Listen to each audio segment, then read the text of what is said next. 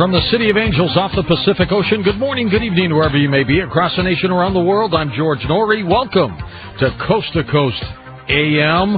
Quite a night tonight, and of course, our Friday into Saturday night open lines a little bit later on.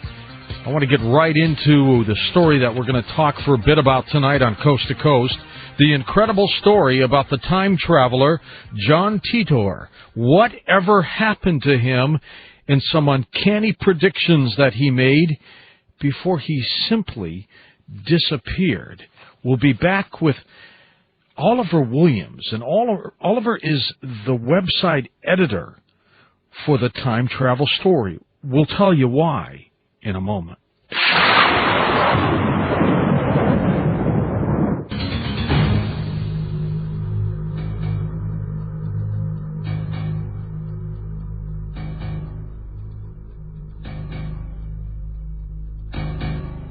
Oliver Williams is the website editor for the time travel story of jOHN Titor.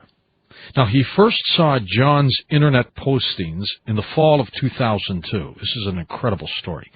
After reading many of the sites where John was discussed, it amazed Oliver as to how much polarization and confrontation John's posts caused. Now, Oliver soon realized that part of the problem was that there was no one place where all the posts could be easily seen.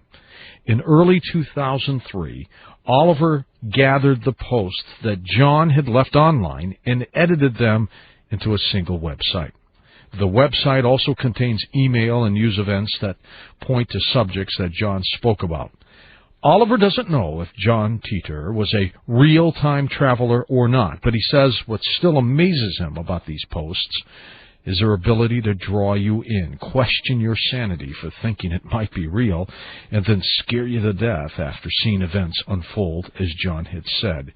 For a bit on Coast to Coast tonight, our guest, Oliver Williams. Oliver, how are you tonight? I'm doing fine.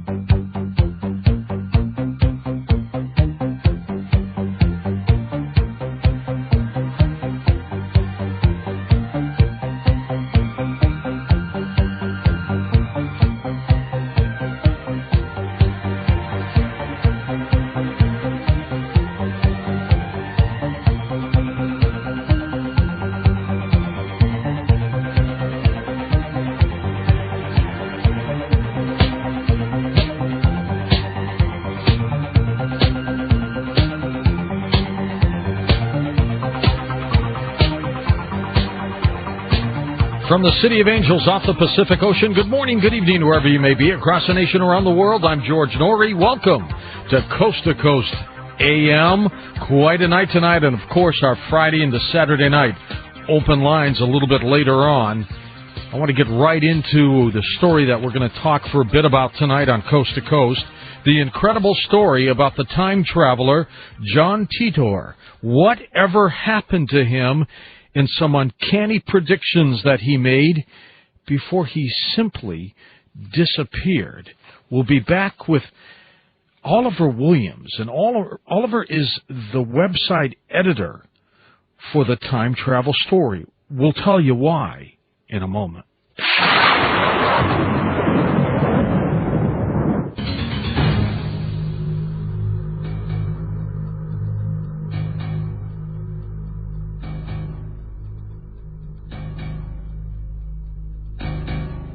Oliver Williams is the website editor for the time travel story of jOHN Titor.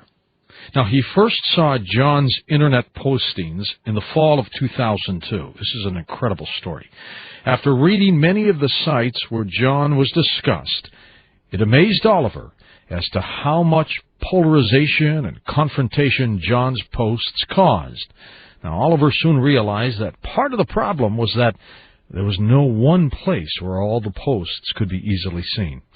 In early 2003, Oliver gathered the posts that John had left online and edited them into a single website. The website also contains email and news events that point to subjects that John spoke about. Oliver doesn't know if jOHN Titor was a real time traveler or not, but he says what still amazes him about these posts is their ability to draw you in, question your sanity for thinking it might be real, and then scare you to death after seeing events unfold, as John had said. For a bit on Coast to Coast tonight, our guest, Oliver Williams. Oliver, how are you tonight? I'm doing fine. Thank you very much, Mr. Norrie. My pleasure. This is such a baffling story, and the more one looks into it and investigates it, the stranger it gets. You must have felt the same way when you first stumbled into him, huh? Oh, absolutely.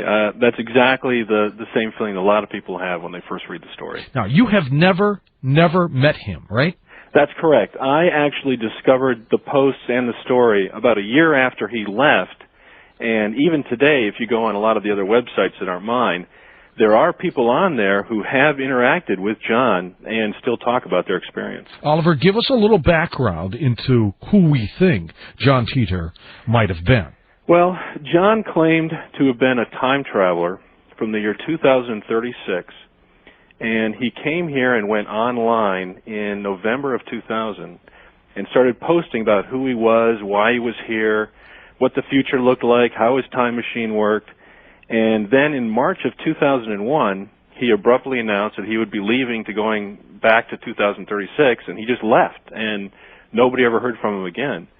If you do an internet search for his name, you'll find thousands of websites where people are still talking about him and what he meant and a lot of the controversy that he left in his wake.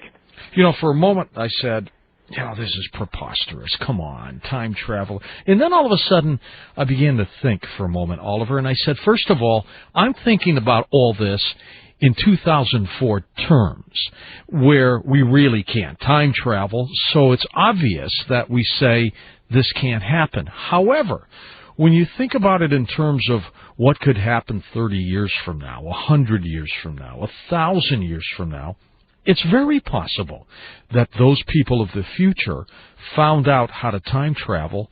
And I got to tell you, if I were in that era, I'd want to come back for a little bit and look around, and maybe that's what he did. Well, he was very specific about the reasons why he traveled in time. But it's interesting you should bring that up because actually a couple of the predictions people think that he made actually pertain to the technology that he described. So in that area, that's one of the things that's caused a lot of controversy. Now, let's talk a little bit about him.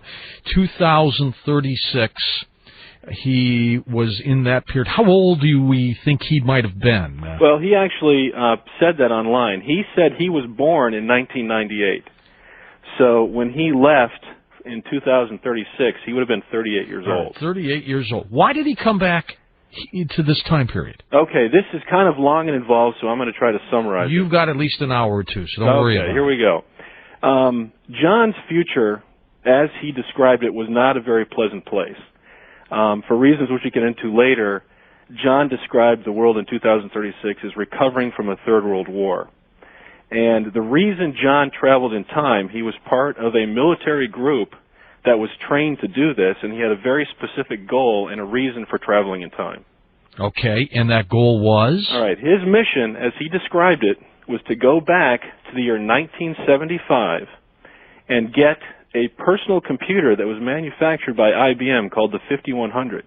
Boy, that was an oldie. It was absolutely. Really? It was one of IBM's apparently first personal computers. And what he claimed he needed this for was that in the future, there were large computer systems that were having problems, and he needed this computer, this particular computer, to communicate with them so that they could fix it.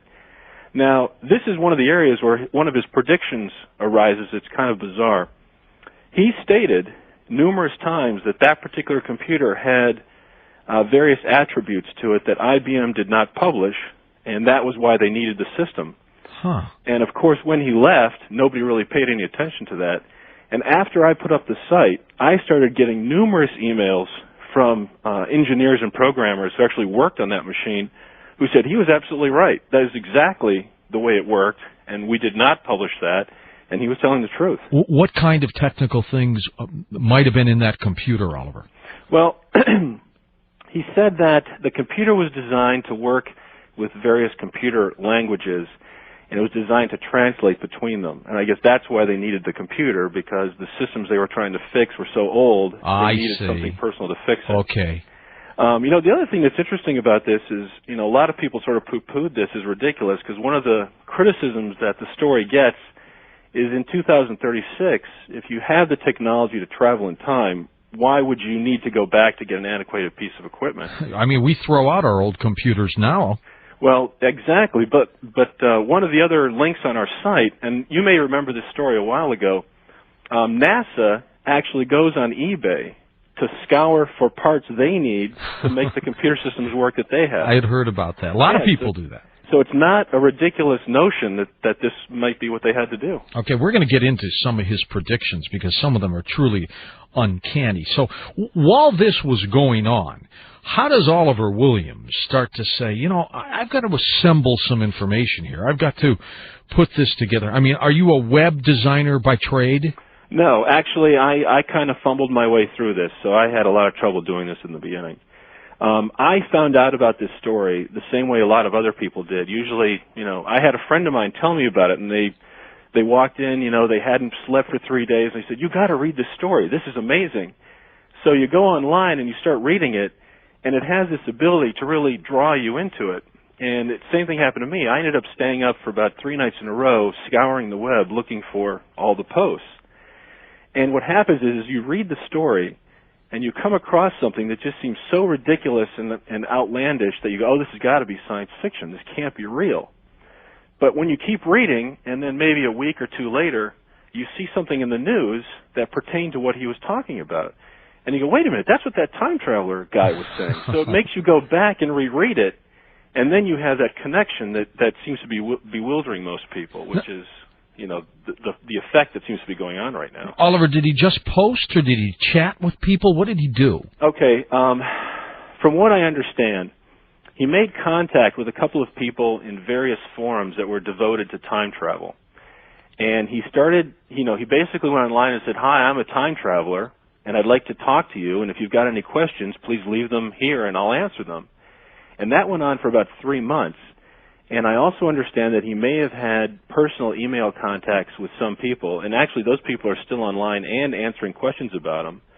I believe he was in a couple of chat rooms, and I'm not sure anybody had any direct contact with him, but that's what I'm sure of. Well, maybe when we open up phone lines, and I may hold you another hour, Oliver. We'll open up some phone lines. I'd like to see if we have anybody who might have chatted with John.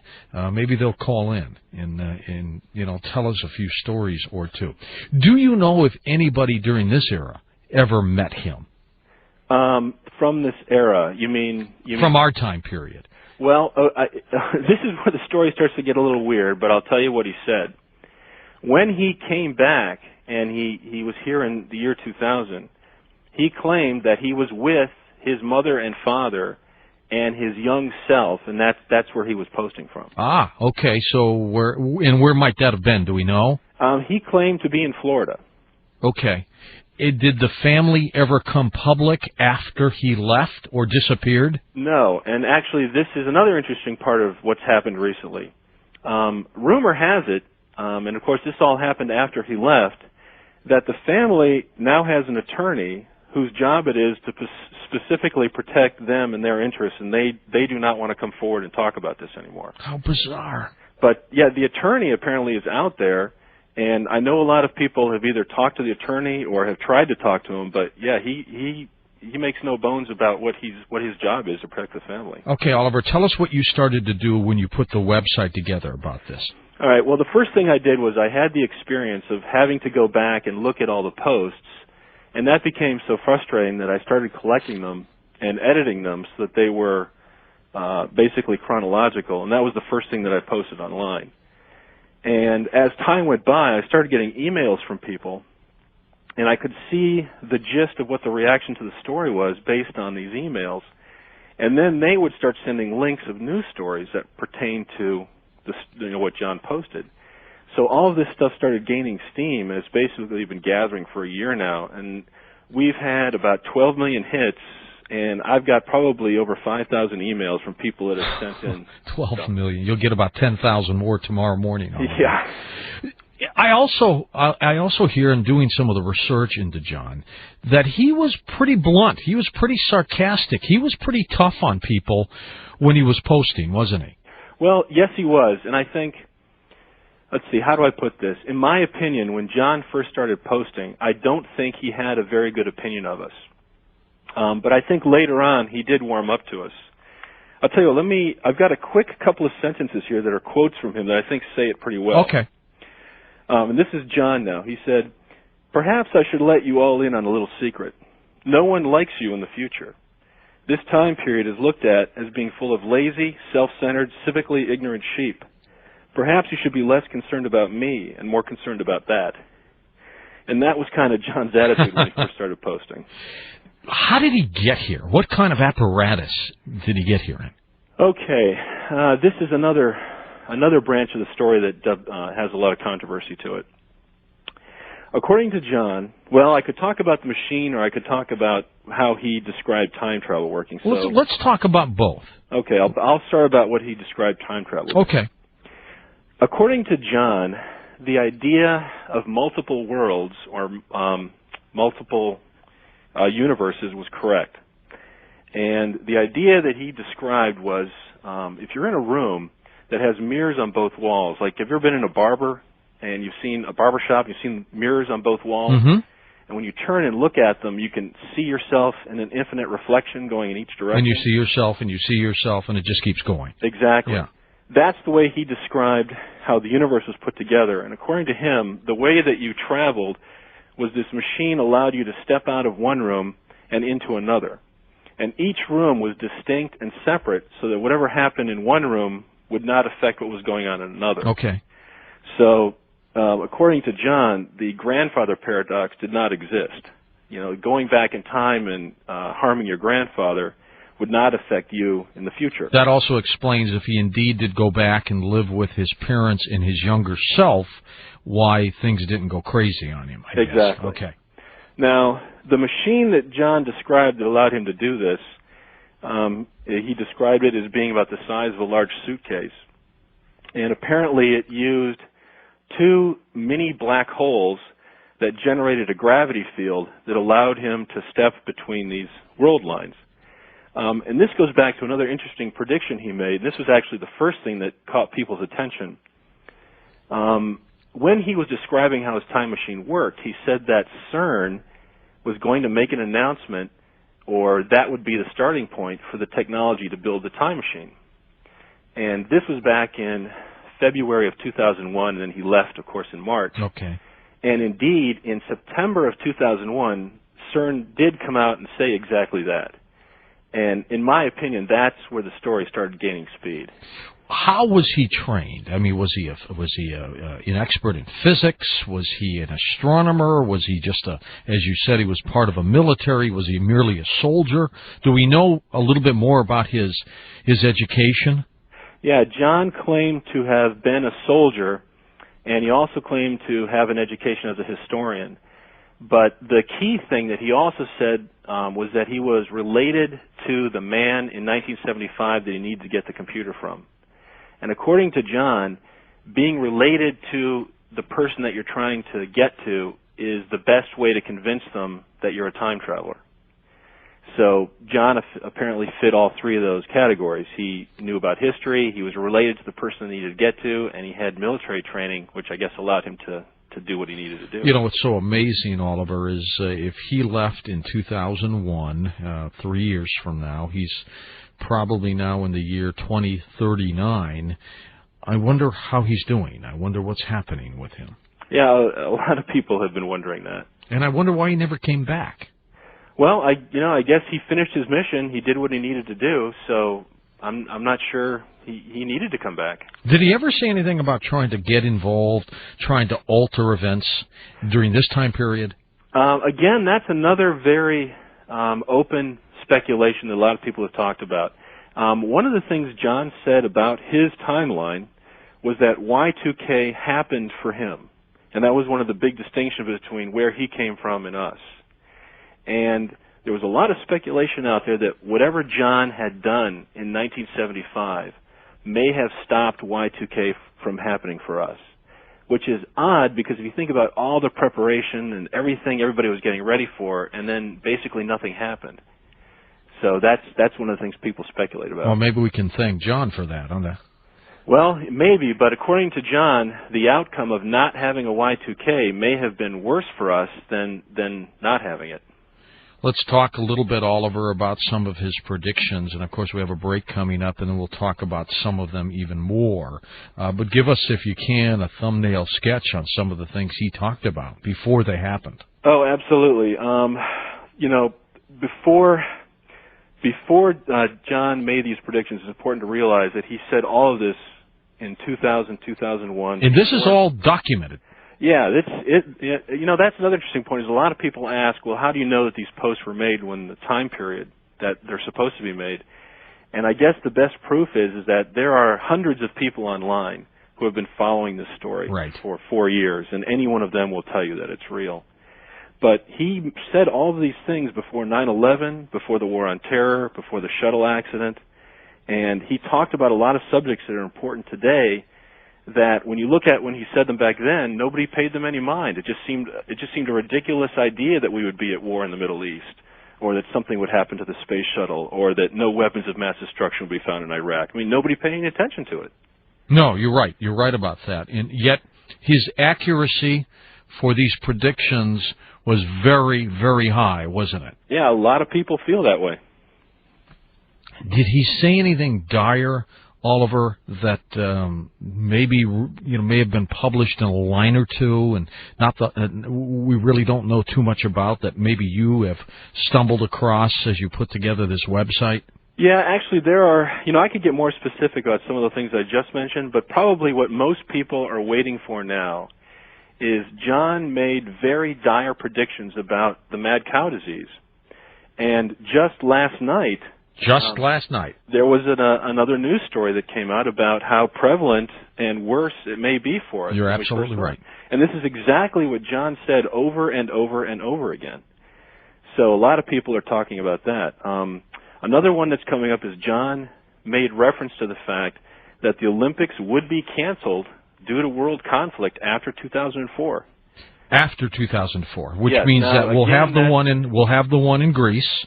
Well, see, now this is an interesting part of the story, because this is where you get into the duality of some of the things he said. Because the way he stated that, if the Olympics don't happen now, then a lot of people will point to him and go, see, he was right. But if they do happen, then because of the way that he positioned the syntax, it kind of looks like it won't happen after 2004. Right, so it means that the ones in 2008 probably won't be around. And I assume, let's see now, in terms of Winter Games, would the Winter Games be 2006? Yeah, I think they're every 2 years. Every 2 years. Stay with us, Oliver. We'll be back with you in just a moment as we talk about the incredible time traveling of John Titor. I'm George Norrie, back in a moment on Coast to Coast AM.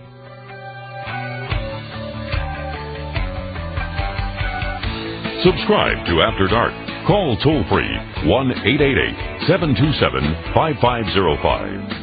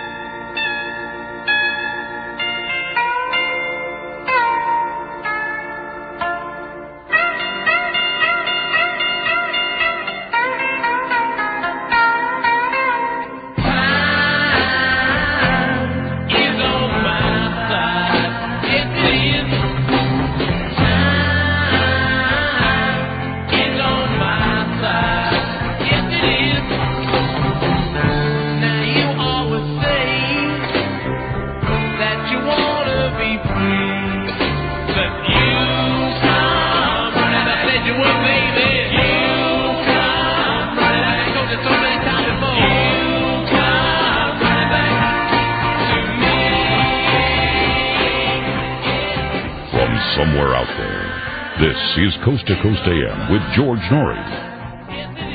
Well, some fast blasters are saying it's possible that John Titor was a remote viewer, and he still lives here somewhere. He was just very good at what he did, or does, and was able to remote view the future, perhaps look at newspapers, and have a chronology of events, and then he just basically talked about them, and they came true. Now, that's entirely possible as well, but the whole story, even if he was an accomplished remote viewer, is pretty amazing, isn't it? Hey, let me tell you about the After Dark newsletter. The August issue is out. There are a couple ways you can order it. You get 14 issues for the price of 12. It's becoming one of America's most popular newsletter magazines. You can call 1-888-727-5505, and you can also go online at coasttocoastam.com.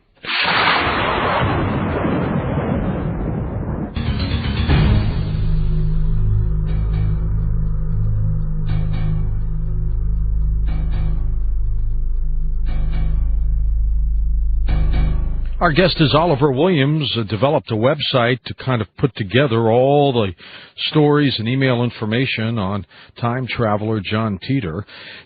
Oliver, is it possible that John merely was or is a remote viewer, that he's still on the planet somewhere? He's just from our time? He was just very good at what he did and was able to pick up things in the future? That's a possibility. And a lot of people have speculated about where this story came from.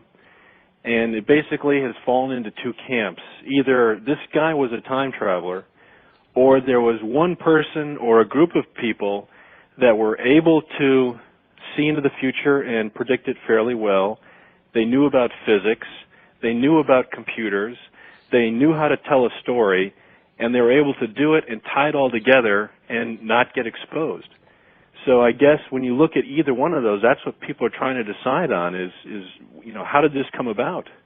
Well, you're right about that, too. And maybe for some reason they thought it might be easier for us to accept if they created a time traveler, albeit John Titor, and start feeding it on the Internet. But the big point is now he's gone, and we haven't heard from him since, have we? That's correct.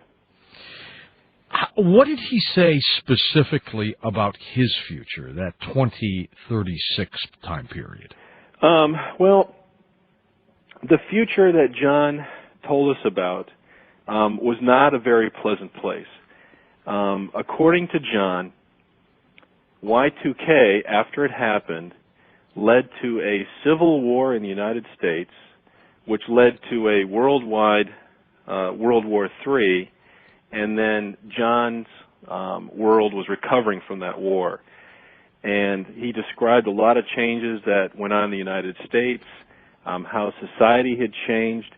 And I think while John was here, it seemed obvious that he was very out of place. He didn't understand a lot of things that we take for granted. And I think that was one of the areas where people were really taken back by how he seemed like he was in an alien environment. Did he talk about specifically the calamity of that World War III, where it might have started? Yeah, actually he did. And he gave dates. He said, and this again goes back to the duality of the story. There are some people who, because of this particular prediction, feel that it's not true. Others feel that it's starting to happen.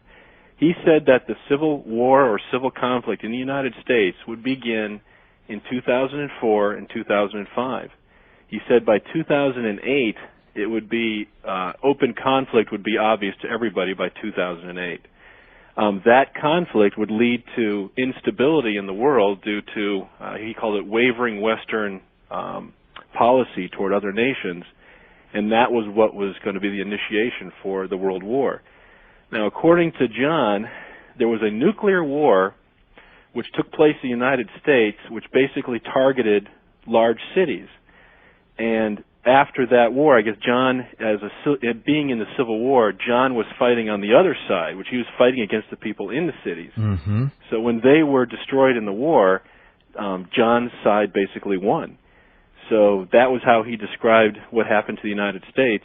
And this was in 2015 is when he described that war ending. Okay, now you said it was revolving around a Y2K problem. Exactly. Which would have occurred had he probably not come back to change it or fix that. Right. Now, inasmuch then as he fixed Y2K, that we didn't have the problem, will we still be pushed into this civil war?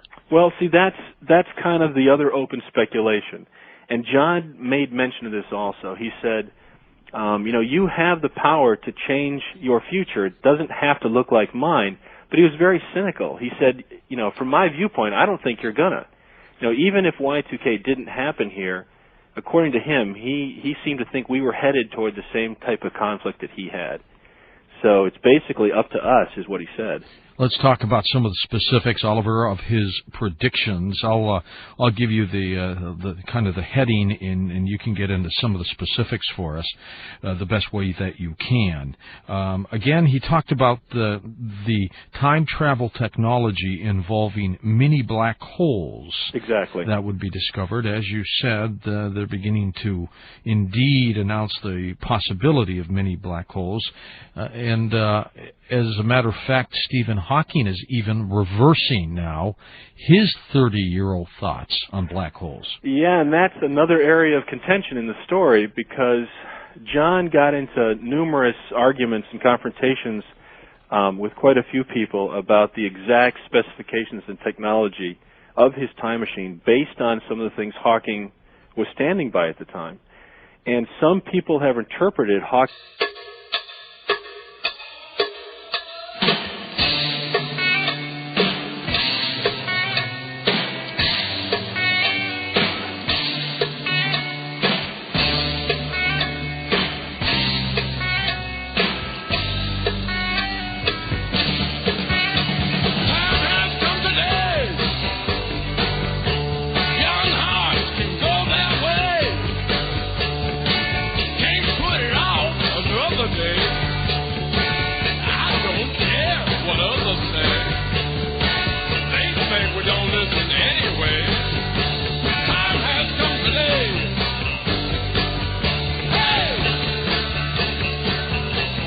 To talk with George Norrie, call the wildcard line at area code 818-501-4109. The first-time caller line is area code 818-501-4721. To talk with George toll-free from east of the Rockies, call 1-800-825-5033. West of the Rockies, toll-free at 1-800-618-8255. International callers may reach George Norrie by calling your in-country Sprint access number, pressing option 5.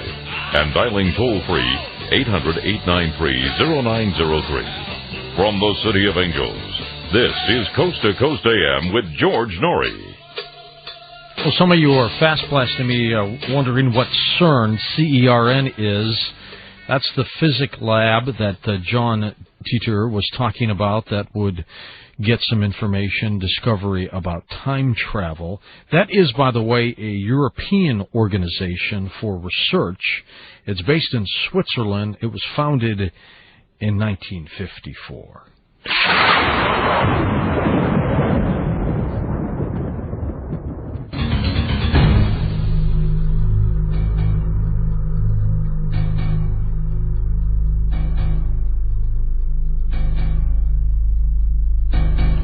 Oliver, with everything you know about this case, what fascinates you the most? I think what fascinates me the most is how long it's lasted.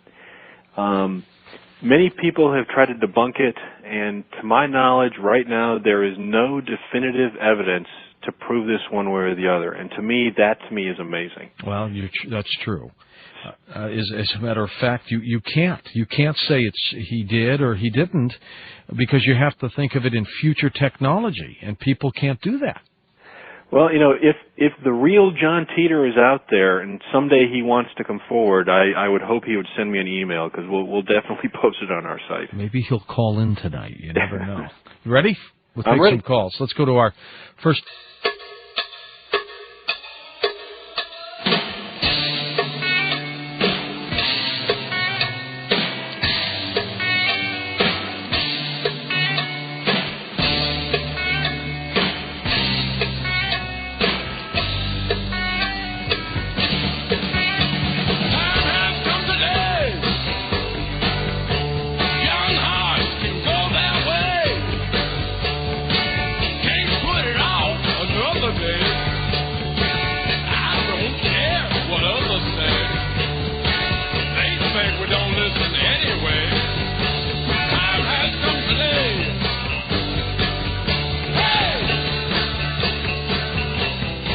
talk with George Norrie, call the wildcard line at area code 818-501-4109. The first-time caller line is area code 818-501-4721. To talk with George toll-free from east of the Rockies, call 1-800-825-5033. West of the Rockies, toll-free at 1-800-618-8255. International callers may reach George Norrie by calling your in-country Sprint access number, pressing option 5, and dialing toll-free 800-893-0903. From the City of Angels, this is Coast to Coast AM with George Norrie. Well, some of you are fast blasting me wondering what CERN, C-E-R-N, is. That's the physics lab that John Titor was talking about that would get some information, discovery about time travel. That is, by the way, a European organization for research. It's based in Switzerland. It was founded in 1954.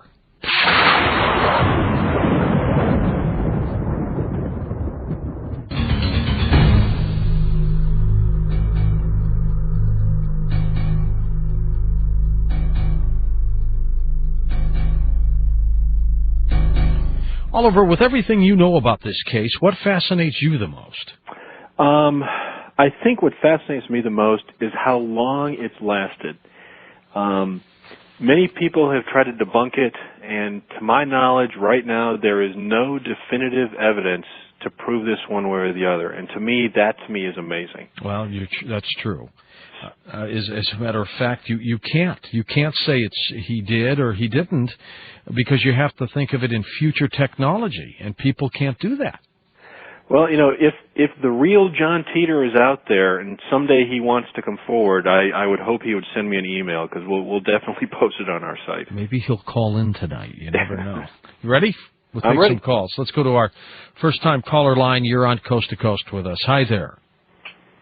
Hello. Go ahead. Hello? Yeah, go ahead. Yeah, hold on a second. Yeah, you there? Yep. Yeah, hi, my name's Tom. Hi, Tom. Yeah, I'm calling because I worked with the IBM 5100 back in, 1975. Okay. This question number one, I'm really curious to know what this guy knows about it technically. My second thing is, I'll just go on to that. So, I was director of research and development for a Y2K conversion company at the end of the 90s. And you know what? It was all hype. We hyped the whole thing. It wasn't a scare. We made it all up. So that's just a comment. Why'd you make it up? To make money. No, I didn't like doing it. I was enjoying, doing technology, trying to do the conversions by automation, but mostly it was done by hand. By a bunch of programmers in rooms pretending to be automation. It was gory. It was stupid. Okay, let's check in, though. You're not the technical person here, Oliver. The IBM 5100. Yeah, again, if you go back and read the post, he was very specific about what the attributes of the machine were. And as I recall, it had something to do with being able to program or translate or do something with various computer languages. And one of those languages was very obscure. It was very, very old computers, and that was never announced as being, I remember what it was. He said that IBM was afraid that if this got out, they wouldn't need any servicers anymore, because all their customers would just buy this machine and do all the work themselves. So I remember that was one of the issues why they never announced it. Okay, next up, let's go east of the Rockies. Welcome to Coast. You're on with Oliver. Hi there. Hello, George. Yeah. I'm Barb. Hi, Barb. Go ahead. Oliver? Yes. I have two questions. Okay. Did John Titor ever say anything about what would happen in the year 2012? And the other question is, did he say if anything would happen to our moon? On the moon, no, I don't believe he said anything about the moon. It wouldn't disappear or blow up or anything? Nope, he didn't say anything about that. On 2012, though, as I recall, he was cryptic about that date. And in the context of what he said, that would be during the war. And I remember that he talked about it, and he said, yes, it was a unique period, but he didn't go into detail about what happened. That's too bad. Well, again, if you look back at maybe some of his rules, maybe there was something going on that he didn't want to tell us about. Maybe there was a natural disaster or something happened. He just didn't want to tell us. I think that anything good or bad. I think that people have a right to know. Well, you would if they definitely want to know, I think they have a right to know about anything they want to know about, whether it's good or bad. Well, I'll give you an example that John gave. He said, "What if I told you you were going to be in a plane crash, and you were able to avoid it, but because of that, some other horrible event was going to occur that more people would have died in?" I mean, from the perspective of knowing that was going to happen, are you put in a moral dilemma where you just basically don't say anything? And I think that's basically where he was coming from, and you definitely would have gotten an argument from him about that. Okay, thanks for your call, Barb. Appreciate you being on Coast to Coast. Did he ever talk about the possibility of whether we went to Mars or anything like that? Yes. At least 2 or 3 times he said that they were not on Mars yet. But now that you mention that, I do recall he said something about they were trying to use the time travel technology to travel to moon or to travel to the moon or Mars. Okay. Sounds like they are definitely going through wormholes. Well, that's what it sounded like. Let's go to our international line. Where are you calling from? You're on Coast to Coast. Hi there. Hi, George. It's Tremaine from Powell River. Tremaine, welcome. Hey, well, thanks a lot. I've got a question regarding crystals and how is it possible that they may be as a kind of a focusing lens for negative and positive high frequencies that may help to tunnel through time? I don't know specifically if any type of crystals were involved. John did go into great detail about how the machine worked. Again, right off the top of my head, I can't give you all the details, but if you look at the post, he went on and on about how it worked, and there's even, again, a diagram of the inside of the machine that you can see. So if you look at that, maybe that would help. Will do. All right, thanks, Tremaine. Thanks. He sounds like Albert Einstein would have sounded like. Let's go to our wild card line. Welcome to Coast. You're on the air with us. Hi there. Hi, good morning, George. Good morning. Good morning, Oliver. You mentioned that John Titor might have been using an alias, but I thought it was interesting that he even chose the last name Titor, like teetering on the brink of destruction, possibly. But my question was, did he mention anything about any upcoming elections or who would win the presidency, anything like that? No, again, he wasn't specific, but I do recall he made mention that the president at the end of 2008 had some sort of a Lincoln-esque quality, that basically they were Lincoln-like, but it didn't work and things fell apart anyway. So that was the only comment he made about that. Okay. Thanks for your call. Appreciate it. Let's move on to our East of the Rockies line. You're on Coast to Coast with us. Hi there. Hi, George. Yeah. Thanks for taking my call. Sure thing. Fascinating subject. It is. This one is different, I'll tell you. Yeah. Well, basically, see if I can get this to a concise question. Okay. John is still here. He's 6 years old right now, right? Yes, that's correct. So, I mean, he's talking about these future events that are like happening in his present lifetime. Isn't his, because you were talking about the timelines, the different timelines. So the future John's future is not going to be the present John's future, correct? Yes, that's correct.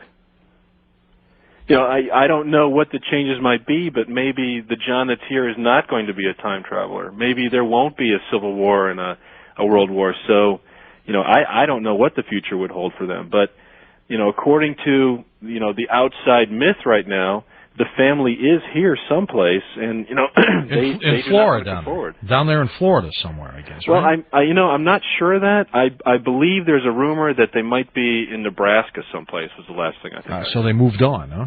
Yeah. We're getting some fast blasts. People want to know specifically how they can get into the website to look at the time machine.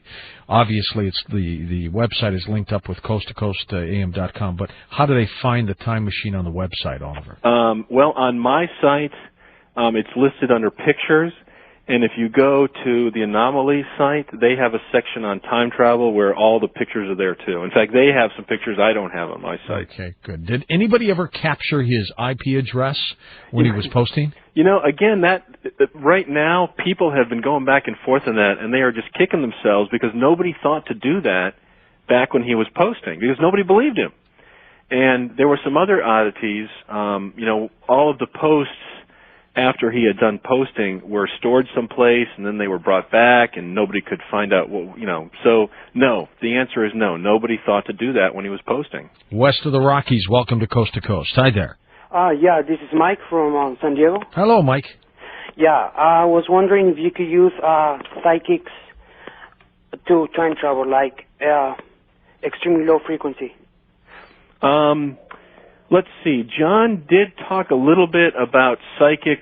Well, here's what he said. He said that they're kicking around some sort of a theory in the future whereby if you knew that there was an alternate version of you in one world line and an alternate version in another one, was there some sort of a psychic connection between all of yous that basically accounted for, like, what-if scenarios? Like, if you had memory of something, are you getting a psychic impression from another version of yourself that's actually experiencing that right now?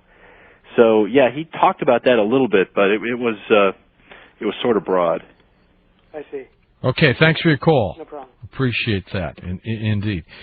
Did he talk about the physical makeup of his time machine, Oliver? I mean, did it have, like, advanced gizmos on it? Was it practical? What do you think? Yeah, this again is kind of an interesting point.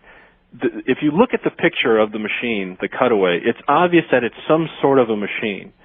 And people have been trying to figure out what it is now for 4 years and have been unable to do it. A lot of people thought it was some sort of a radiation detector or maybe some sort of a field radio, but nobody has been able to come forward and say, here's the picture. But he went into great detail about how much it weighed, how it worked, what the various features were on it, how, he walked us right through how it worked. So, those details, again, are in his story. Did he talk about religions or anything like that of the future?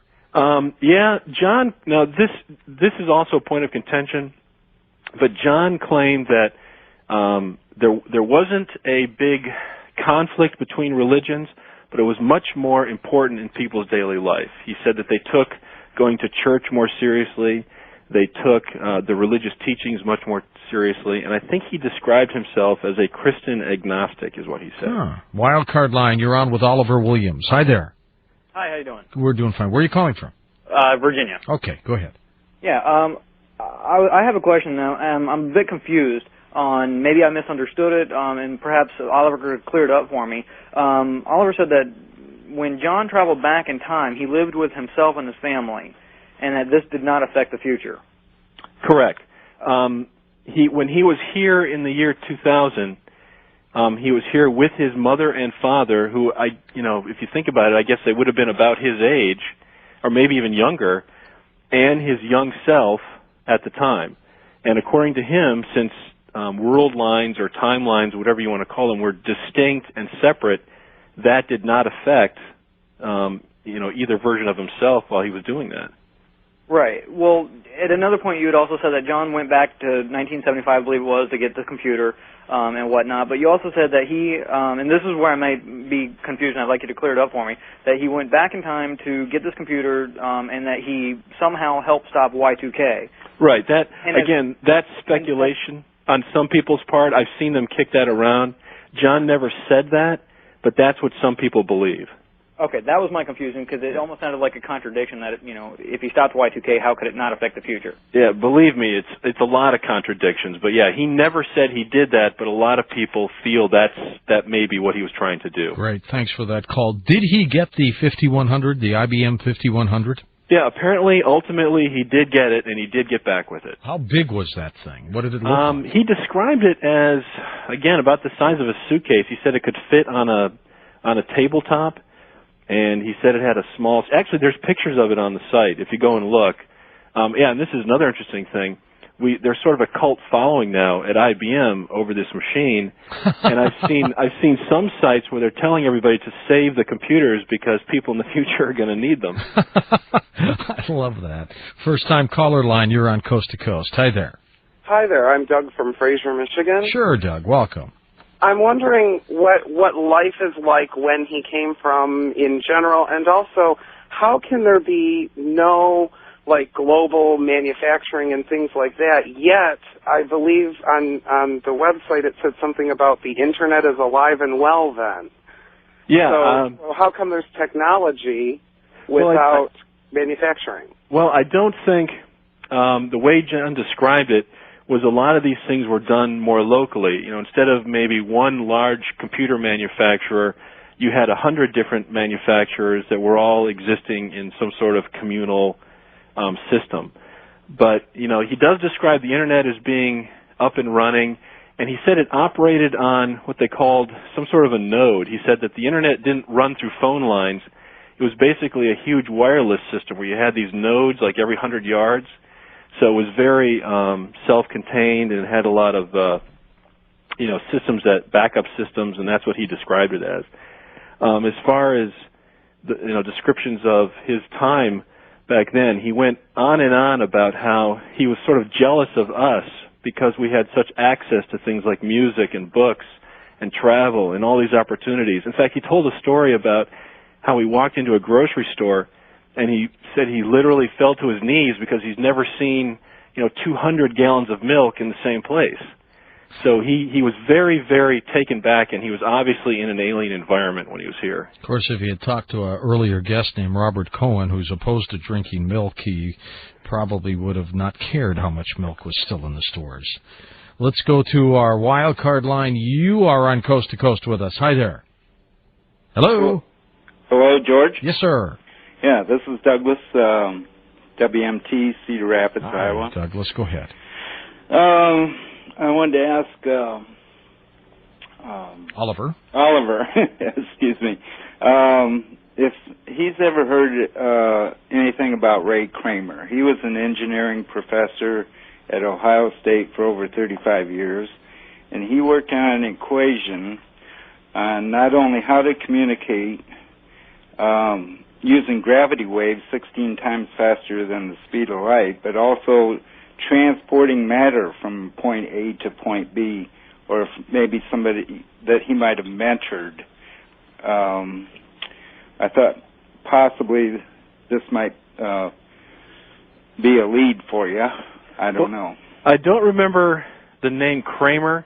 Yeah. But he does go on and on about Frank Tipler was the scientist he mentions over and over again. He said it was Frank Tipler's equations about time travel that were the basics for how his machine operated.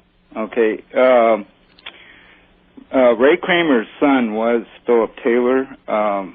He was in the Iron Butterfly, but before he had worked for the Defense Department. I guess he was a genius as far as nuclear-powered missiles.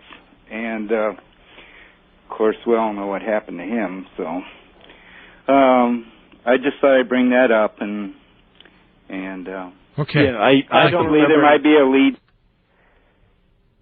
Go ahead. Oh, I'm sorry. Yeah, I don't remember any specific mention of that particular person, but again, he may have mentioned it offhand, and I just don't remember it.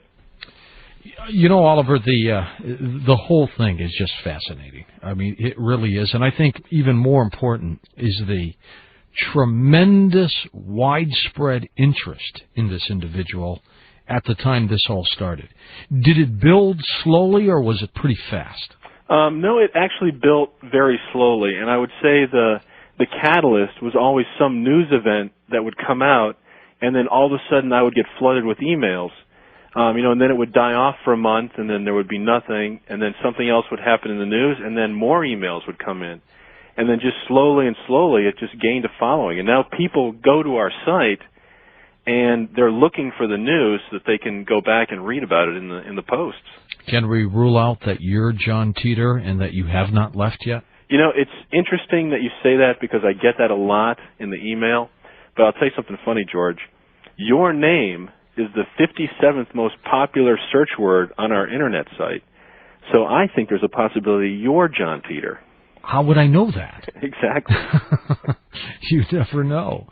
Well, it's almost time. We're going to take this break. We're going to come right back with you, Oliver, and take more phone calls. This hour is almost gone, so stand by. Oliver Williams, our guest. He developed the website as he really consolidated all the information about time traveler John Titor. I'm George Norrie, back with the rest of your calls on Coast to Coast AM.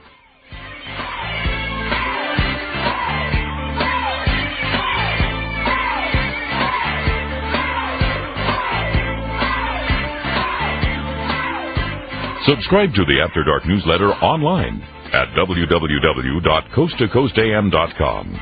Just click through the orange type to the secure server.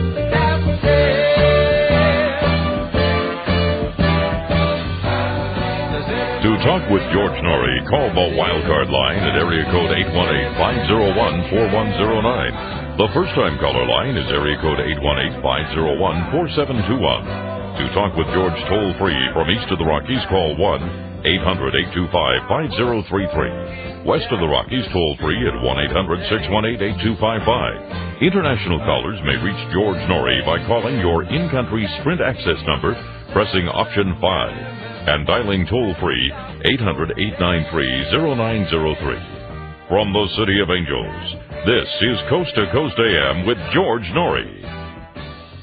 At the top of the hour, we will open up the phone lines for Open Lines, our Friday and the Saturday night Open Lines, a special topic line, and I'll tell you about that as well. But when we come right back, the rest of your phone calls with our guest, Oliver Williams, as we talk about the very strange case of time traveler John Titor.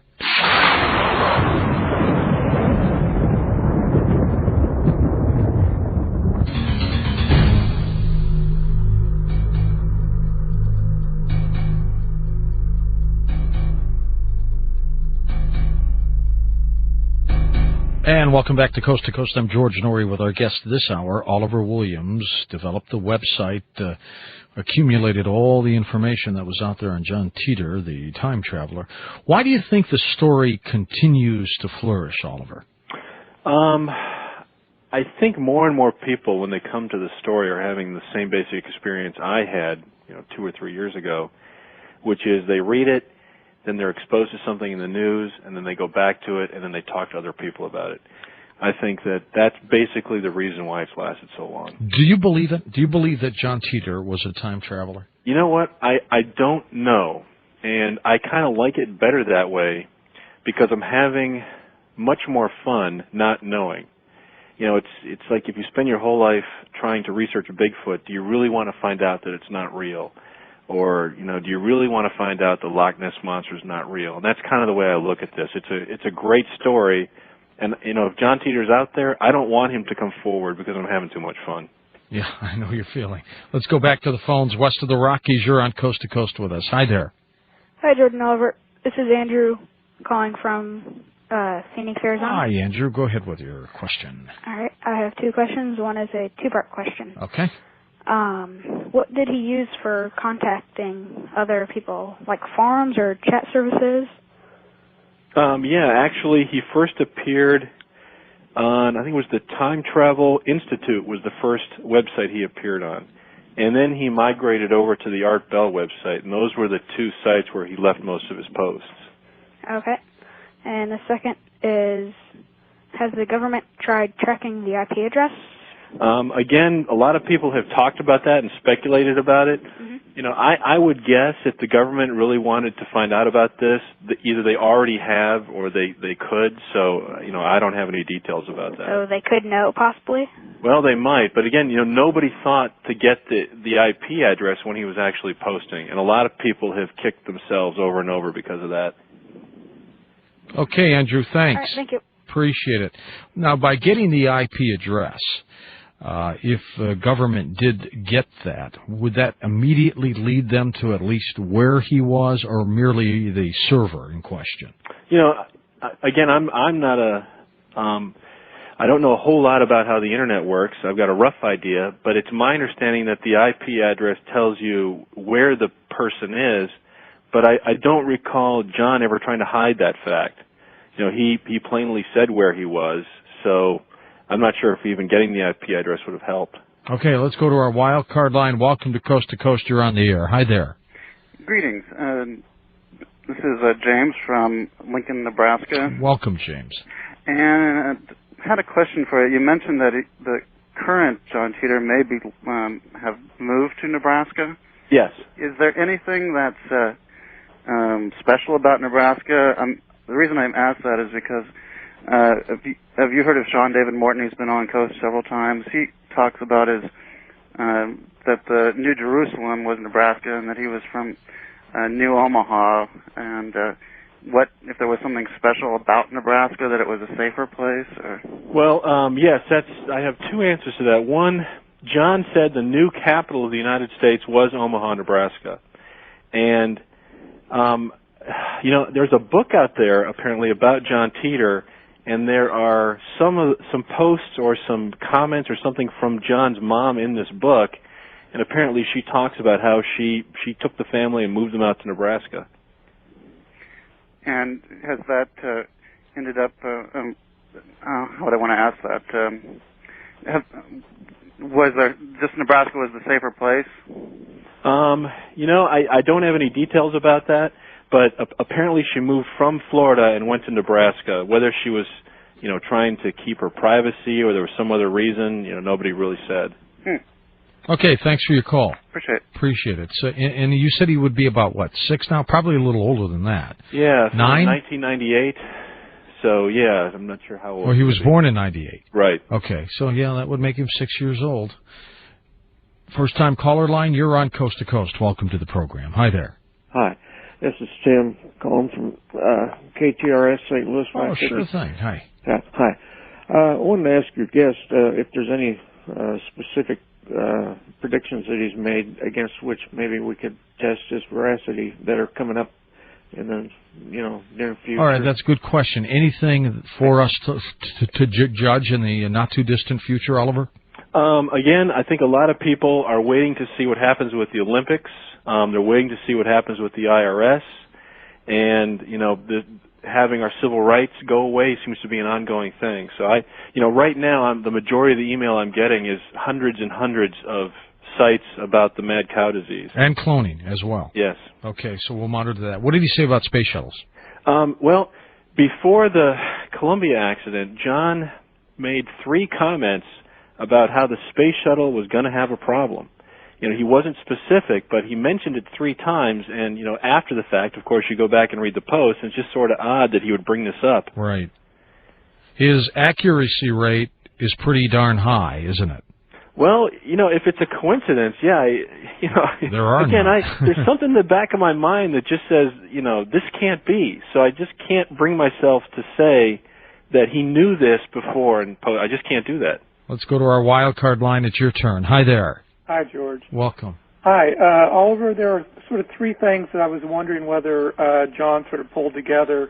The first is the sort of secret government, New World Order, the Montauk Project, the Paperclip Project. The second thing is the implications or lack thereof of the ET presence. And the third thing is the sort of worldwide spiritual awakening that seems to be happening. I'm wondering whether John sort of pulled all those together. I don't think he pulled all of them together. I do recall he did talk about UFOs a little bit, and he said that they're absolutely a mystery to him, too, and he had no idea what they were. But there was speculation that they might have been time travelers from their future. So he did make that comment. And he talked about government programs. It was obvious in his post that he had absolutely no love at all for the federal government that was in charge around 2008. Right. My second question is how was, I don't want to cause any problems for his family, but how was his family tracked if no one ever found his computer? Apparently his mother has written a book or something? Well, no, I'm not exactly sure where the book came from, but apparently she made comments in the book. So yeah, I guess it came. She collected the posts and she made comments. And again, this is from that sort of a fringe, weird side of the story concerning the attorney and the family. And again, I don't pay too much attention to that because I'm more concerned about what he actually posted online. Mm-hmm. So that's kind of where I try to position my efforts. Okay, thanks a lot. Okay, appreciate that. He could very well be the futuristic Nostradamus, couldn't he? I suppose he could, but, when I look at the post, I realize that John was actually too complicated. He actually gave us too much. I mean, if you look back in history at things that we remember about future predictions, they're basically really simple. Nostradamus was very simple. Yes. Religious figures are very simple. And it kind of makes you wonder, what exactly is truth? How do you recognize it? So it seems like the simpler a prediction is, the longer it withstands the test of time. It's almost like Occam's razor. Let's go to east of the Rockies. Hi there. Hi, my name is Kyle, and I had a question for Oliver and some comments and information to pass on. It's all yours, Kyle. Go ahead. All right, Oliver. There are opposition forces out there that are opposing the group of people that John Titor works for. And I was wondering, have they done anything, or is there any information on what they've tried to do to counter some of the things he's done? Because it sounds like he's violated some protocols in actually giving up the information that he has given up. Well, I suppose that's possible. And again, this is sort of the ongoing tale as it is now. Okay. There are groups of people out there that seem very angry and motivated to discredit this story. I've seen instances where, once they lock onto somebody that they think is John Titor, they post pictures of him, his family. I've seen satellite pictures of people's homes, and they give directions on how to get there. I've seen organized efforts where they drive through neighborhoods and take pictures. So, yeah, there is people out there that take this very seriously. Oh, okay. Well, I've seen some information on a website. I can't remember the name of it, but what it said is that what causes the Civil War is that Bush will win 37 of the states outright, and 13 of them will be disputed in the courts. And that's what the terrorists use as their opening to try to attack the United States, and that's what causes the collapse. See, the fact that you can even say that and it's plausible, doesn't that scare you? I mean, I'm very frightened. Yeah, I mean, this was said 4 years ago. I mean, it was ridiculous back then. I mean, the fact that we can even speculate about it scares me. Yeah. Okay, that's all I had. I got to tell you, too, it sounds like the Titor also had a pretty darn high IQ, Oliver. Well, I guess, they don't let chimps travel in time, I guess. At least, unless you're not on the planet of the apes, right? Yeah. Wild Card Line, welcome to Coast to Coast. Hi there. Hi, George and Oliver. Hi. I'm Beverly, and I'm from the Chicago area, Mm-hmm. and I'm a constant listener. I'm devoted. I can't eat. I can't sleep. You interrupt everything. Anyway, why I'm calling is Oliver. Sound like Sylvia Brown for a moment. Yeah, I've been told that. Not only you, Oliver, but other guests on George's show have mentioned that, there are dire things coming and that we can change it. And although this John Titor seemed to believe we couldn't do it, I am more positive. And do you remember in I think it was 87, or it was 88, it was one of those 2 years, under President Reagan, we held hands across America at a specific time on a specific date. And I was visiting Colorado, driving through when we saw these people all lined up on the road, and we got out and we held hands. And everyone was so positive and so happy. But I don't know why we held hands. And it is my belief and my feeling that if we all do something very positive like that, whether it be as a closing gesture on your show, George, every night, that we all think positively about changing hatred to love, greed to generosity, and cruelty to kindness, to send up these positive vibes, because the Soviet Union broke apart shortly after we held hands across America. Well, that's true. You know, I got a call yesterday from someone who said, it appears that prayer isn't working. Look at the state of everything. And then I reversed it, Oliver. I said, wait a minute. How do we know it wouldn't be worse? Well, you know, one of the interesting things that she mentioned was, John didn't say we couldn't change our future. He just had a lot of pessimism about whether or not we would actually do it. So he said that the outcome of what was going to happen to us was like a birth process, that things would get better ultimately. But he didn't have any faith that we would, do what she said. We would not hold hands to change things. We would let things get worse and let it happen. Let's go to our international line. Where are you calling from? You're on Coast to Coast. Hi there. Hi, it's Shane calling from Australia. How are you? Hi, Shane. Good. I seem to remember reading in his predictions that he mentioned a number of Waco-type events around the U.S. election this year. Yes. He also seemed to mention Australia quite a lot, like us taking a number of nuclear hits in the war with China. Yeah, he did. As I recall, what he said about Australia was that before the war or later period in the war that they would undergo an invasion from from China, but they would defend against it, that they ultimately would come out of that invasion. As far as the Waco-type incidents, yes, John did mention that, and he said that those would start to become more prevalent also, but there's been a great deal of controversy over what exactly is a Waco-type incident. Is it something that's violent involving the government? Is it something to do with religion? I mean, it's hard to say exactly what that is. It's still very hard for the press to ignore something like that, though, and we've only got about 4 months to your election, don't we? Yes, we sure do. We sure do. Hey, thanks for your call, Shane. I appreciate it. A couple more minutes to go, and we'll try to squeeze in as many calls as we can before we say goodnight to Oliver Williams. West of the Rockies, you're on Coast to Coast. Hi there.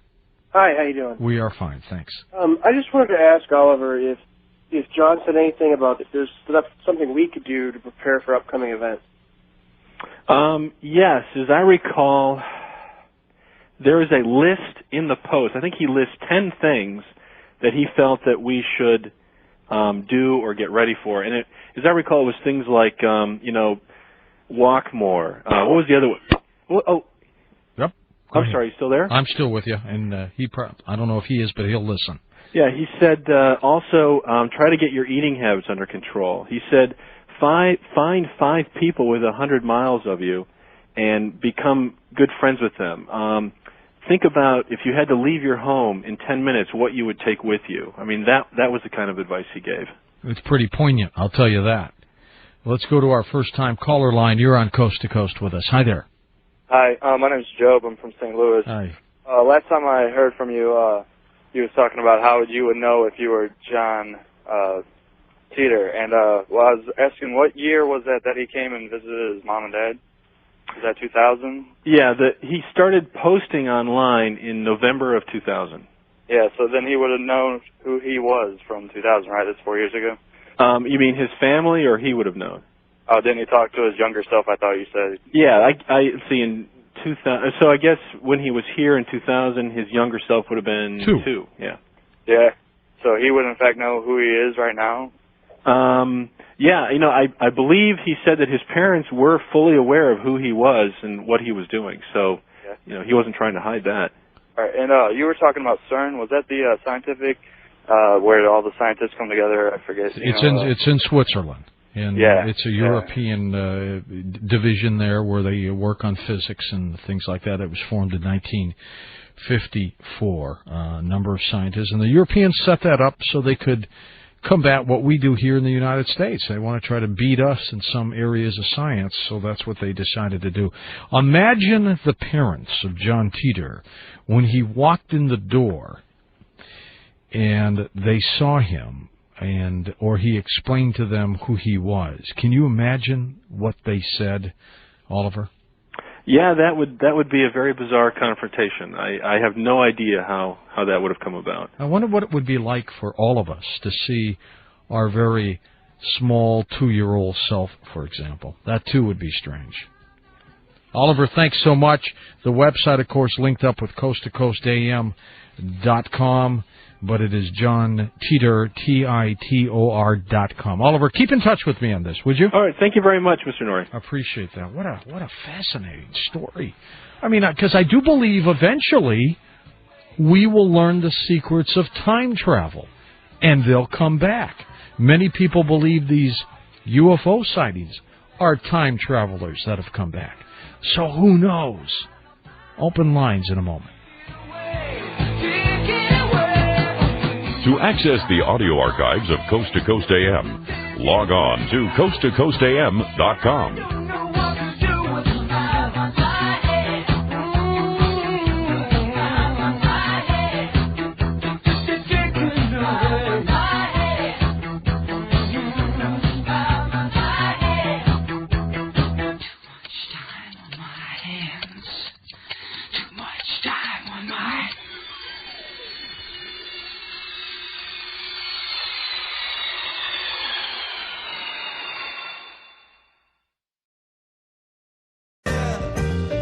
This is an encore presentation of Coast to Coast AM with George Norrie. From somewhere out there, this is Coast to Coast AM with George Norrie. Well, in November of 2000, a fellow by the name of John Titor started posting all over the place on the Internet. Chat rooms, websites, claimed to have come from the year 2036. He made predictions. In a moment, Oliver Williams, our guest. He's the website editor for the time travel story of John Titor. The website is johntitor.com, linked up with coasttocoastam.com. I shall spell it for you. It's jOHN.com. Back in a moment with Oliver Williams.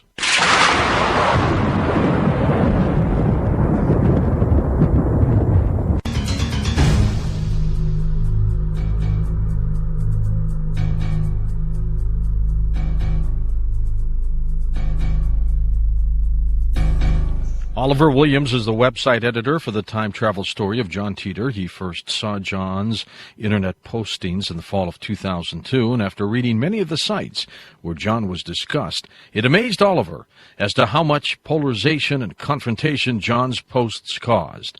Oliver soon realized that part of the problem was that there was no place where all the posts could be seen easily. In early 2003, Oliver gathered the posts that John had left online, edited them into a single website. The website also contains email and news events that point to subjects John spoke about.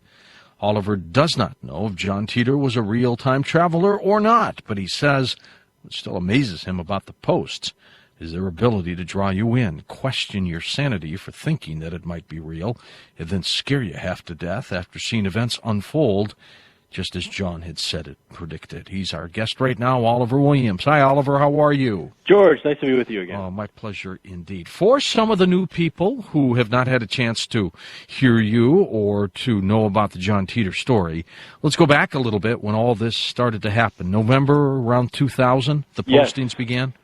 November of 2000, a person calling themselves John Titor appeared on the Internet in various time travel forums and chat rooms, claiming to be a time traveler. And at the time, he really wasn't taken seriously. Everybody thought it was rather ridiculous. And he posted pictures of his time machine. He described how it worked. and he answered questions that people posted online. He then left in March of 2001 and has never been heard from again. The popularity of the story began to really pick up steam, I would say, late in 2001, when probably one of his first major predictions came to pass. And then, of course, I became aware of this story in 2002. And as you said, you had to go all over the internet to see what he was, what he had posted. So we gathered them all together into one spot. And since then, people have been sending us news stories and emails. So I sort of have my pulse on people's reactions to the story on the internet, and we can sort of keep track of his predictions. Now, he was from the year 2036, right? Correct. Okay. Why did he come back here at this time period? John said that his mission from 2036 was to go back to the year 1975 and get a computer called the IBM 5100. He claimed that this computer had certain abilities that were unpublished by IBM. And as a matter of fact, that's one of the things that I want to update you on tonight. He claimed that they needed this computer in the year 2036 to talk to old, broken IBM computers, and that was the reason that he went back in time. And you know, that computer did exist. Correct. It's probably, some places may still have a few of them around. Huh? Yes, actually, I've gotten some email from people that have them, and they're tucking them away now. So that may be one thing he's done. They're saving them for John's return again, whenever that may be. The posts of his predictions fascinate me, Oliver, quite a bit. Let's talk about some of them. And you mentioned one of his first predictions. What was that? All right. John went into great detail about how his time machine worked.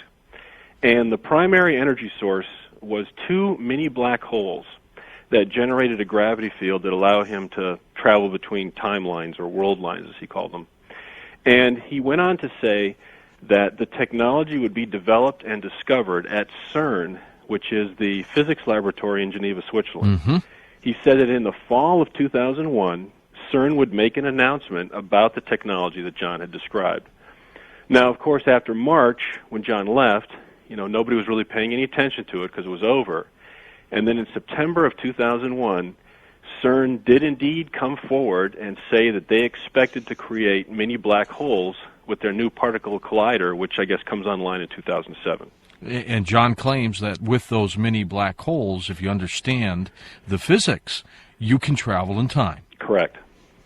Well, the fact that he mentioned it, and here it was. I mean, the guy, if he was not real, was pretty darn smart about science and physics and other events. Yes, that and on the other side of the table, the people are trying to put together who would have done this. That's one of the points, that whoever did this, or a group of people that did this, would have known or had to have known a lot about this. And the first speculation was that whoever did this either worked at CERN or had knowledge that that announcement was coming out. If it were fraud. Exactly. Yeah.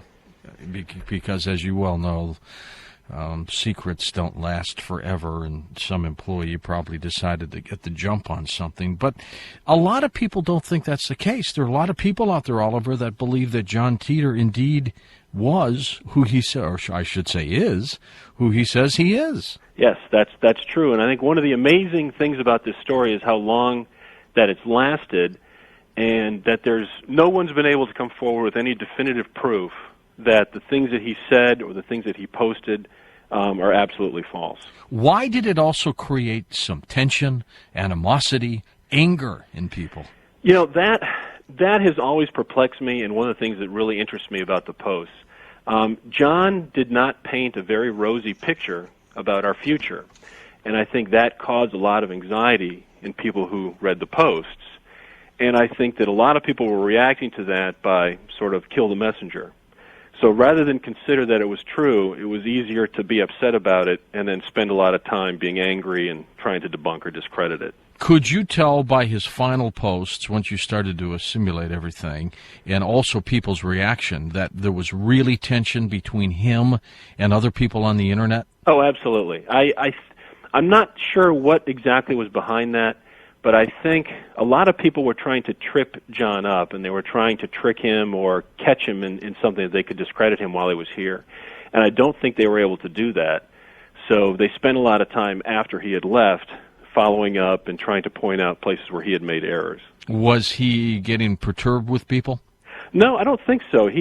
John had a reputation online during a confrontation of being very cool. And that was one of the things that I don't know if you could say impressed people, but his response was not confrontational at all. You know, he reasoned things out, he talked calmly, and he never flamed anybody or insulted anybody, and that was one of the things that sort of drew people to him.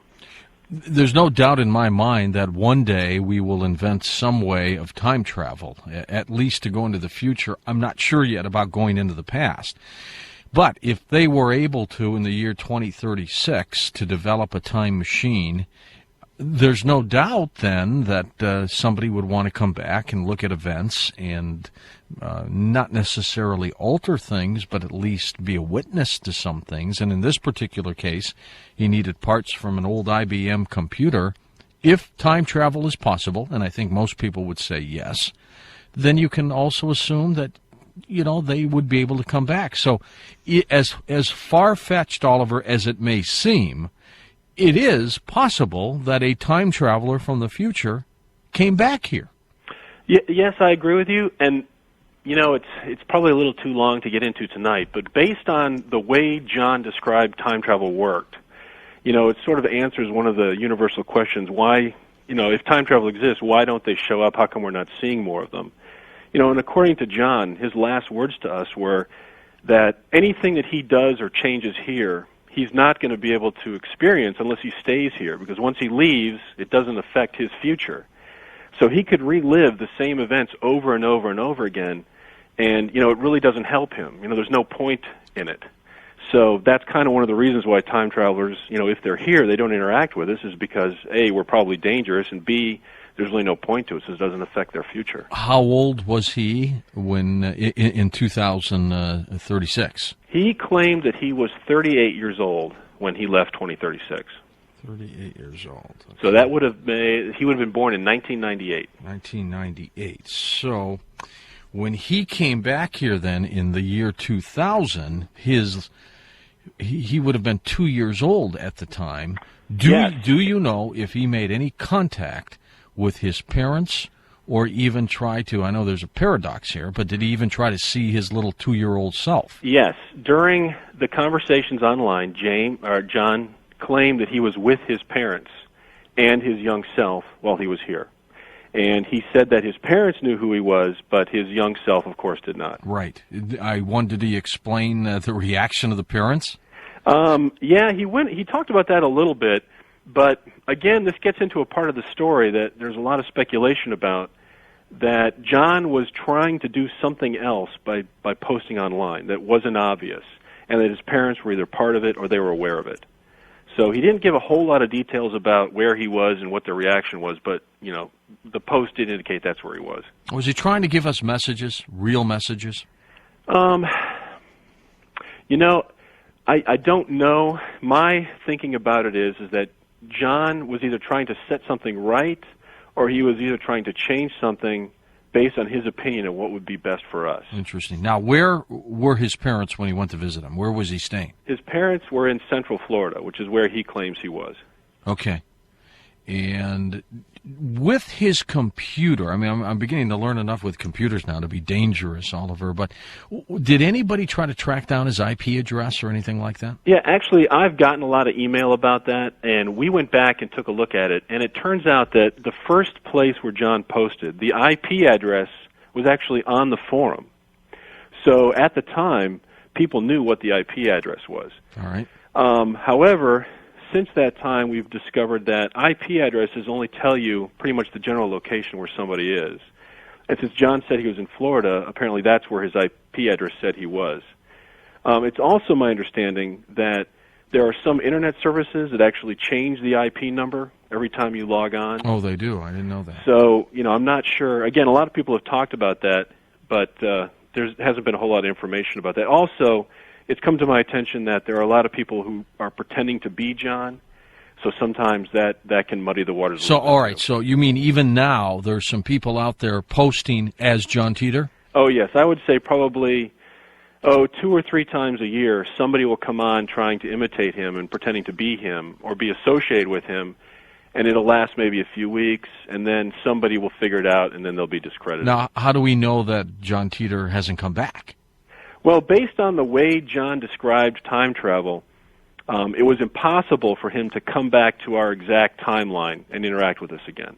Like maybe another John could have done it, but they may not have had the memories or gone through the same experiences that John did. Okay. Now, the time machine that he used, and I think you have a picture of it on your website, right? Correct. Actually, that's one of the things that I was going to update you on tonight. All right. Let's talk about that. Well, this is one of the more interesting ones. If you take a look at the site, we have a link to a picture that's a composite of like 3 or 4 of the best pictures that. And why don't you give your website out again, Oliver? Sure, it's johntitor.com, JOHN-TITOR.com.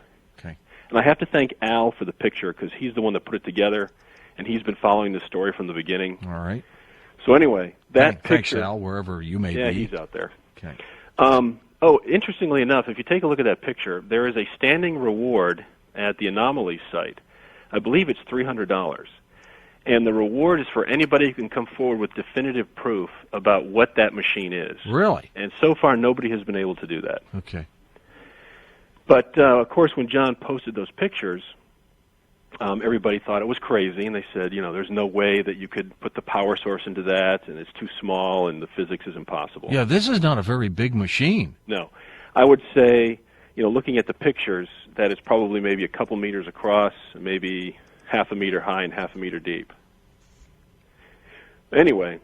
Yeah, I'm looking at it. I'm fascinated by the picture of it. Yeah, it's bewildered quite a few people. There's been speculation that it's some sort of an air testing machine for radiation, or a power generator, or some sort of a radio device. You mean if it was not a time machine? Exactly. Okay. Or that whoever did this found this schematic, altered it, and then is claiming that that's the time machine. Yeah. But nobody has been able to find that picture or prove that it's something other than what it is. Huh. This week, there have been 2 interesting news stories concerning the time machine. All right, tell us. First, John went on and on in the posts about how the time machine worked, and he made specific statements about X-rays. Apparently, the device emits X-rays, and it has a massive power source in it. And he talked about something called Z-field compression and something called a Z-machine. And, of course, when he made these statements, nobody questioned him further because nobody really understood what he was saying. This week, the Sandian National Lab has announced that they have a device which creates the world's largest X-ray pulse and the world's largest burst of electromagnetic energy, or electricity. Mm-hmm. And it is called a Z-machine. The other interesting article that came out was that scientists apparently now believe, and again, this link is on our website, I think it's nature.com. Scientists now believe that it's capable to take a tabletop device and be able to put the input that the CERN collider will have into it into this small device. In other words, they'll be able to create that much energy to create basically mini black holes in something that's basically a couple meters across. Which is what he said he did. Right. So 2 major news stories have come out that now support some of the physics statements that John had made. He talked about the fact that the first time machine would be built by General Electric. Yes, in the year 2034. Mm-hmm. So he was relatively new to time travel. Yeah, apparently he was recruited and he was trained to do the mission that he did, and I guess he described time travel as basically a tool to do. He was recruited by the Army. I guess the Army has this unit. They were based in Tampa, and basically the time machine was not his, but it was given to him by the Army to complete this mission. Do you know if Titor was his last name? I think he said in the post that Titor was a real name, but that there's speculation about it being his real name. Because I'm wondering if anybody ever tracked down a Titor family in Central Florida. Yeah, again, the other idea was that Titor was a combination of the word time travel or, and that's where the name came from. Right. So. Good point. Good point indeed. Fascinating, Oliver. Well, there's another interesting news story. since we last spoke that I also think is kind of bewildering. A little twist? As you recall, we talked about the IBM 5100, and that John had said that it had a special capability that was unpublished by IBM, and that this was the reason why he wanted the machine. Well, apparently, a couple of weeks ago, after we last spoke, Rochester, Minnesota has a magazine that they publish on a monthly basis. And apparently they actually located an ex-IBM engineer who worked on the 5100. They interviewed him, and he came forward on the record and said, yes, that element to the machine does exist. I worked on it, and he's telling the truth about it. And after that article was published, I actually tracked him down and spoke with him for a while. And he told me that there was probably less than 100 people on the planet that would have known that. So I thought that was rather interesting, too. The fact that, and this guy's name was Bob Dupke, wasn't it? Correct. Okay. And again, I don't think he had any idea what he was getting into when this magazine article came out. So, he's a nice guy. He's got a real estate business and a computer company in Rochester, and I don't think he had any idea what he was getting into when he did this interview. No, probably not. I wonder, is his life okay now? People aren't harassing him? I hope so, because it sure didn't sound like he was expecting any attention from that. Well, he's probably going to get it now, isn't he? Absolutely. We're going to come back, Oliver, and talk about some of the predictions of John Titor. They do fascinate me. Some of them were pretty poignant, right on the money. Others have not come to pass yet, but of course we still have a lot of time. And again, the website is johntitor.com, JOHNTITOR.com. Our guest is Oliver Williams. He's the one who assembled all this information. He realized that there were postings going from all over the place, and he just wanted to tie it all together, and he did in a grand fashion with this website. So we'll be back in a moment to talk with Oliver about the predictions of John Titor.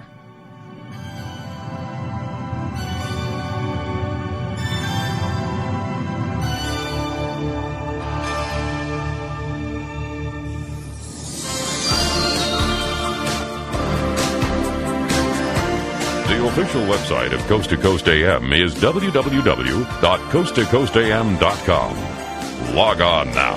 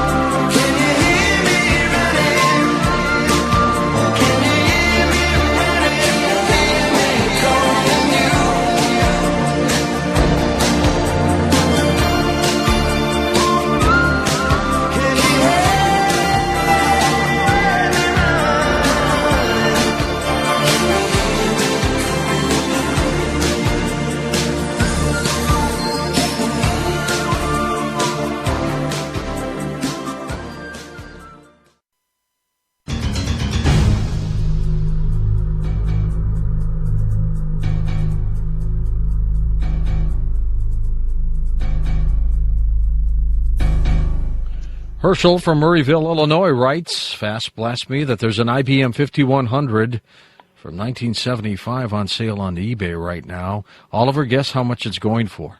Tell me. $57. There's a couple of IBM historical sites out there, and I got some email from them, and they were telling me that the majority of their hits were coming because of the time travel story. And now they've put at the bottom of their sites, they've said, if you've got a 5100, hang on to it because time travelers from 2036 are going to be looking for them. I wonder if it's worth buying. What do you think?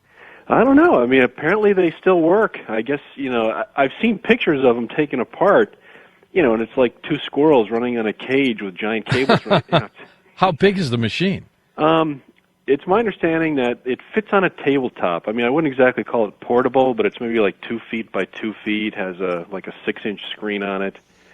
And, apparently the big deal about it was that you could buy it, you could program it in APL or BASIC, and then it had this hidden ability to talk to all the old IBM machines. Has anybody contacted IBM about this? Yes, as a matter of fact, in the article, the Rochester Magazine article, I actually had an opportunity to talk to the author of that article also. And he told me that IBM will not touch this with a 10-foot pole. They want nothing to do with the story. Absolutely. But he also told me that off the record, apparently there's some sort of a cult following now within IBM about the story. So I thought that was interesting. I mean, they won't even talk about the 5100, let alone John Titor?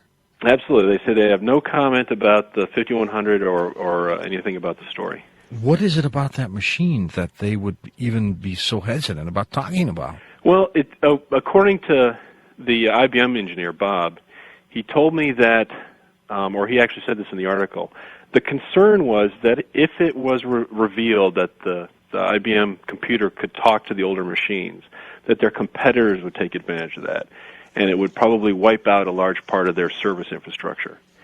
So at the time, they didn't want customers buying this machine and being able to do all the maintenance or reprogramming themselves. Interesting.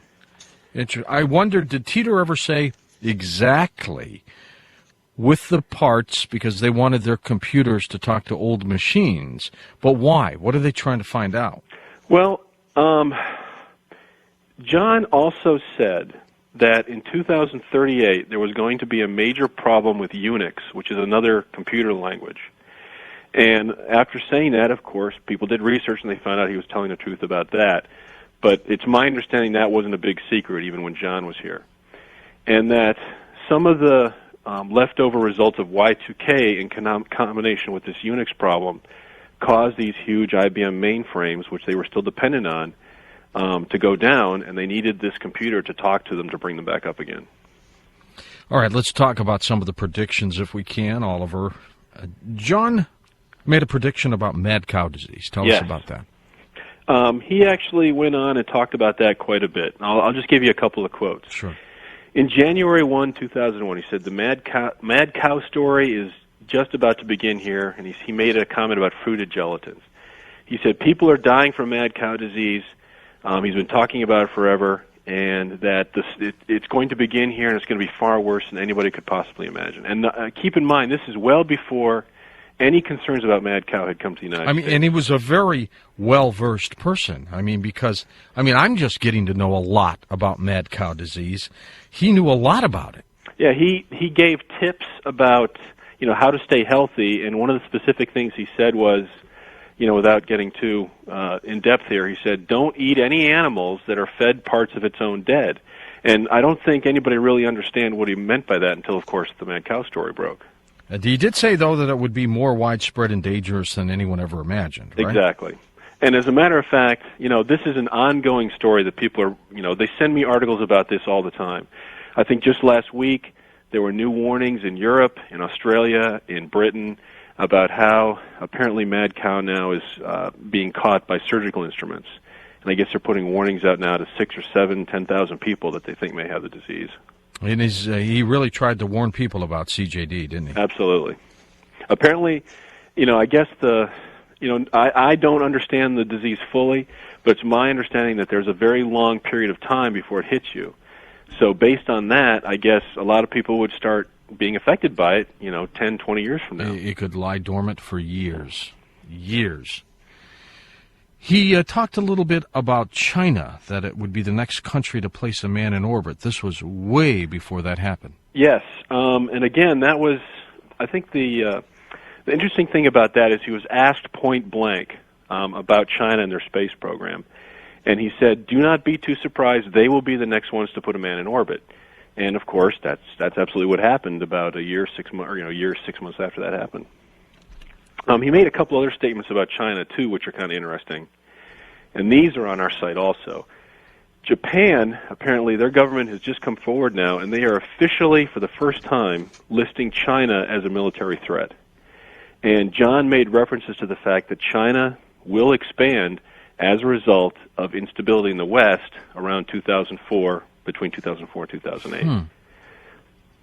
He talks a little bit about weapons of mass destruction in Iraq. Tell us about that. Absolutely. This is February 25th, 2001, and just to jog everyone's memory, this was right after, President Bush had come into office, and as I recall, there were starting to be some rumblings about what to do about Iraq.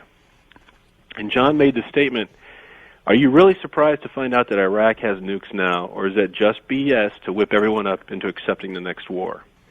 And now, I guess a couple of days ago, the headlines read, Bush, Cheney now concede that Iraq had no WMDs. He was right on that. See, even though that may not seem significant, this is a good example of why I think the story has legs. In that one thing could have easily have gone the other way, which would have proved John wrong. So it's a combination of all these things, one after the other, month after month, and now it's been 4 years where things like this have been building up. Because he has not been proven wrong. Some of his predictions haven't been proven, but he hasn't been proven wrong, right? Well, exactly. I mean, for example, the IBM engineer could have come forward and said, hey, he doesn't know what he's talking about. The IBM never was capable of doing that. Or, they could have said in Europe, hey, mad cow's not as bad as we thought. We're going to have a cure for it soon. But that's not what's happening. It's happening along the lines of what John said it was going to happen. By the way, the IBM 5100 on eBay has now gone from $57 to $500 in the last 5 minutes. It must be cheaper to go back in time and get one. Yeah, Dana in Sacramento is going to continue to update me, Dana, with the price of this eBay 5100. IBM probably is getting more for it now than they got for it when they built the thing. Well, let's see, as I recall, I think you could buy a 5100 for somewhere between $15,000 and $20,000. Oh my God! Yeah. And that was that money in those days. Yeah, exactly. Wow, that could have been a fortune today. The Space Shuttle Columbia. Yes. What did he say? Again, John did not make specific predictions about the disaster, but what would happen is during a conversation, John would say these things that just made no sense in the context of what he was talking about. And he made 2 or 3 references to the space shuttle having a problem in orbit, or the space shuttle having a problem while it was landing. And it was nothing too specific, but it was enough to just give you the willies, of course, after the accident happened. Absolutely. You're right, because I've got some of the verbiage here, and it is interesting. It says, suppose I told you the space shuttle would have a problem landing at Kennedy tomorrow because something goes wrong with the runway. If someone with the authority to do so hears that and makes a decision to land at Edwards, bingo, your future has changed from my past. But he also was pretty vague, wasn't he? Well, I think the point he was trying to make was that when you talk to a time traveler, you're expecting absolutes. And what he tried to point out was that the fact that he was telling you what was going to happen gave you the ability to change it. And that might have been his whole point for what he was doing. Because even though he described these nasty events in our future, the possibility of civil war, he made the point, says, you could change it. You have the ability to change it based on what I'm telling you. Therefore, if I tell you something, somebody goes out and alters it, does that make him a liar? Or does that make him not a time traveler? So I think that was kind of the point he was trying to make in saying those things. There was some talk about Stephen Hawking and John's views on that, and I find this one to be one of the most fascinating predictions. Yeah, this one, again, is sort of bizarre because it came totally out of the blue. And, I found out recently, Stephen Hawking first got the idea or first started thinking about black holes. Can you guess what year? 1975. And that was the IBM computer tech, right? That apparently was the same year John went back to get the computer. Yeah. Of course, I am not a physics expert, so I'll explain this best I understand it. According to Hawking, many black holes would evaporate and disappear because of something called Hawking radiation. So John took a lot of flack about the fact that it would be impossible to contain these things and that what he was describing wouldn't work. And I guess it was probably about a month ago that Stephen Hawking has come forward and said that, no, that's not the case, that my ideas or theories about the black holes were incorrect, and that this is what I believe now is the case. And there were a couple instances where John was having some arguments with people where he was saying, hey, look, what Stephen Hawking is saying about black holes is going to change, which is going to make this physics possible. So a lot of people are pointing to that and saying, yeah, that's exactly what happened. Now it's more in agreement with what John was saying about the time. And who would ever have imagined Stephen Hawking changing his mind or views? Well, it's just one of those things that just comes out of nowhere, and it just totally blindsides you about the story. So it's, what was the other thing? Oh, I found, yeah. John talks about another scientist named Frank Tipler, who I guess came up with the equations to make a practical time machine with these giant theoretical rotating cylinders in space. And I went back and looked at that again, and of course the year that he came up with that was 1975. So a lot of bizarreness is happening around that year in association with the story. That's amazing. 547 for your IBM 5100 now. It keeps going up. My gosh. I don't have anything to do with it. Nothing. Then he started getting a little scary. He started talking about constitutional rights being eroded. This is way, way before we thought that could ever happen. Yeah, see, John, one of John's big pet peeves with us is that he felt that we were totally ignorant about the Constitution and how it worked and what the rights were that we had, and that we almost did not deserve having those rights. And he warned us that as time went by, they would start to erode and they'd be taken away from us. And of course, this was years before the Patriot Act. So again, people are pointing to that, and I get probably 2 or 3 news stories a day talking about how we're losing our civil rights. He sees civil conflict in the country, didn't he? Yes, he said that around 2004, there would be unrest and conflict around the elections. And on our website, we have articles posted about violence that apparently occurred in Orlando, Florida, and I guess gunshots at another location in Kentucky at the Republican election headquarters there. So, what was the other one I saw? Yeah, apparently there's already speculation that there are problems with the voting system here in Florida, and that there's going to be big problems all over the country when it comes to those voting machines. So I guess it's already starting to build that there's going to be problems. People tried to make money off him too, as well, Oliver, did they not? With give me predictions and numbers and sports stuff. Yeah, when John was here, he gave 3 rules about what he would talk about, what he would not talk about. He said that he would not talk about natural disasters.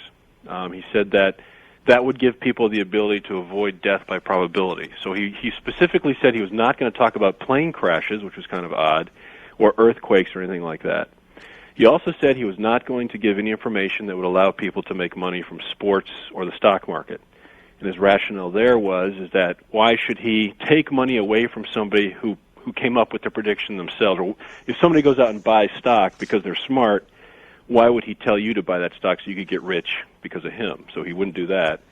And the other rule was that he would not give information about specific people. He said if he were to tell you who the next president was, then you could go out and affect the election or do something which would change that. So those were his 3 rules about what he would talk about. Do you remember the story about a year and a half ago? There was a report of someone who'd come back from the future with $500 and invested in the stock market and made mucho millions. I do recall that story. And they arrested him, and now he's gone. He disappeared in his cell or something like that. I hadn't heard that. Strange story. Now, the SEC denies the guy even existed, but you know what? You never know anymore, do you? Well, if it's possible, I suppose it might be worthwhile to go back in time and do that. Somebody wanted to know who won the Super Bowl in 2001. John refused, but he did make a little hint. Yes, he was angry at that question because apparently he kept getting it over and over and over again. And the comment that he made was, he was saying, look, if you were a time traveler, he was saying that he didn't know who won it. But he said if he did, he wasn't going to tell you anyway. But imagine that you were a time traveler and you went back in time and that's all the people were asking you about. He said, could you tell me if it rained in New York City on that day? And, of course, that Super Bowl, New York lost to the Ravens on that Super Bowl. So a lot of people are looking at that saying that was his left-handed way of saying that New York was not going to win. I saw a story today that said that the possibility of having hologram telephones is very, very real. Something I was talking about a couple of years ago, Oliver. I mean, to imagine, for example, I could be talking to you on the program, and then a smaller version of you would be, here. In the studio. If you were sitting down, that's what I'd see here. And I don't know if John made predictions about that, but he did talk a little bit about the Internet of the future and other technology, didn't he? Yeah, he again, this is 4 years ago when nobody paid any attention to it. He specifically said that and maybe this is a no-brainer, but I don't know, that the Internet was going to be organized around self-powered nodes that would be atop things like telephone poles. And they would be, roughly half a mile apart or whatnot, and that's how the Internet would work in the future. And we have some news stories up there now where they use almost the exact words he describes about self-powered nodes that the internet would travel on, and that's how they would get them to rural areas in the United States. Is there anything that he said, Oliver, that really concerned you, scared you? That really scared me. I guess I'm not looking forward to the type of future that he's talking about. He made mention that if you had certain types of attitudes, he talked about Generation X. People asked him, how is Generation X doing in the future? And he said there were two types of people. He said there were the people that wanted the trains to run on time, and there were the people that were concerned about where the world was going. And then someone asked him, well, what happened to those people? He said, well, the people in the first group are dead, and the people in the second group are just trying to hang on. So it's statements like that sort of, frighten you a little bit based on what you see, the direction that we're going in right now. Well, you do a good job on the website, too, to come up with some supporting articles to talk about some of his predictions, some of his theories, and, with real science stories that kind of echo what he talked about.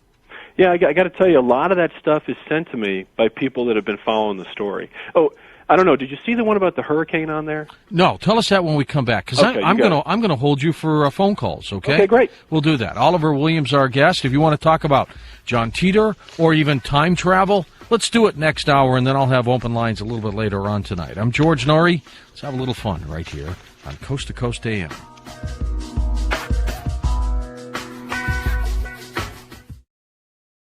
The Pacific Ocean. Good morning, good evening, wherever you may be, across the nation, around the world. I'm George Norrie. Welcome to Coast AM. I'll be back in a moment as we talk about time traveler John Titor right here on Coast to Coast AM. The year was 2036. That's where he apparently came from, John Titor. And when he did, all kinds of things happened. We'll be back in a moment with Oliver Williams, who heads up the website for the time traveler John Titor. The website is johntitor, Titor.com. And Oliver is next on Coast to Coast AM. Oliver Williams, website editor for the time travel story of John Titor. What a story it is. He first saw John Titor's internet postings in the fall of 2002. And after reading many of the sites where John was discussed, it amazed Oliver as how much polarization and confrontation John's posts caused. Here he is, full show tonight, Oliver Williams. Hey, Oliver, how are you? Hey, George, how are you doing? Long time, my friend. Yeah, it's been a little while. Since then, has John shown up yet? No, I don't think he showed up yet. Still gone. Lots of new people, Oliver. Tell us a little bit about John Titor. John Titor was a person who went on the internet back in November of 2000. And what he did was he went on to various websites and forums talking about time travel and science. And he basically went on and said, I'm a time traveler. If anybody has any questions they want to ask me, go ahead.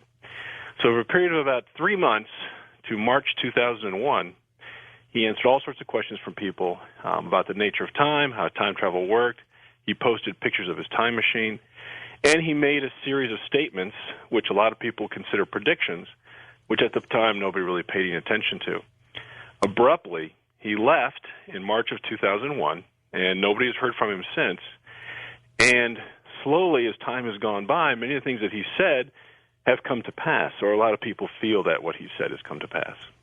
When he started posting on the Art Bell website at the time, the furor started, and then all of a sudden, this thing just spread all over the internet, didn't it? Absolutely. I have my own theory about how that happened or why it happened, because I think it's what got me into it. But he said a couple of things right away. In fact, it was one of the first things he said. He was talking about how his time machine worked, and he said that in the fall of 2001, CERN was going to make an announcement that they expected to be able to create mini black holes in their new collider, which will be coming on soon. Very soon. And I'll be darned if a few months after March, that's exactly what CERN did. They came out and made that announcement. I think it was that single event which caused it to catch on. Then people started talking about it, going to the Post, looking more closely at what he said, and that's how it started. Tonight we're going to talk about some of those things that Titor talked about to see if they have come true, and some of them, of course, are in the future as well. What kind of an individual did he appear to be when he was doing his postings, Oliver? Was he approachable? Yeah, he seemed friendly enough. He would answer any question that was given to him. I think he was easily kind of annoyed by some of the things he was asked. And I also got the impression after reading that he was a little bit surprised by our society. He harbored some anger and some, discontent towards us. But I think overall, on an individual basis, he seemed like a pretty nice guy. But he definitely had his opinions about, our time and how we lived our life. Now, he was from the year 2036, but when he came back into our time period, the real John Titor, the little boy John Titor, was around, right? In Florida, I guess. That's correct. He claims to have been with his family while he was online. He was using his father's computer, and he was staying in the home of his parents at the time. And what he claimed he did was he basically walked up to him and said, "Hi, I'm your son from the year 2036. He said he was able to prove to them beyond a shadow of a doubt who he was. And then he stayed with them for that period of time. And while he was with them, the little version of himself that is in our time was with him. And I think at the time he was 3 years old. So today I think he would be 9 or 10. But yeah, he did claim to have met himself as a younger child. Now, I didn't think you could do that, or at least that's what I heard on the various Hollywood movies we would look at. Well, in the, how long has it been? 5, 6 years since I've been following this? Yeah. Of course, you can't help but read about time travel and time travel theories, and even that is fascinating as it relates to this. But according to John, you don't really go back in your own time. The concept of time travel is really made up of a series of multiple universes. So what John did was he basically traveled to a multiple universe that looked exactly like his, except it was a little bit farther back in time. So he wasn't in his own past. He was basically in the past in another universe, and that's how you can meet yourself. Oliver, next hour, toward the end of the hour and before the hour we take phone calls, I'm going to play that clip I've got with Larry Haber, the attorney for Titor's family. It's an incredible interview where his mother is on the phone. She didn't want to go on the air, and so questions are being relayed back and forth to her, and Larry answers it. And I found the attorney, as I found you, to be impeccable, and you all appear to be honest. Well, I appreciate that. Yeah, I remember listening to that too, and it's actually kind of frustrating because, I'd love to talk to her, and I'd love to have an in-depth interview with Larry, but they're both very difficult people to get a hold of. Yeah, absolutely. Larry did this as a favor to the show. He had apparently heard so much about what we were doing on Titor, and he said, all right, I'll talk. Just an amazing situation. Now, let's go back a little bit on the motivation of Titor. Why did he come back here? If you had asked me that question 4 years ago, I probably would have had a different answer. But I have and I probably did. One of the things I noticed, every day, well, not every day, but every other day I'll sit down and I'll do a little Google search. I'll look up black holes. I'll look up time travel. And that's how I kind of relate it to what's going on with Titor. What I've noticed is if you start looking up things, for example, CERN, if you look up CERN and black holes, John Titor is in the top 10. If you look up converting methane to hydrogen as a new fuel, John Titor's in the top 10. That is incredible. If you look up the IBM 5100, John Titor's in the top 10. So I'm beginning to wonder now if he knew that this was going to happen and that he's actually trying to get some information out there to somebody who he knows is going to be exposed to this because of where it is on the Internet. That's what I think is going on now. Well, that's a good point. He apparently, at least when we talked a long time ago, needed to get some computer parts from one of those 5100 IBMs? Correct. The reason that John said he was here was that he was a soldier in an Army unit in 2036, and his mission was to go back in time or to another alternate universe in the year 1975 and obtain one of the world's first personal computers. It was manufactured by IBM. It was called the 5100. And, according to him, he completed his mission and he got it. And he even talked about it while he was here. And one of the interesting things that he said about it was that he claimed that there was a thing that this computer did which was not published by IBM and that nobody knew about it, or very few people, maybe 5 people knew about it. And it was the ability for this computer to translate from various old IBM languages. So you could basically set this thing on a desktop, connect it up to a mainframe, and you were able to fix it or reprogram it. And he said that the reason IBM kept this information to themselves was because it would have destroyed a huge section of their infrastructure. You know, they wouldn't be able to charge people to go out and do this, so they didn't want them buying this computer so they could do it themselves. Now, at the time, again, nobody paid much attention to that. After he left, a couple of IBM engineers came forward and said, you know what, I don't know who that guy was, but he's absolutely right. And I actually interviewed one of these guys in Rochester, Minnesota, and he said there's probably only 20 people on the planet that knew that.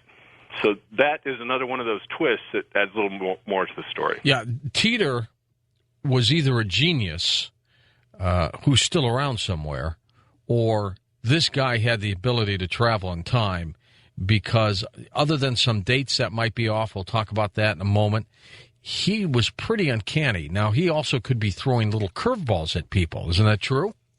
Yeah, I've often thought that myself, is that he may be a time traveler, but he also might be a liar. So he may be just giving us enough information to do whatever it is he wants done, and then he's feeding us some things that aren't true for whatever reason. He could be a disinformation guy. Correct. Now, wouldn't that be interesting that the government sends, when talk about conspiracies, Oliver, they send disinformation people back from time to screw us up even more. Yeah, I don't even know how you would fight that. You couldn't. You couldn't. And then he abruptly disappeared. Correct. How did he end up leaving? What happened? He basically said, the window for me to leave is coming up. I think he said it a couple of weeks before he left. And he said, I've got to be going back soon, so this is my opportunity to do it. So when I do, I'm saying goodbye. And abruptly on that day, he was gone. And nobody ever heard from him again. So it's assumed that he went back to where he came from.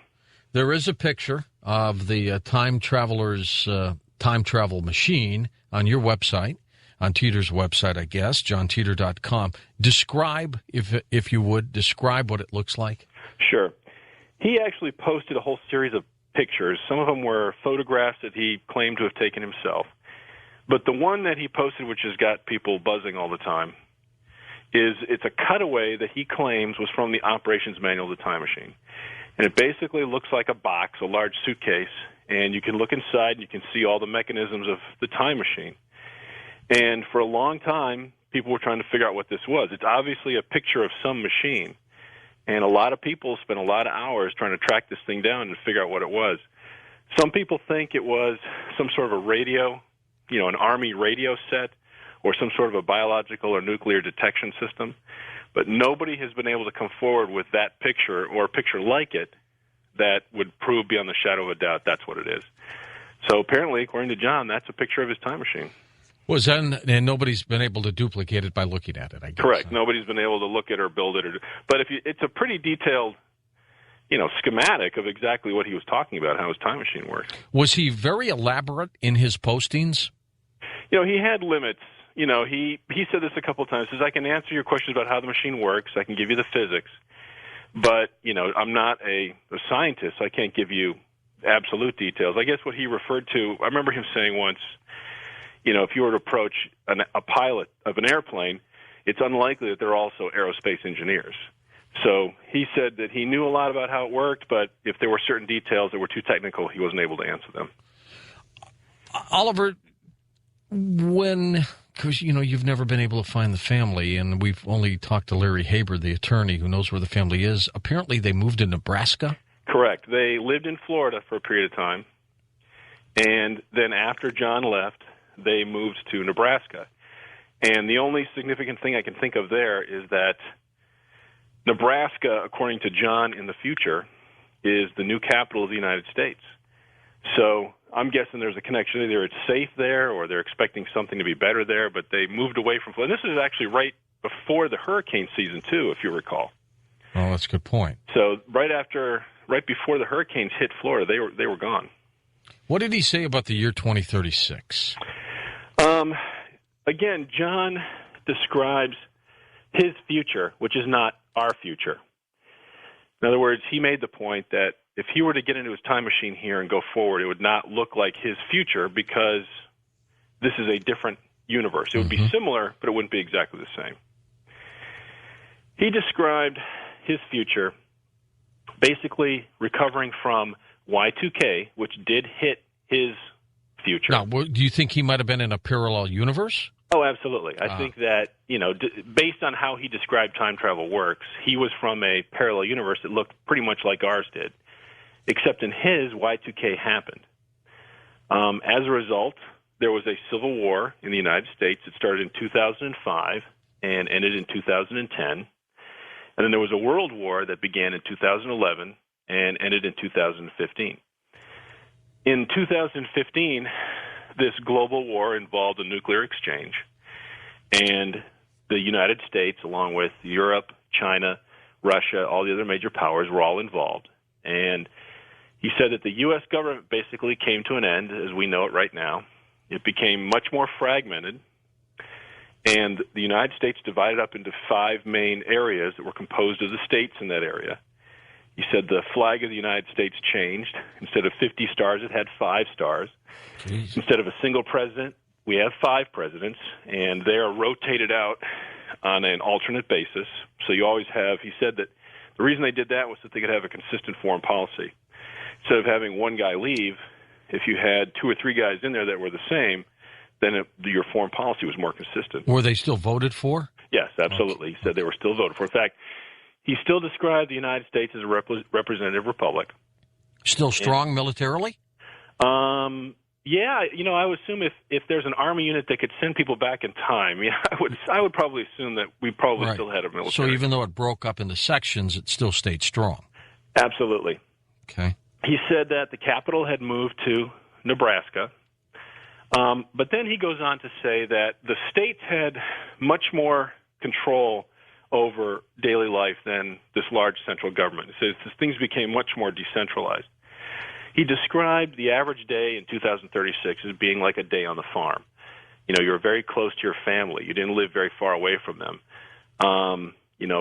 Religion became a very personal thing. There was no more organized, huge religion. You relied more on your family and your friends that were with you. In fact, he said a story once, and while he was here, he said that he related what it's like in the future to when the power goes out now. He says, when the power goes out for a couple of hours, people start to leave their homes, and they go out in the road, and they start talking to their neighbors. I don't know if you've ever had that happen before, but I have. Yeah, that's happened. And he said that's exactly what it's like living in 2036, except it's like that all the time. You don't have this disconnection from the people that are around you. You feel that connection all the time because of what happened. Of course, he said the major cities were destroyed in the war. However, the development of technology continued. He said that there was mandatory civil service, either in the Army or in a Peace Corps-like service. He said that people, and this was interesting too, and this is, keep in mind, George, he said this back in 2000, 2001. He said people make and distribute their own videos on the Internet. And this was pre-9/11, right? This is pre-9/11. This is pre-YouTube. He said that the entertainment industry has become much more focused on the Internet, and people make and distribute their own entertainment and video on the Internet. That's amazing. He said there were no large, huge stores that distributed, tons and tons of products anymore. In fact, he also told a story when he was here with his parents when he walked into, I think it was a Walmart or something, and he said he, physically became ill when he walked into this huge store and saw all these gallons of milk, all these rows of plastic toys, all these things that he had never seen in the future in one place.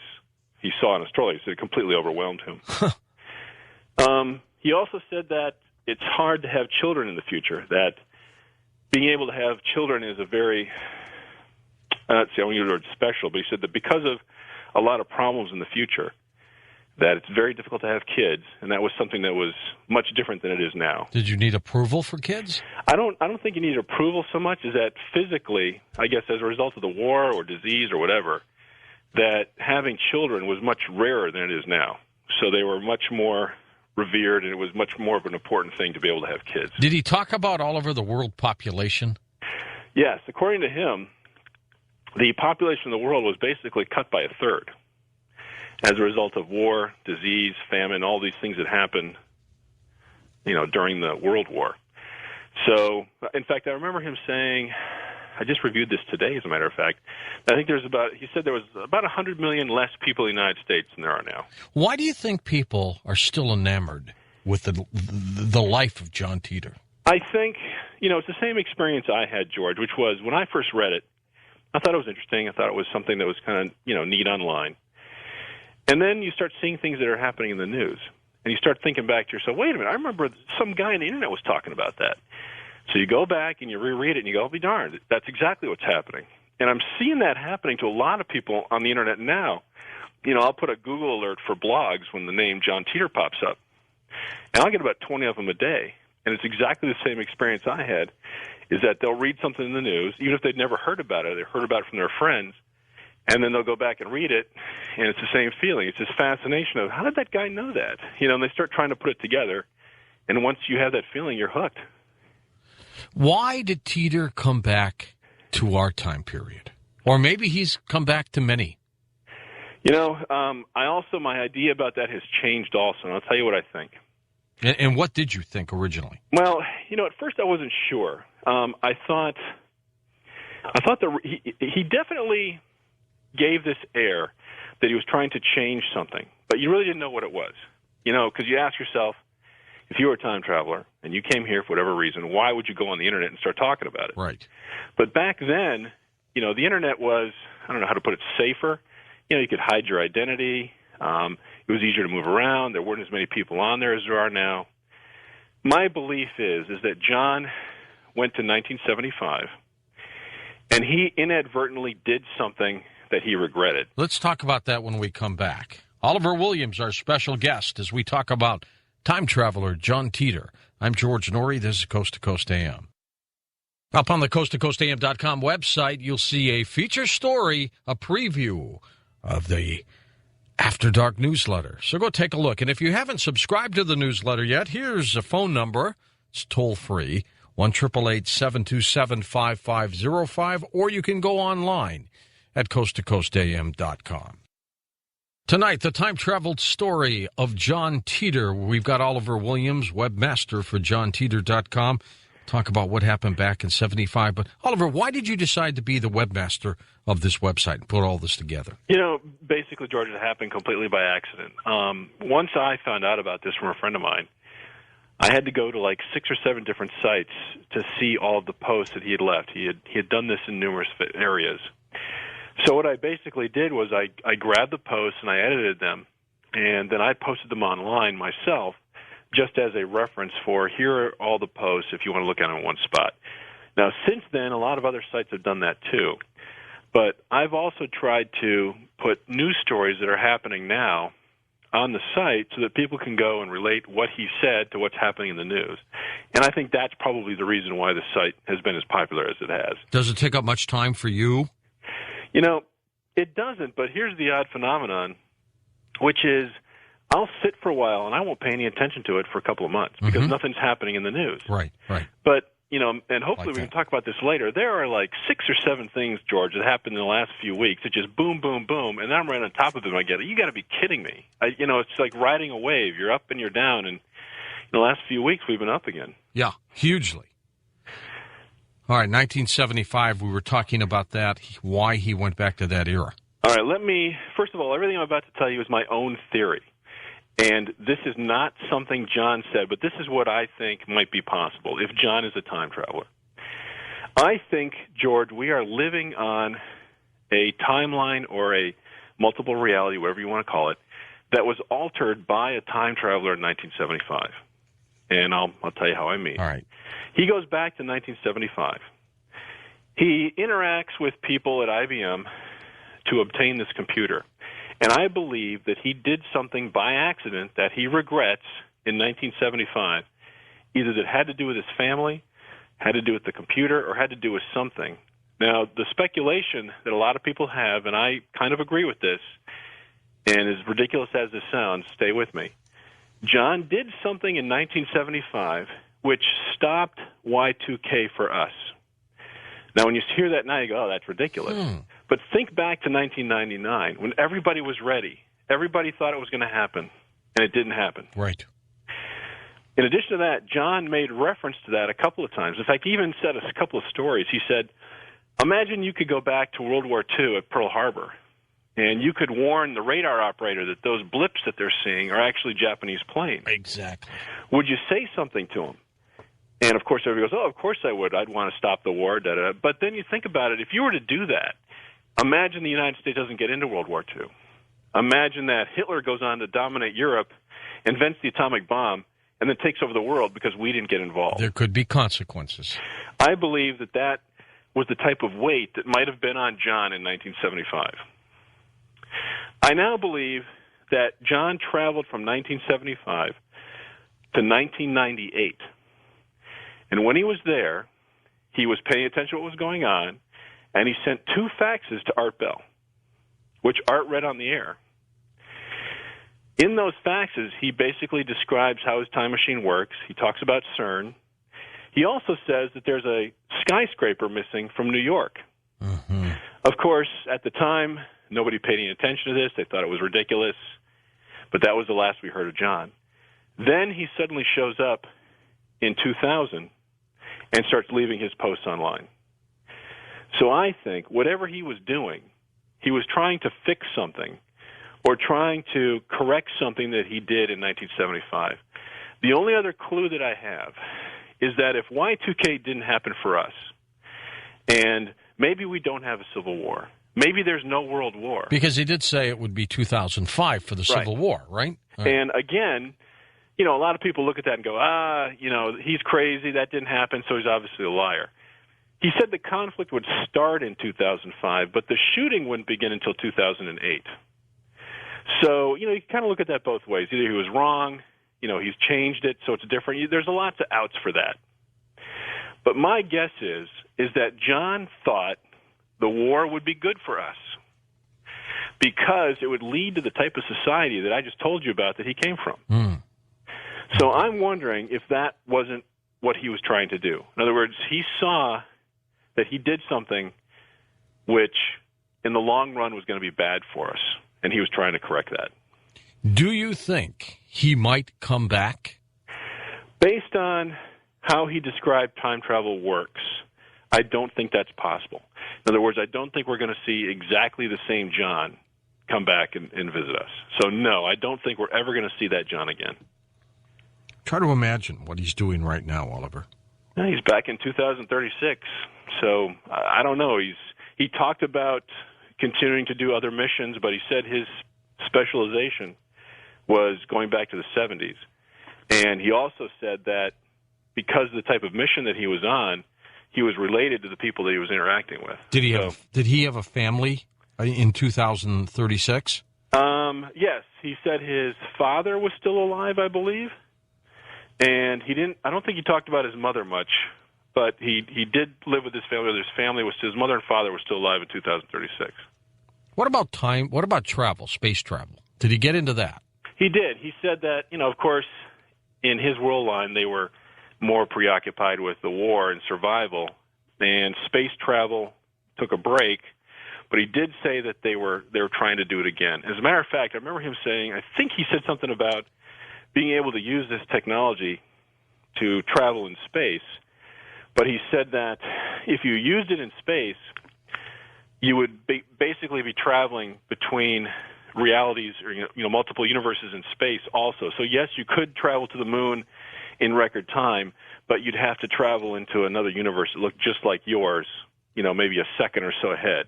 So it wouldn't be the same, but in effect, from the perspective of the traveler, they would be traveling great distances. Let's get into some of the specifics on his elaboration of how time travel works. Absolutely.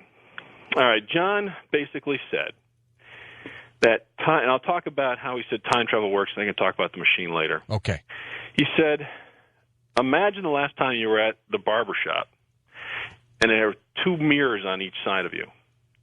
And you look one way, and you see all these reflections of yourself going in one direction, and you see all these reflections going in the other direction. He said, basically, that's what it's like to travel in time, is that you have the ability to step out of the room that you're in into the next room where you see your reflection next to you. But while that's happening, all of the reflections of you are also stepping into the next room. So if you were to travel 5 minutes back in time, chances are the version of you that's there now is also a time traveler, and they're going to travel 5 minutes into the past. So you wouldn't meet yourself doing that. And the new universe that you're in would look pretty much like the one that you just left. You with me so far? So far. Okay. Taking that to the extreme, the machine John had would allow him to travel farther back. He said the limit on his was 60 years, and he said that at that point the machine starts to break away. And what he meant by that was, if you travel more than 60 years at a time, the alternate universe that you're going to starts to look radically different from what you would expect. So if you were to go back, say, 1,000 years, then the Romans may not have fallen. Or if you were to go back 100 years, maybe the England wouldn't have colonized the United States. So it's a 60-year limit where you can make jumps where it looks pretty much like where you left. At a certain point, you're going to meet yourself because you're young. You're not a time traveler yet. So there's a certain point where when you step into that next room, the version of you that's there is doing something different. That's how he described how time travel works. Now, interestingly enough, John was one of the first people I ever heard say that when you travel like that, you can never get back to the exact place that you left. He said that once you start traveling with the machine, as soon as you turn the machine off, you've basically created another universe, and it's different because you're there, even for that split second. So if you were to try to go back to where you started, you couldn't do it. You could get close, but you couldn't get exactly to the point where you left. The reason I find that interesting is because if you think back, do you remember the time you were interviewing Roger, was it Mallard? Eugene Mallard? Mallard? Yeah, he... no. Dr. Mallard. Ronald Mallard. Ronald Mallard, the physicist, who wanted to go back to see his father. Yes, I remember hearing that interview, and he actually said that. He said, well, the one thing about time travel is that you can never get back to exactly where you started. And I was like, whoa, where have I heard that before? Yep. And if you start going back now to some of these scientists that are taking time travel seriously, that is one of their fundamental things now. I don't remember ever hearing anybody say that until John said it 6 years ago. No, John Titor, whoever he might have been, understood physics. And he understood physics in a good way. I'm going to read the first facts that Art got from John Titor, the one in 1998 that you just made reference to, Oliver, supplied to me by Bad Boy from the NighthawkZone.com, NighthawkZone.com. Here it is. Let me read it to you. It says, Dear Art, I had the facts when I heard other time travelers calling in from any time past, the year 2500 AD. Please let me explain. Time travel was invented in 2034. Offshoots of certain successful fusion reactor research allowed scientists at CERN to produce the world's first contained singularity engine. The basic design involves rotating singularities inside a magnetic field by altering the speed and the direction. Let me get down to some of the other things. You can alter history in the new universe that you've just created. Most of the time, the changes are subtle. The oldest one was a skyscraper that doesn't exist in New York. Now, this was 1998. That's incredible. Doesn't that send a chill up your back? It really does. Interestingly, when you travel in time, you must compensate for the orbit of the Earth. Since the time machine doesn't move, you have to adjust the engine so you remain on the planet when you turn it off. Now, for the future, you might want to know about Y2K. It's a disaster. Many people die on the highways when they freeze to death trying to get to warmer weather. The governor tries to keep power by instituting martial law, but all of it collapses when their efforts to bring the power back up fail. A few years later, communal government systems are developed after the Constitution takes a few twists. China retakes Taiwan. Israel wins the largest battle for its life. Russia is covered in nuclear snow from their collapsed reactors. All right, I wanted to read you something as I received it, and that's from the Time Traveler, according to Art. Now, that's uncanny, Oliver. And it sounds very much like our John also in 2000. Yes. So, but if you notice, it seems a little harsher. It seems a little more desperate. It's not exactly the same John, but it sounds, the elements of what he said in 2000 are the same. So I kind of find that fascinating, too, that, was that a different John? Was that a John that went forward and came back and told us what was going on? Those are some of the issues that are kind of interesting to think about. Did John say anything about our time period? I mean, did he say he was enlightened by it? He enjoyed it? Did he have fun in it? I think John was absolutely overwhelmed being in our society. I think he was disappointed that we were addicted to machines and things. I think he saw us as wasting our opportunity to read, travel, and educate ourselves. I also think that he partially blamed us for a lot of the misery that occurred in his future.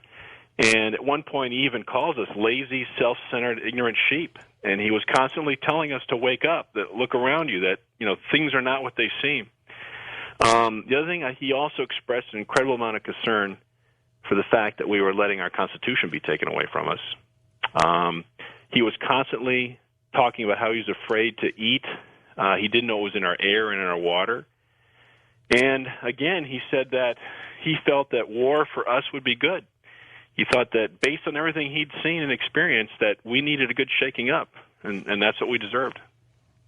A remarkable story, Oliver. Now, you mentioned 6 or 7 things that have occurred almost in succession here. Bang, bang, bang, bang, bang. Let's talk about that. All right, I went through, and I've got a top 10 list here of the things that I think, really hit home. And then I've got another list here, the last 4 things that have happened in the last month. I'll start with the ones that have happened since he started posting. It's important to remember, and you brought this up too, George, that what he did was before 9/11. It was before the War on Terror. It was before the space shuttle accidents. What he was talking about happened way before that. The very first thing he said, which got everybody's attention, was that CERN was going to announce they expected to be able to create mini black holes in their collider, and that was in the fall of 2001.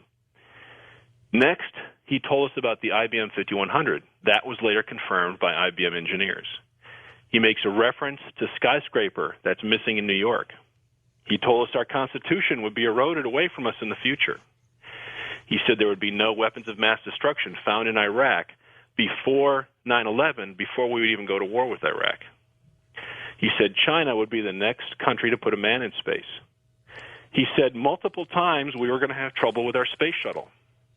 He said mad cow disease would be discovered in the U.S., it would get worse, and it would be a major problem in the future. He said Stephen Hawking was going to change his opinion about some of his physics on black holes. And he did. He did. He said virus cells were going to be used to fight cancer.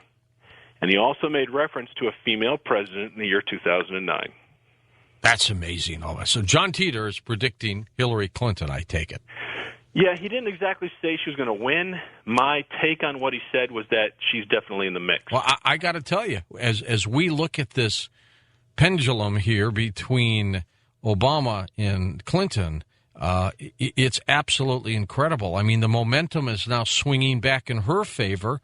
This is truly incredible, the way this is going. George, don't you think that whole situation is nothing but a powder keg? Yes. Yeah, I mean, I don't know where to go with that except to say that I don't see how that's going to end peacefully. Meanwhile, McCain just keeps creeping along, and he's ahead now. If he had to run against either candidate, he'd beat them, according to the latest polls. So did Titor talk about extraterrestrial visitation or anything like that? He made one remark about it. He said, somebody asked him about UFOs. And he said, I don't know exactly what they are. My guess is that they are other time travelers like myself with more sophisticated time travel machines. That's what he thought they were. Let's talk a little bit more then about the machine itself. Sure. And how big was it? All right, the machine, he talked about different versions of the machine. He said that he had, it's called the C206, and it was built by General Electric. He also made reference to another machine called his was the C204, but he made reference to another one called the C206. He basically said it's a box about the size of a large suitcase, and it's very heavy, and it basically operates by using 2 mini black holes, which are electrified and rotated to create a gravitational field around the box and around the user. And when you manipulate this field, it allows you to travel between these dimensions. He says that it had a system of ejecting electrons onto the black hole, which either increased the spin or the mass slightly or did something that allowed you to control them. He said there were a series of cesium clocks that checked the timing on the black holes, and that's what they used to navigate by the second, going backwards and forwards in time. He also said there was a system called VGL, which stood for Variable Gravity Lock. And he said what this system did was it basically sampled the gravity before you used the machine, and then it sort of kept you in that position while you were traveling in time. And this is how you avoid flying off the Earth while you're using the machine. So it purposely keeps you attached to whatever large gravitational mass you're next to when you're using the machine. All right, we're going to be back in just a moment, Oliver. We'll talk a little bit more about the machine. Oliver Williams, webmaster for JohnTitor.com. And I'll tell you what we'll do next hour. I'm going to open up one phone line in the event John Titor is out there somewhere. John, I want you to check in with us. Oliver, your role will be, as we continue our discussion, is to ascertain whether that's John Titor or not, or a fraud. That phone number for you, John Titor, is 818-817-0021. Please, just John Titor, call 818-817-0021. Okay, and our guest, Oliver Williams. Next hour, we'll take all your phone calls, but this hour, while I'm chatting with Oliver about the incredible story of the time travel tale of John Titor, if John is out there, please, John, call this number, 818-817-0021. Maybe you're still there and you just have decided not to post anymore. We don't know. And Oliver will, of course, chat with you, and if for some reason Oliver believes you're not John Titor, he'll just tell us. And no one's feelings are hurt. 818-817-0021, only if you're John Titor. And welcome back to Coast. I'm George Norrie with Oliver Williams. We're going to keep the John Titor line open just in case. You never know. Oliver, I take it you have a pretty good sense if that would be Titor or not, would you? Oh, yeah, absolutely. Okay, very good. Okay, let's go back a little bit as we were discussing the possibilities with John Titor and why he did what he did. Do you think he was being a good guy about all this, or as we talked about the possibility of a, disinformation specialist? Well, if he was a disinformation specialist, I'm not sure, how much damage he could have done except maybe confusing some people. But I felt like he thought he knew better. And he was a little arrogant, and he was a little disappointed with us. It's almost like a father scolding a child. And it was like, you don't know what's good for you, so I'm not going to tell you what I'm doing. But what I'm doing in the long run is going to be good for you, but it's going to be painful. And that was sort of the attitude that I think he had. Let's go to the hotline as someone purporting to be John Titor is on the line. Hi there. How's it going? Good. Very good. So you are John Titor? My name is John Titor. Well, it could be John Titor. I don't know if he's the time traveler or not. But, Oliver, ask him a few questions and let's figure it out. Oh, sure. Okay, tell me what your father did in 2036 after the war to make money. He smoked crack and sold extras. No, that's not John. That's not John. He's out. And we're going to get a lot of those. Oh, I know. I get a lot of them in my email. Oh, do you? Oh, absolutely. George, I think we talked about this last time, too. I get at least 10 death threats every week. What? And it's stuff in huge capital letters. You know those kind of emails? Yeah. And every word is an expletive. For some reason, there's a portion of the population, this story just ticks the heck out of them. Do you try to track them down? Oh, absolutely not. I mean... You don't do that, huh? There are ways, Well, actually, the agreement I have with my family is I try not to get too involved on a personal level because I know for a fact, looking at the posts, Larry has gone through this himself. He's had people track his kids down, take pictures of them at their school, post it online, post how to get to his office, how to get to his house. I mean, Larry has taken a lot of abuse over this story, and I'm definitely not looking forward to any of that. Who would be doing this? As I said, there's a group of people, a small percentage of the people that read this, and for some reason, what John said makes them very angry. They want to track the person down who's responsible for this, tar and feather them, drag it through the streets, and I don't know why they feel that way, but they do. Man, it really does get them that upset. Yeah. Earth catastrophes, what did he say? John had 3 rules when he was talking about what he would answer. He said he's not going to answer any questions that would allow you to make money. So he's not going to give you any stock tips or tell you how to do that. He said he was not going to allow you, or he wasn't going to answer any questions that would allow somebody to avoid death by probability. So in other words, he would not answer any questions about where there would be an earthquake or a volcano or a hurricane. He refused to do that. And the third one was he would not answer specific questions about names. Like you say, who is the president in 2009? He would not tell you the name because then you would have the opportunity to alter that person's life and then change things. So those were his three rules. So as a result of that, he never gave any specific information about natural disasters. He also didn't talk much about like sporting events or gambling things. He didn't try to profit off this. No, as a matter of fact, that was one question that really made him mad, was that, you know, here you are, this opportunity to talk to a time traveler about religion, philosophy, physics, and all you want to know is what stock should I buy because I'm greedy and I want to make money and take advantage of you and screw other people. That's the question I have for you, Mr. Time Traveler. And that really made him upset. Do you remember the story of another time traveler who apparently took $500, came back into time, made a killing on Wall Street? They put him in jail, and one day he was just gone. I do remember that. That was like 3 years ago. Yeah, it was an incredible story, and I don't know what happened to him.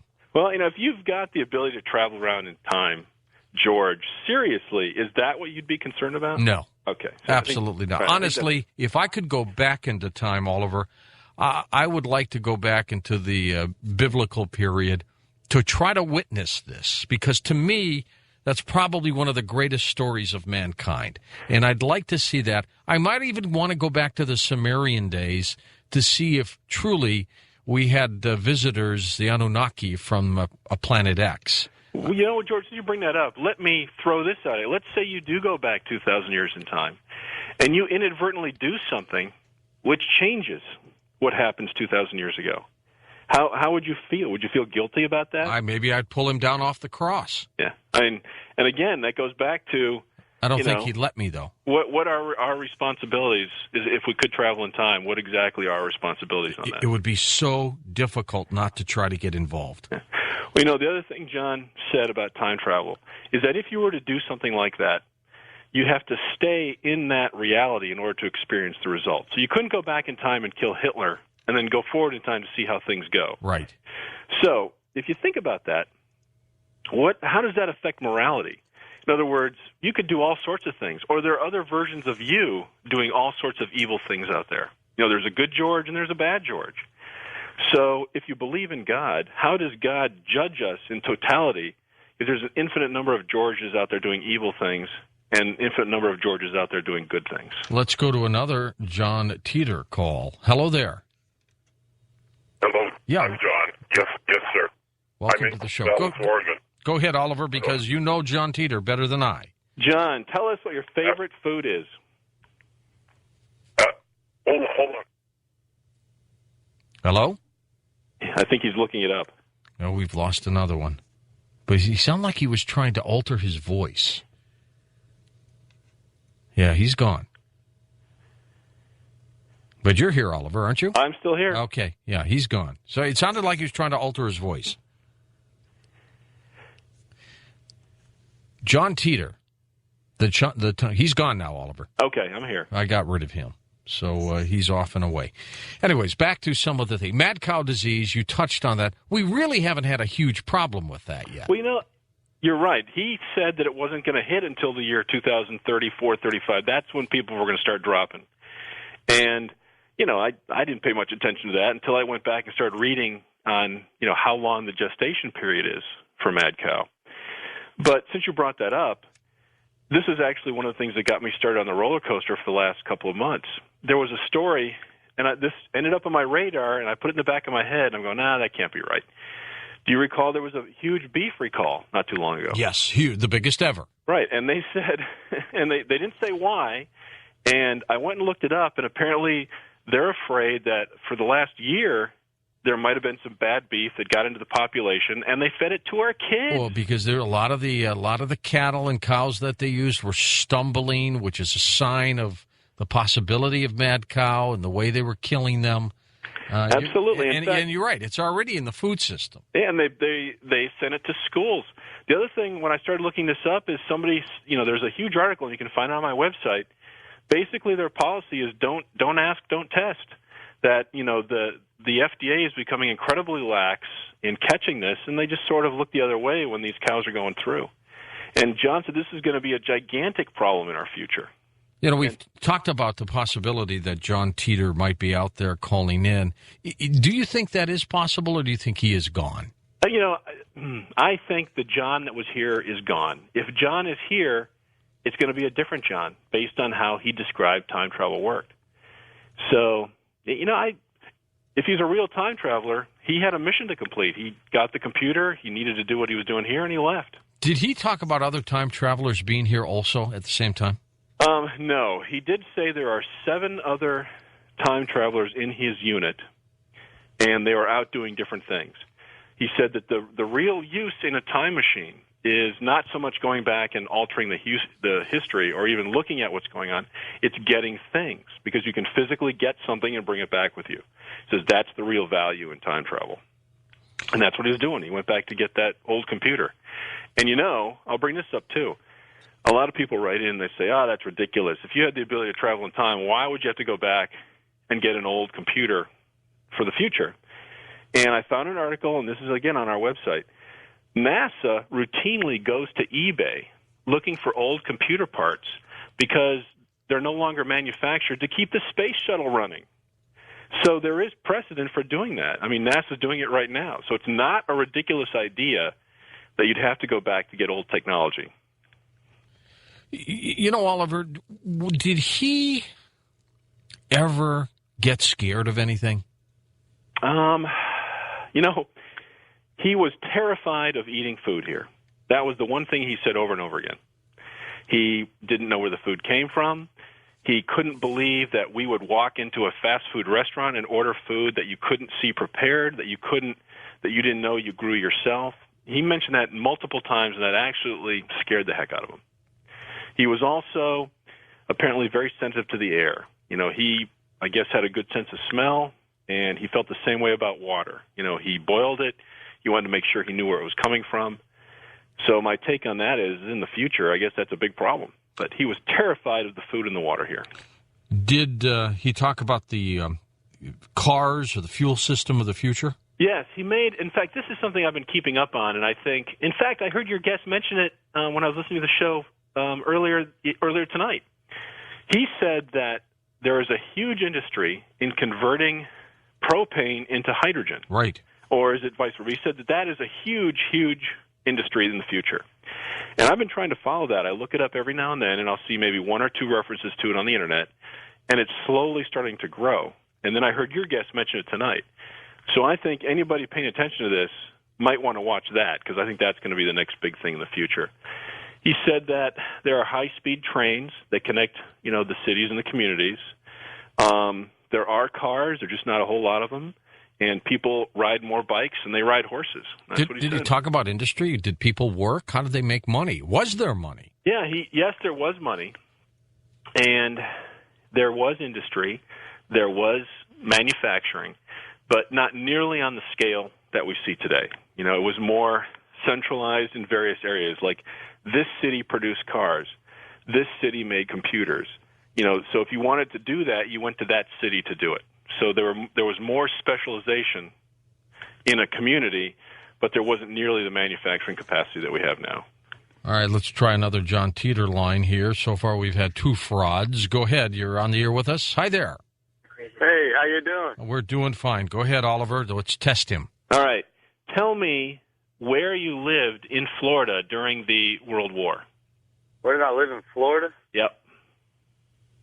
Fort Lord? Another fraud. We're 0 for 3. You know what's amazing to me is, why do they call in? They're having fun. They're trying to stump you, Oliver. But see, they probably thought I would be asking the questions. You're the one who knows all about John Titor, so you're the one who's going to find out if they are real or not, and they are not. But do you actually think, in the future, time travel will be possible? Because there's a mixed court out there. You know what, George? 5 years ago, I would have said this is science fiction. After reading all this about John Titor, and now today, just take a look at the science that backs up what he said. In the last 5 years, I'll give you an example. When he was talking about multiple realities, he said the Everett Wheeler model of the universe is correct. And they were the first guys, I believe, that came up with the idea of multiple realities. Well, fast forward 4 years, and now Michio Kaku and other scientists are saying, look, multiple realities has to be real in order for all these other things to be right. So now that's becoming an accepted part of science. Real scientists are talking about, yes, multiple realities do exist. About 6 months ago, a group of scientists came forward and said, if you were going to time travel, you would need a donut-shaped black hole. Well, I challenge you, go look up what John said about time travel and how it works, and he mentions that exact thing. He says the black holes create a donut-shaped gravity field, and that's how you travel in time. Just recently, scientists like John Kramer and Ronald Mallet are now getting real money from the government to actually pursue how to make time machines. I know Ronald Mallet is busy doing it now, and he has a series of rotating light beams, and he expects to be able to inject a small particle into it and actually test if this theory works. So there is money being spent on building these machines. I think if anybody gets close, it will be Mallet. Oh, I agree. He's very good at this. And last but not least, George, and this is one of the big things that's been happening recently, 2 Russian scientists have come forward and with a paper basically saying as soon as CERN turns on their collider in May, that is going to be the starting point for time travel, and that they expect that what they're doing there will lead to that technology. Did John Titor talk about, because he talked about CERN way before we even knew about it, did he talk about CERN in the future that something goes wrong? No, he didn't say anything goes wrong. He said that is the starting point for time travel. It is discoveries they make at CERN that lead to the creation or the ability to capture these mini black holes. Now, here's something else interesting, too, and you can go to my website and check this out. And I found this just a couple of weeks ago. There is a scientist, a physicist at CERN that did a special, I think, with PBS and Nova. And it's on the Internet, and you can see the whole thing. And it's basically Ask the Physicist. And there are questions on there that sound a lot like somebody knew the John Titor story when they were asking them. He said, tell me, these things going on at CERN, will it lead to proof that multiple realities exist? Will it lead to the beginning of time travel? You know what his answer was? What? We don't know. Yes, that's a possibility. Now, George, that is not science fiction. That is what physicists at CERN are saying. So, I'm not the judge of whether or not this is real. They're the ones that are saying it's a possibility. Well, next half hour, we're going to hear from Larry Haber, the attorney for the family. I had thought there was going to be some kind of movie made about John Titor. There was something small. Anything out there? I haven't heard. I've been trying to keep track of that. There is a group of people out there that are apparently putting a film together, and they're releasing bits and pieces of it on the Internet. I don't know what the progress with that has been, but I'm looking forward to seeing that, too. Well, I had thought for a moment that the family was going to try to make a bundle on this, or that John Titor was a well-thought-out, multi-year hoax for something. I don't believe that anymore. Well, I'm not sure I believe that either. I mean, if you were going to do that, you would have done it a long time ago. Yeah, they would have I'm thinking that if it's true, if the family's involved, if Larry's involved, if they're doing something, it may not be for what we think it is. Does that make any sense? It may be they're trying to do something else, get another message out, leave a footprint on the Internet, and that's all they're trying to do. That could be. Tell me a little bit about the John Titor website. Sure. We just updated it. Of course, we've got all the news that we just talked about. I do a little podcast. I've been trying to keep up with it. So if you want to hear me yapping about latest things going on with John Titor, you can go there and find out. And if you look up John Titor on YouTube, you can see some videos I left there myself, and, of course, a whole ton of stuff other people are doing. What do you think he looks like? That's a good question. I think, and this is something he posted, I think he's a white male. I think he's in his late 30s. I think his hair is short. I think he wears very functional clothing that's natural colored. He said he didn't like wearing bright colors because, he was afraid. He made reference to the fact that he was fearful of wearing bright colors because he was easily seen. You know, he wore greens and blacks and things like that. So I think those are all leftover things from his childhood when he grew up. He wanted to blend in. Stay with us, Oliver. Much more to come on Coast to Coast AM. And our special guest, Oliver Williams. Next hour, we'll open up the phone lines for you. I'm just about giving up on our John Titor hotline. John is probably gone. And welcome back to Coast. I'm George Norrie with Oliver Williams. Oliver, what about the possibilities that Titor was just someone from our own time era, but he was a psychic and was just very intuitive? Well, I suppose that's possible, but even that's remarkable.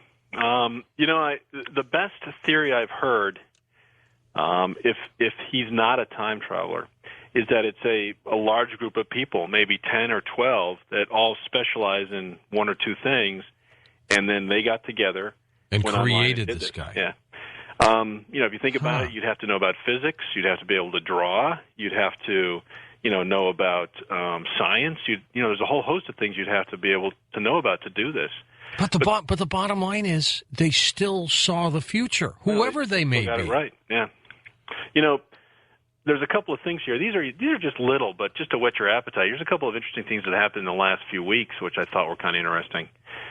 When John was asked he was asked once if there was any poetry from his time that he remembered, and he recited a few lines from a poem that he said was written in the future. It's called "A Soldier's Winter." And I got an email about a month ago from a guy who found that poem online. It was written in 2005 by a soldier, as John said. And when you look at the lines, they are damn close to exactly what John was talking about. And he said that as time went on in the future, it was changed and added to, but that poem now exists 5 years after John said it was going to be written. Something else he pointed out was that he said that in the future, the Internet is done by using these self-powered, solar-powered nodes that can transfer the Internet quite a long distance. And last week, Motorola came out and said they now have it. It's a little box that goes on top of, like a telephone pole. It's solar powered, and apparently you can space these things about 60. I think it had 60 miles. You can use these things about 60 miles apart, and it was exactly the system that John described.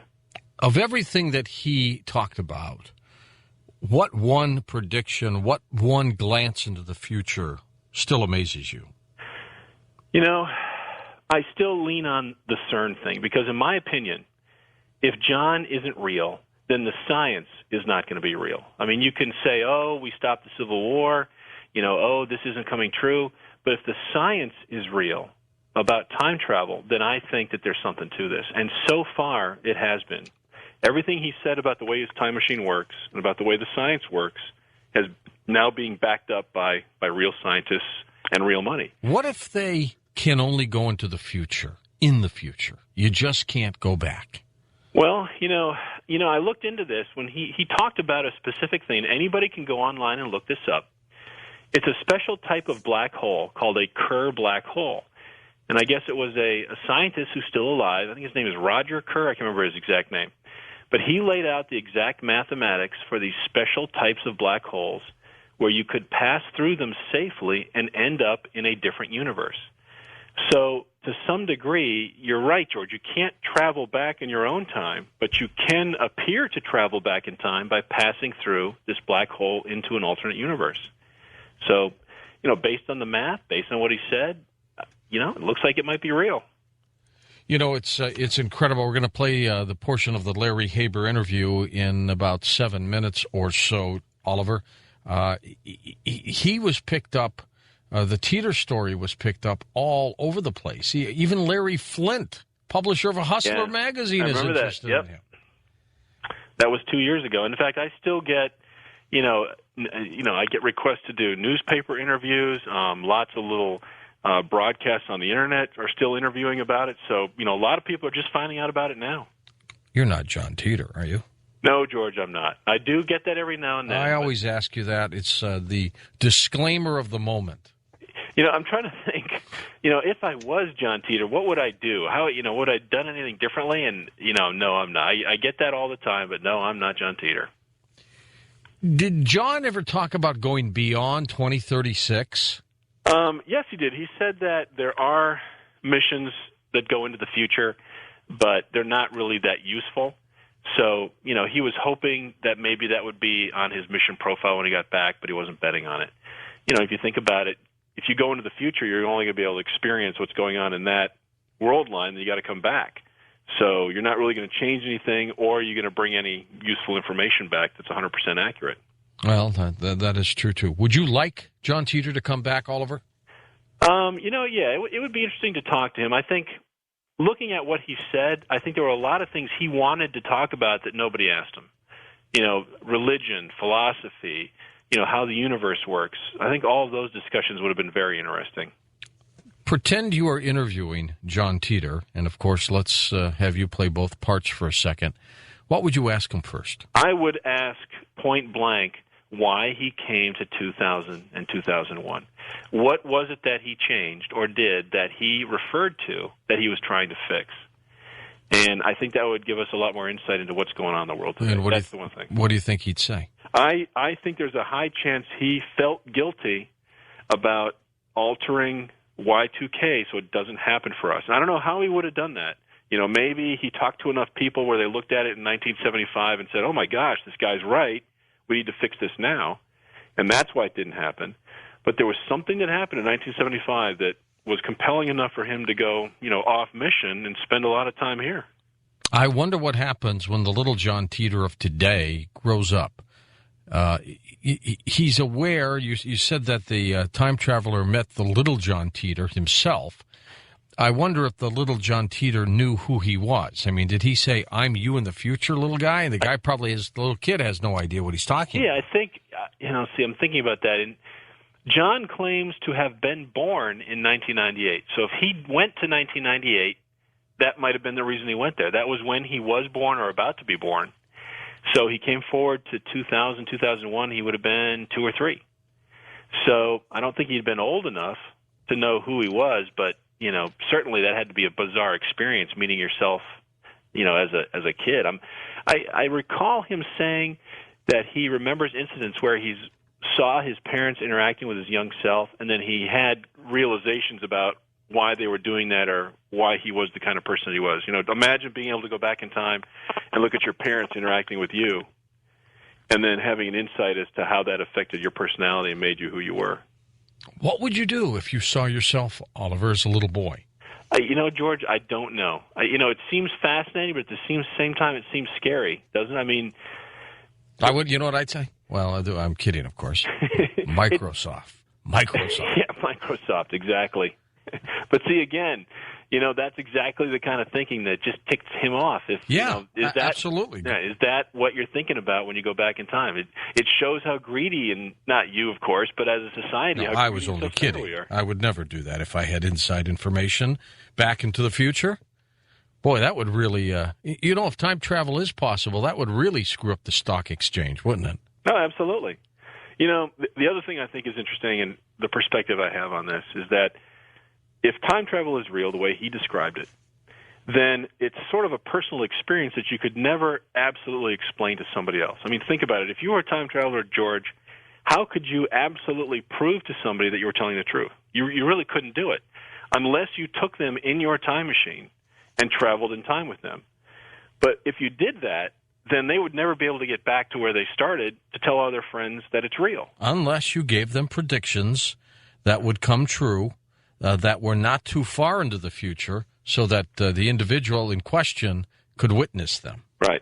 But even now, it's ridiculous, George. How can you believe in this? I mean, I second-guess it all the time. I just can't bring myself to fully believe that this is true. Well, I know that. I agree with that, except if one believes that in the future time travel is possible, then you have to conclude that they came back during different time periods, like the UFOs could be. Lots of people speculate that they are future time travelers. I mean, so that is possible. I mean, when we open up the phone lines, when Art has opened up the phone lines and time travelers call, sure, most of it's entertainment and fun, and 99.999% of the people are people here on this planet during this time period.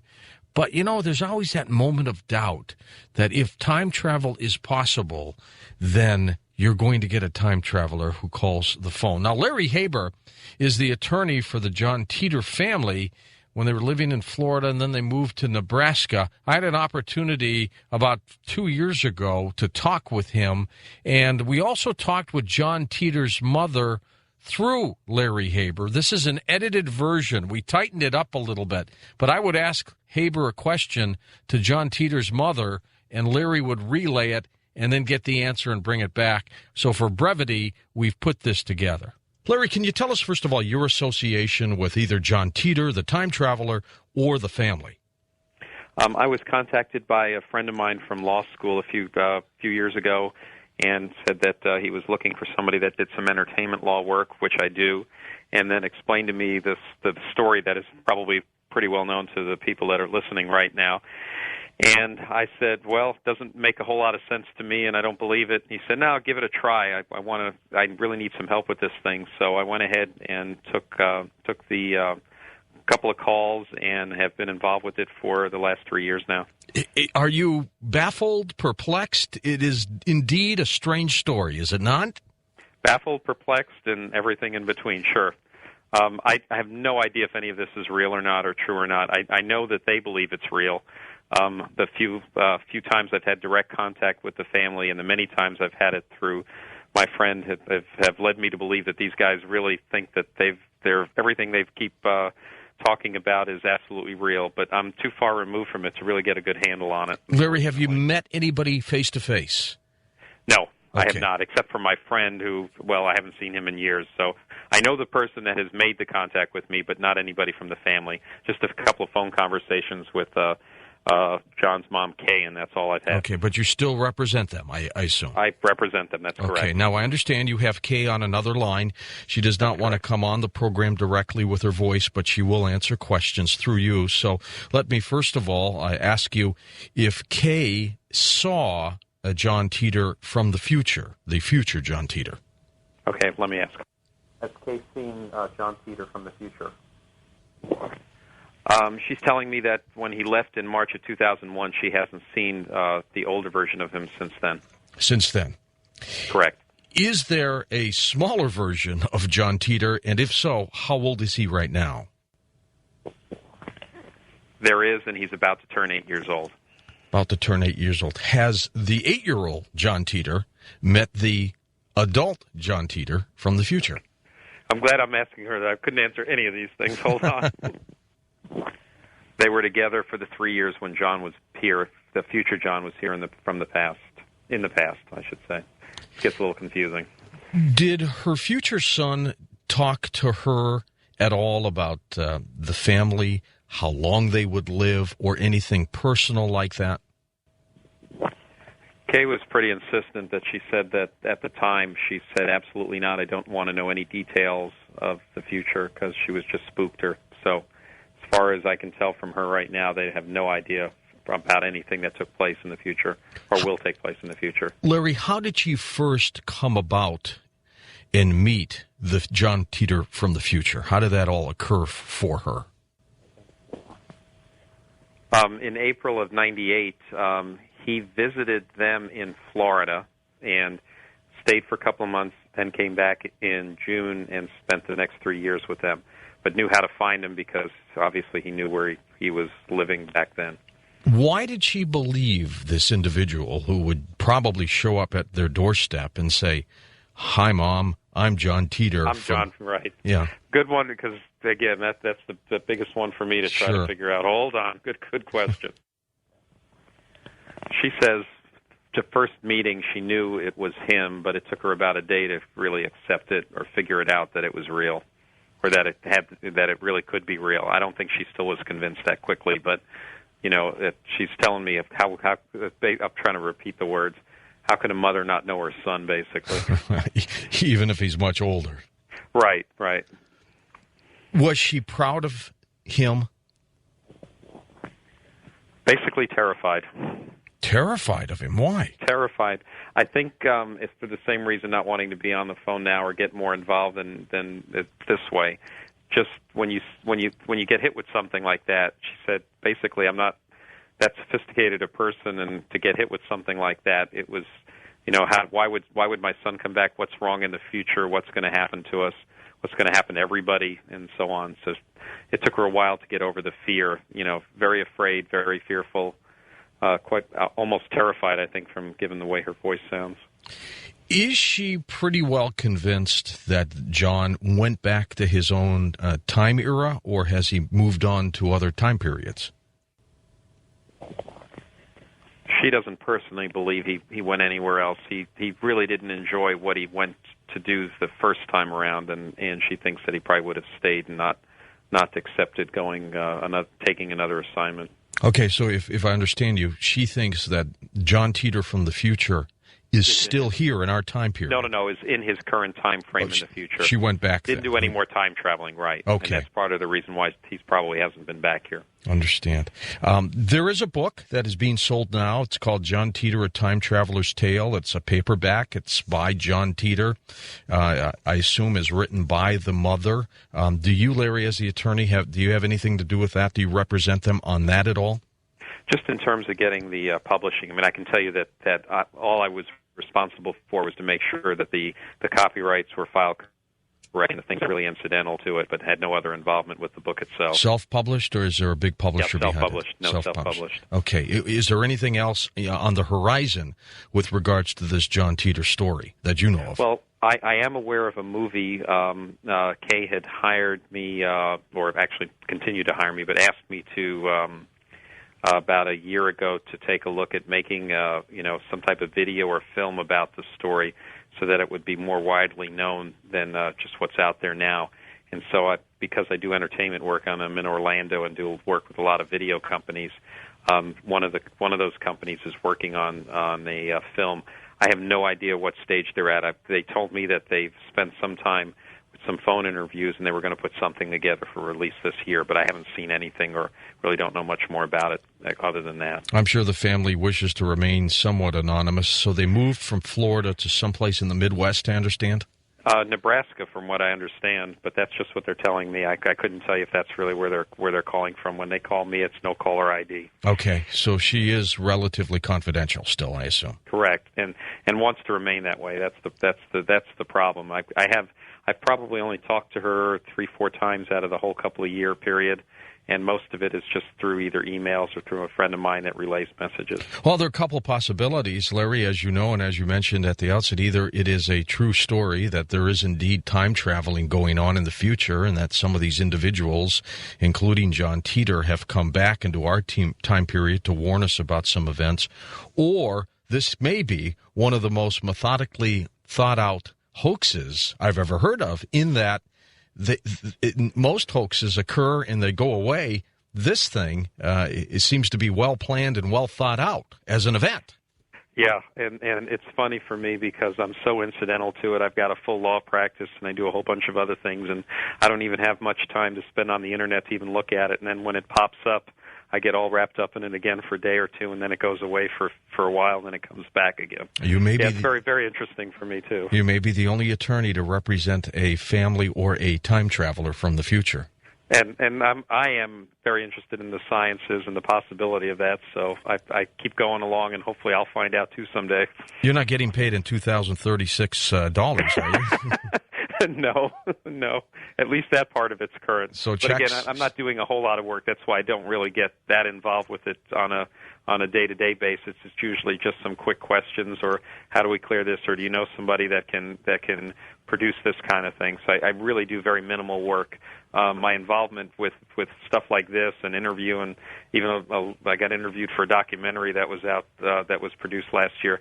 That takes up a lot more of the time than anything I've ever billed for, but it's been fun. In your entire law practice career, is this got to be one of the strangest cases you've ever had? This is the best. That's why I enjoy doing it. It's absolutely fun. Okay, next hour, Oliver Williams and your phone calls on Coast to Coast AM. And we're going to take your phone calls next. Oliver Williams, our special guest. John Titor questions right ahead. Oliver, very informative tonight, by the way. Thank you for what you've been doing. Oh, no problem, George. Let's go to the phones. Let's pick it up by going to our first-time caller line. Hello there. You're on the air with us. Hi, my name is Lorenzo from Albuquerque, New Mexico. Hey, Lorenzo. Go ahead. I was just kind of wondering, about deja vu, maybe, and time travel. I've slipped in and out of sleep, and I've had deja vu when I've been asleep, I should say. And maybe you can slip into another reality like that somehow, maybe. I'm not sure. Actually, you bring up an interesting point, and John did talk sort of about this. He said that in the future, there's a theory. They believe that there is some sort of a connection between all of the yous in all of the multiple universes out there. And the idea is that memory is actually you accessing an event that's occurring with another you in the past, and looking forward or imagining what might happen, you're accessing what's actually happening with a version of yourself that's in the future. So deja vu might actually be a connection that you have with another you that's very close to you in another universe. So you feel like you're experiencing the same thing. We've all had that experience too, Oliver. Yes, we have. Let's go to our wild card line. Hi there, Harry. Where are you calling from? I'm calling from Pleasanton, Texas. How are y'all this evening? Thanks, Harry. I have a hard time grasping this time situation and time travel because, I feel like time is nothing more than a arbitrary unit of measure. And, we break it up according to things that happen around us, the sun rising and setting and so forth. But if you think about it, time has absolutely no valid measurement. You can continue to break it down to the most infinite unit of measure. And I think, the universe has always been here and always will be. I'm the Alpha and the Omega and always have and always will be. There is no unit of measure because there's no beginning and no end. That being said, my point is this. How can our breaking up time, what we call time, into units of measure, tell us any more about what time is than if we were to measure how wide the Atlantic Ocean is by so many miles and think we understand? That tells us what the Atlantic Ocean is. Here's my take on it. Okay. I think being able to measure time only helps you in a mechanical sense. For example, your example of knowing how wide the ocean is, well, that would be useful if you're trying to sail across it. You would know it's going to take me this many days, I need to bring this much food. And I think that's the same thing with time travel, is that time is only useful as a measurement in a mechanical sense when you're using the machine. But I agree with you. Everything you said about time is it has no meaning, has no beginning and end. That's true inside of our universe, which is closed. But the way that John described it is you're actually stepping out of our universe into another universe. So the measurement of time is only useful based on, your perception of where you are. Am I in 1970? Am I in 1982? I mean, that's how it's useful as far as time travel goes. Did John Titor ever say if anything would go wrong with time travel, technically, that would create some kind of a split in the space-time continuum or physically hurt him or anybody else? No. The only thing he said was that, if you go past the limit of the machine, you end up in a universe that's so weird and strange from the one that you were expecting that, it's not useful. And that if the machine had some sort of a malfunction, that would immediately stop where it was, and he called it dropping out. If for some reason, let's say you're sitting still, you're using the machine, and unexpectedly somebody builds a building right where you're sitting. Well, the machine would sense that before it happened, and then you would drop out right before the building was built, so you would be safe. So other than that, the only other thing he did say was that the technology to build the time machine could also be used to build a very destructive weapon. That was the only other thing he said. Let's go to our wild card line. You're up. Go ahead, please. Hello. Hello. Oh, hi. I forgot that I had called on the wild card line. That's all right. Okay, good morning, gentlemen. You had said that John had said that traveling into the future would not be very productive, that you couldn't bring anything back to the past that would be productive. My contention in this is, what if, say, I can travel into the future and I travel there, and at that time I see problems that have happened in society, and I can research from that time what has happened between then and now, the present, and see what led to those problems. possibly travel back to the present where I am, where we are right now, and use that information to help prevent those problems from occurring. You know what? I think you're right. What I meant by that was that in John's time, going back into the past was useful for what they were trying to do at that moment. But I think you're right. You could go forward in time, get a piece of information, or even maybe get a piece of technology that would be useful and bring it back. But based on the way he described it, it's like, let's say, we go in the future 10 years, we look at what's going on, and then we come back, we say, hey, here are all the things that are going on, but there are so many factors that would change that because you now know about it. If I were a time traveler and I came to you and I said, 4 o'clock tomorrow afternoon, you're going to get hit by a bus. Well, you're not going to be on that street at 4 o'clock in the afternoon. So the bus isn't going to hit you. So I think it's a cascade of events like that. So if you came back and told me, that would mean that I had never been hit. And so you'd have nothing to tell me. Well, in another universe, in the future, you had been hit and you're dead. Right. So I came back to this one and I warn you, look, don't go on that bus tomorrow. And you probably had every intention of doing that. Right. And now you're not going to do that. So would you say that is sort of like the alternate realities? Is sort of like now you've created another future by changing that fact that I was not hit by that bus? Exactly. In fact, John even said the moment you turn the time machine off, you've changed things. Just because you're there, you've already changed things. Just by being present. Correct. People have seen you. Right. You stepped on a bug. You drove over grass that wasn't driven over before. You did things that, you breathed air no one breathed before. I mean, just being there, making those changes has an effect. What if you brought back a germ? Oh, absolutely. In fact, John's mom said that he had a lot of colds, that it took him a long time to adapt to being here. And if you think about it, that makes perfect sense. Mm-hmm. You go back 50 years, you're going to be exposed to viruses you were never exposed to. Right, but what if I went into the future and I came back and I brought back something that we had no immunity to? That would be bad. I agree with you. I mean, time travel's amazingly fascinating. I've always been fascinated, like Back to the Future.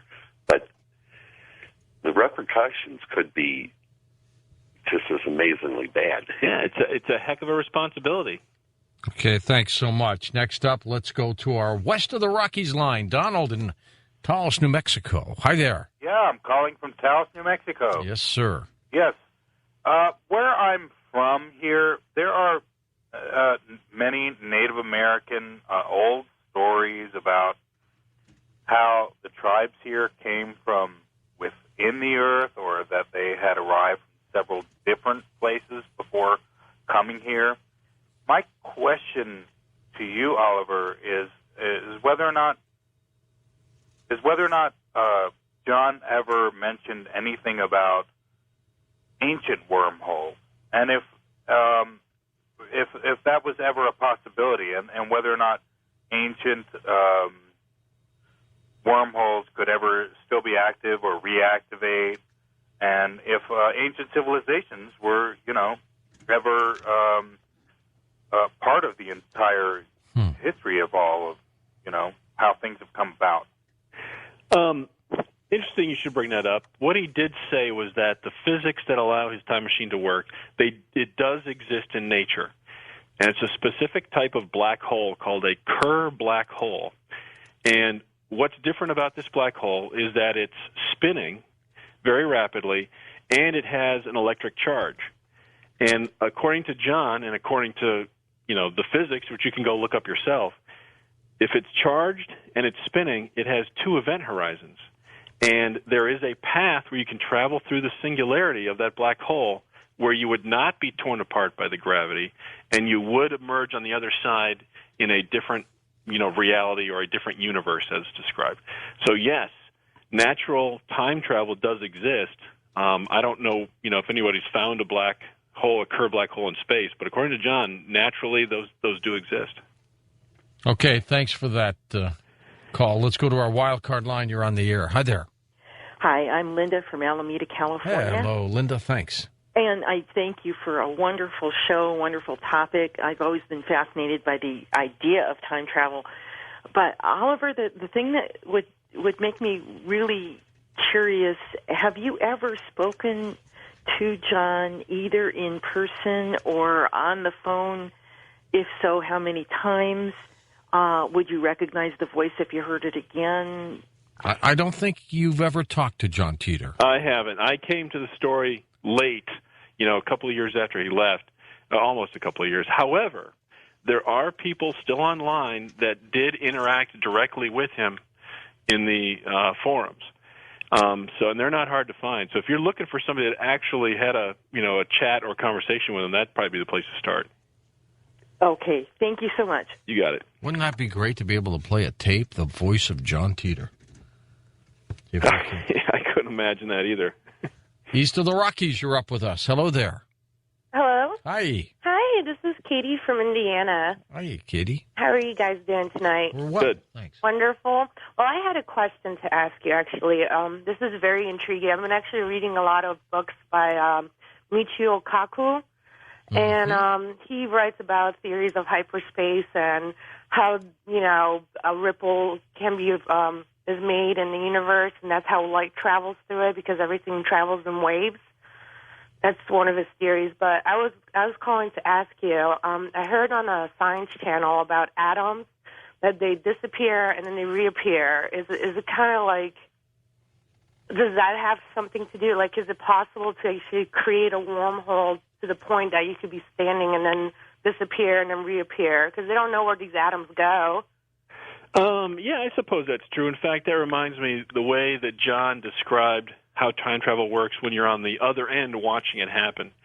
He said that from the perspective, he would leave for his military mission, wherever he would leave from. And he said from the perspective of the people in 2036, he'd only be gone a couple of seconds, or maybe a minute. Wow. But he had aged the amount of time that he was with us. So it would almost seem like it's instantaneous.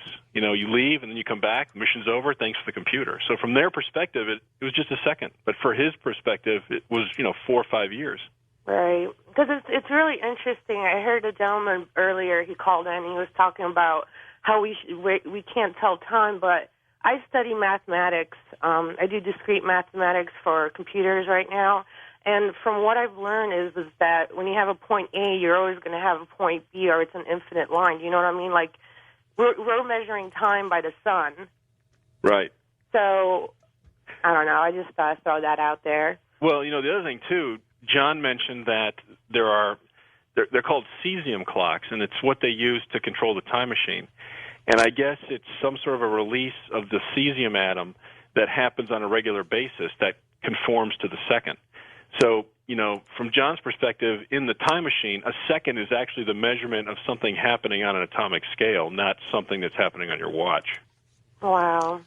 That's crazy. And that's something out of sci-fi. I mean, you see all these movies when they travel back into time, and they change one thing, and it just destroys the whole entire world. Yeah, exactly. So it's a butterfly effect, I guess.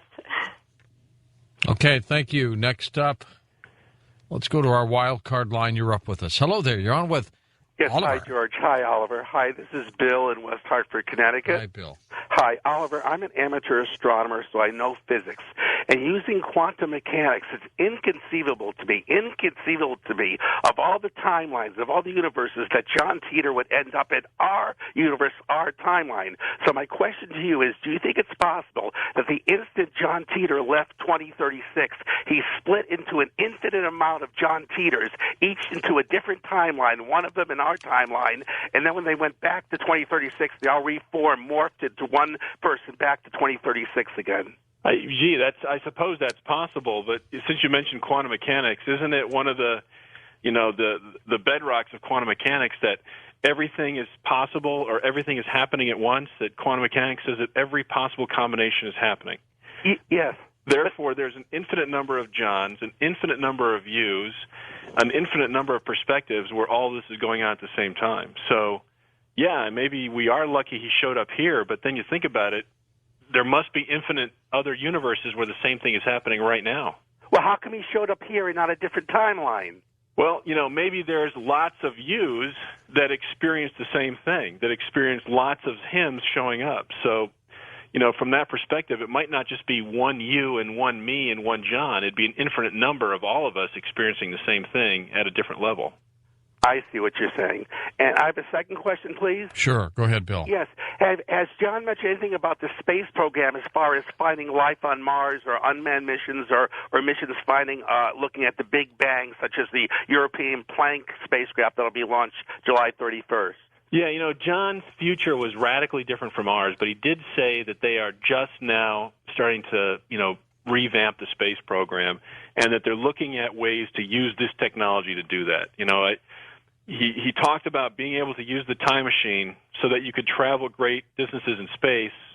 However, he said that if you did that, you'd actually be traveling to another universe. So you turn it on, you arrive at the moon, you turn it off, and yes, it took you a shorter amount of time to get there, but you're now in a slightly different universe from the one that you started in. So you're still traveling in time, but you're also traveling in space. Oliver, did he have any heroes? Did he mention anybody specifically?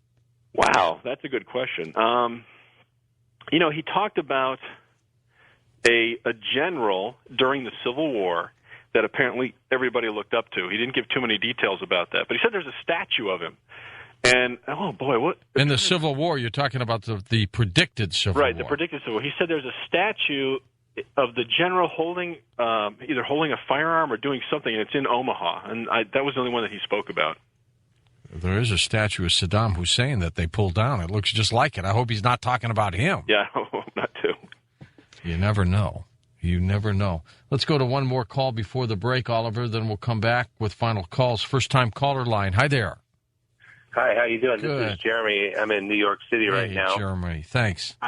I wanted to thank you for taking my call. I wanted to throw it back for a second and tie this in with the concept of deja vu. I had taken some courses from Dr. Charles Tart while he was doing a special class at UNLV in Las Vegas, and I discussed with him the possibility of deja vu being the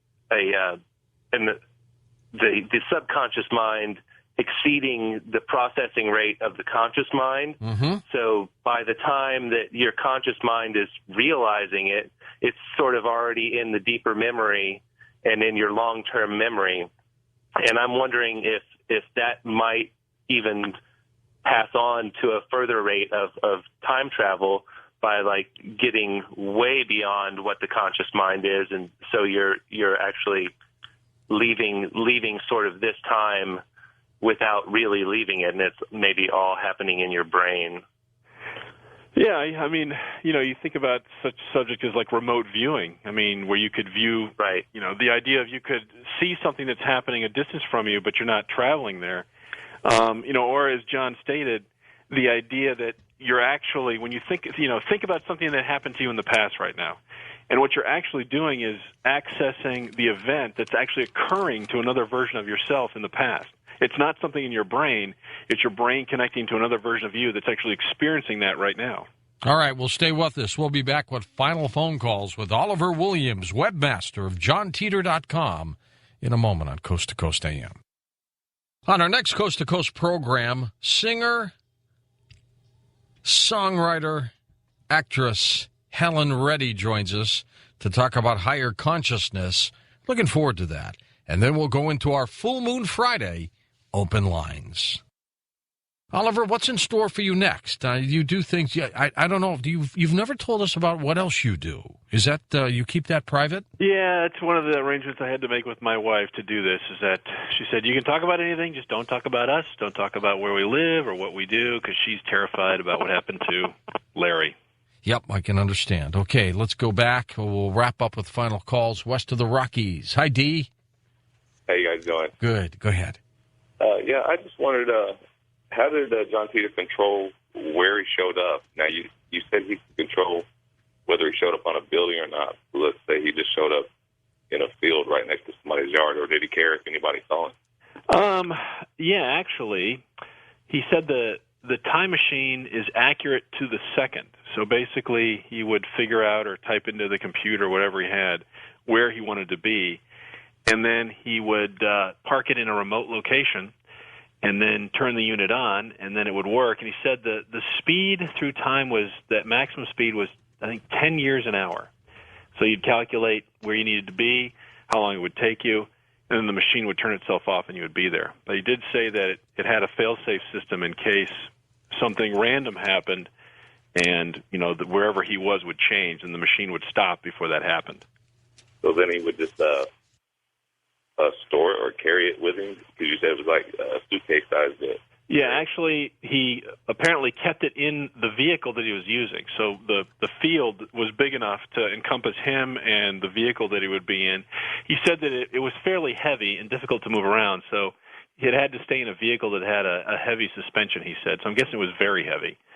But, I got the impression that it was left in the vehicle or stored someplace while I wasn't using it.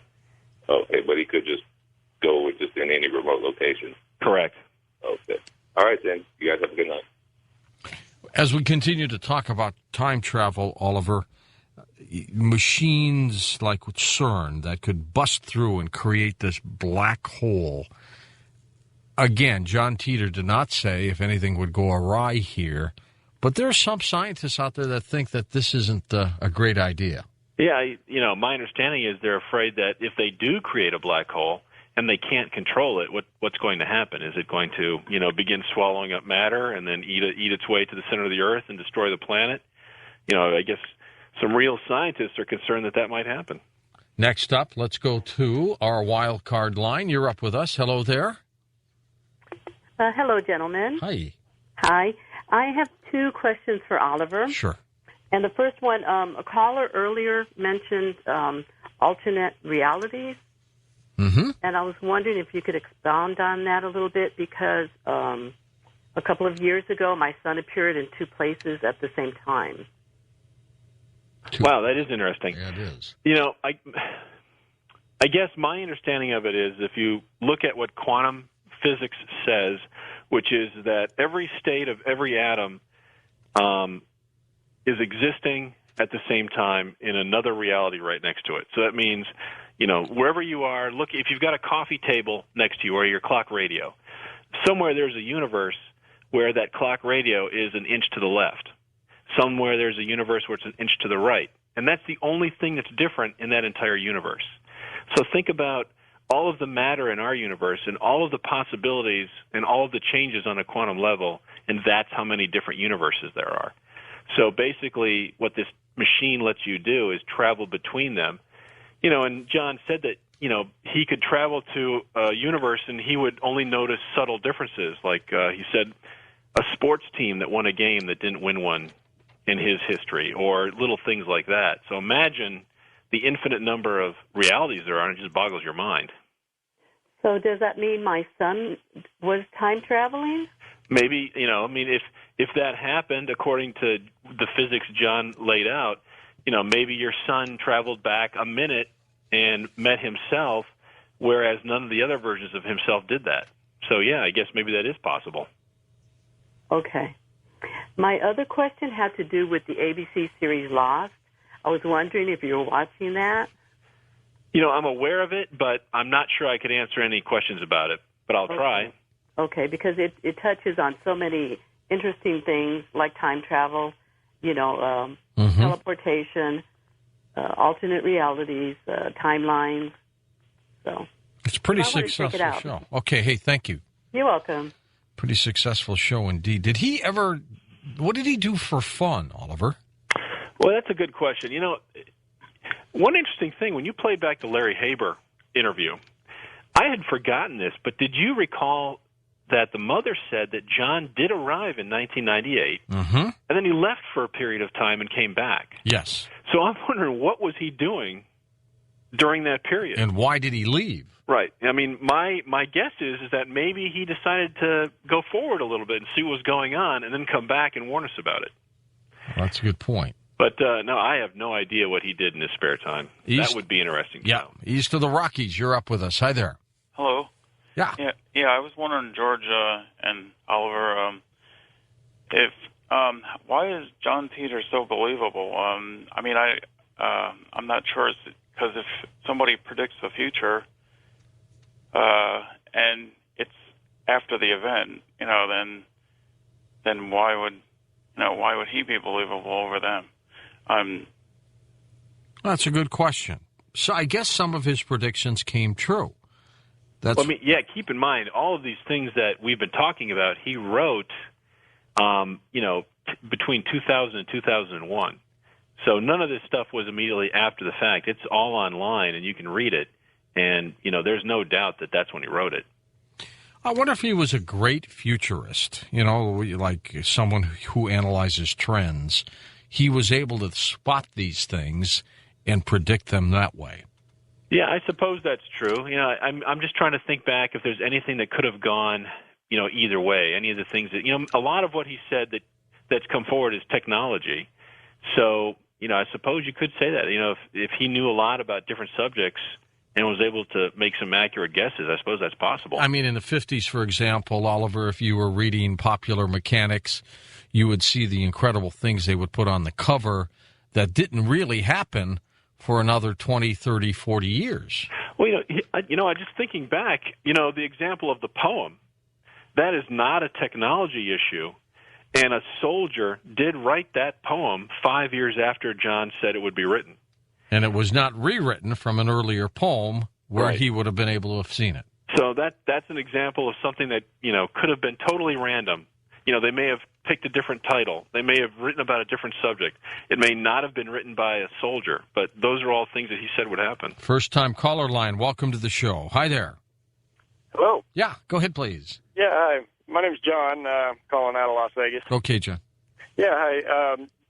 Both of you guys, great show. I just wanted to throw this out there. George, I heard you earlier ask Oliver if there had been any movies or movies coming out or anything like that. Right, on John Titor, yeah. Yeah, and I guess, Oliver, you had said not that you were aware of? Well, I'm aware that somebody's working on one. And, if you do a Google search on YouTube for John Titor, you're going to find a ton of stuff that people are making themselves or working on. So, there is stuff out there. I'm just not sure.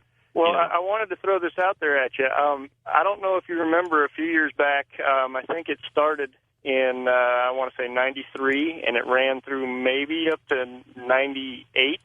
And I don't know if this is just coincidence or, but it was a mini-series on TV called Sliders. Oh, yeah, I remember that show. And I was a huge fan of that, watched it faithfully, and everything that I've heard tonight that you talk about with John Titor and everything, it's Sliders. Oh, yeah, I agree. I remember that show, too, and you're absolutely right. And imagine a roulette wheel and infinite number of Earths and, an infinite number of spots, and, you can travel. It's just... keep in mind, too. Do you think that John Titor had any influence in that? Because it's the whole story with him. I don't know who produced it or made that show, but do you think that his story had anything to do with that? Because it's so close to what you've talked about tonight. Oh, I agree. The difference, though, I think, is if you look back, that far back, that was science fiction. And John laid out very specific details about the science, which, for example, in Sliders, they were trying to get back to the universe that they left. Right. Well, according to John, you can't do that. And now, according to Ronald Mallet, you can't do that. According to the scientists at CERN, you can't do that. So there are very specific details about the science that if John was just making it up, he got lucky and he got it right. Well, I think, too, with the show, as the time progressed with the show, they had to elaborate on a lot of things there to make the show keep going and make it more interesting. And so for them to get back and finally did get back to where they started, I think that was just to keep the show going. But, I agree. But, what science fiction one day becomes real the next day, right. That's happened throughout history. Well, I totally believe that time travel is possible. I just think we haven't figured out how to do it yet. Well, maybe when CERN turns on the collider, we're going to be one step closer. Maybe. One step closer to something. Wildcard line, you're up with us on Coast to Coast. Hi there. Hi, my name is Matt from Philadelphia. Philadelphia. Okay, Matt. I've been researching this story since 2001. So you must really know some things. Well, in 2006, I found a patent application on the USPTO website that was filed in 2004 describing, get this, a method of gravity distortion and time displacement. It was number 2006007 3976. That's 2006-007-3976. Now, it looked a whole lot like the Titor diagrams. The strange thing was that a couple of the citations about the physics and the bibliography were dated July 2007. So I kept watching, and I set a Google agent, and I found the citations in New Scientist in late August 2007. And the only thing I can figure out is either someone did a typo or the physics hadn't been invented when the patent was filed in 2004. Yeah, a lot of people have speculated that one of the reasons John may have been online was that he was slowly spreading the technology out and either hoping or knowing that somebody was going to put it together. Did real scientists start looking at him too? I remember, a group of people had contacted some science and had shown some of John's stuff to him, and, of course they came back and said, this is all hogwash. But that was, like 2002, 2003. So, I kept looking to see if in mainstream science some of these ideas would come out.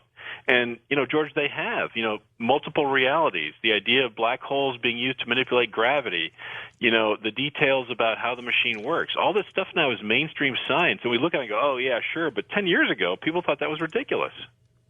Could be. Let's go next to east of the Rockies. You're on Coast to Coast with us. Hi there.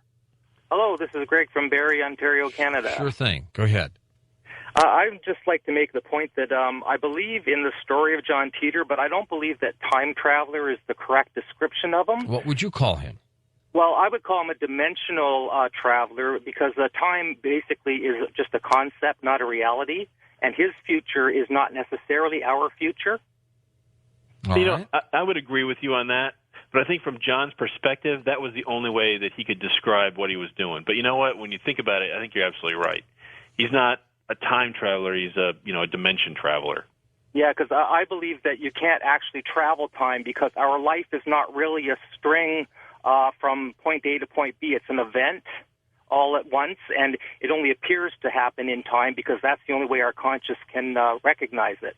Well, on that same point, from the perspective of John, he would be traveling in time. If you didn't understand the physics or where you were, you use a machine, you turn it off, and suddenly you're 10 years in the past. From that perspective, it seems like you're traveling in time. In the world line of 2036, major changes for the United States. Well, what about the rest of the world? Yeah, he goes on to describe country by country when people asked him. Of course, and George, we get a zillion hits from overseas, from Korea and Japan and China. And, apparently China, and John used the word annex, Japan, Korea, South Korea, Taiwan. Apparently China is much larger now, larger in 2036 than it is now. He said South America, basically they have their own problems, but they weren't involved in the nuclear war. He said Europe is basically a mess, just like the United States was. And the Middle East was a mess. Oh, he also said that Australia was able to fend off an invasion by China. That was something else he said.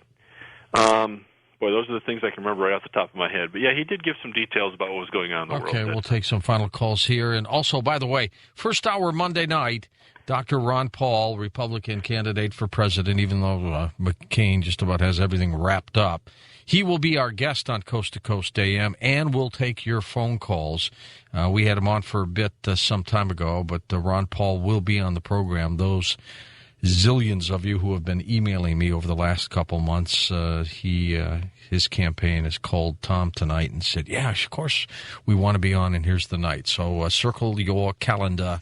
Monday night, 10 o'clock Pacific time, Dr. Ron Paul will be on to take your questions, and we'll talk a little bit about just what's going on in the United States. Let's go west of the Rockies. You're up with us. Hi there.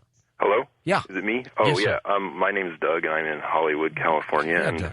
Okay, what I was going to ask was, Oliver mentioned something about cesium clocks, and we've been using cesium clocks for a few decades now to measure time very accurately. So I was just wondering if John Titor had mentioned something about the advancement of the technology, or my question was along those lines. Okay, Did Oliver, he go discuss ahead. the advancement of technology? All right, thank you, and I'll let you listen on your radio as we only have a minute and 20 seconds left. Yeah, actually, he did. He said the cesium clock there's 4 of them in the time machine, and they independently measure, the events that are occurring with the black holes.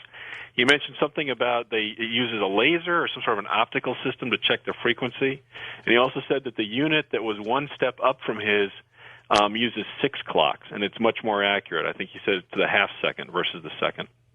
Oliver, once again, I want to thank you for being on the program. The website, johntitor.com, is it user-friendly?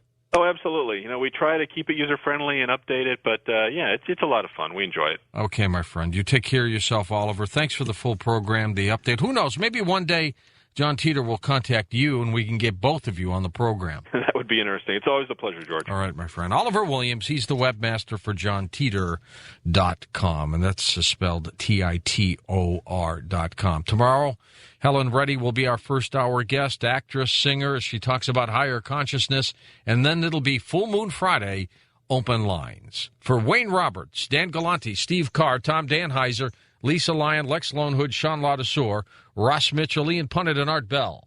I'm George Norrie, somewhere out there on Coast to Coast AM. We'll see you on our next edition. Until then, be safe, everyone. Pacific Ocean, good morning, good evening, wherever you may be across the nation, around the world. I'm George Norrie, and welcome to Coast AM. He was supposed to have come back here from the year 2036, and he's next on Coast to Coast AM.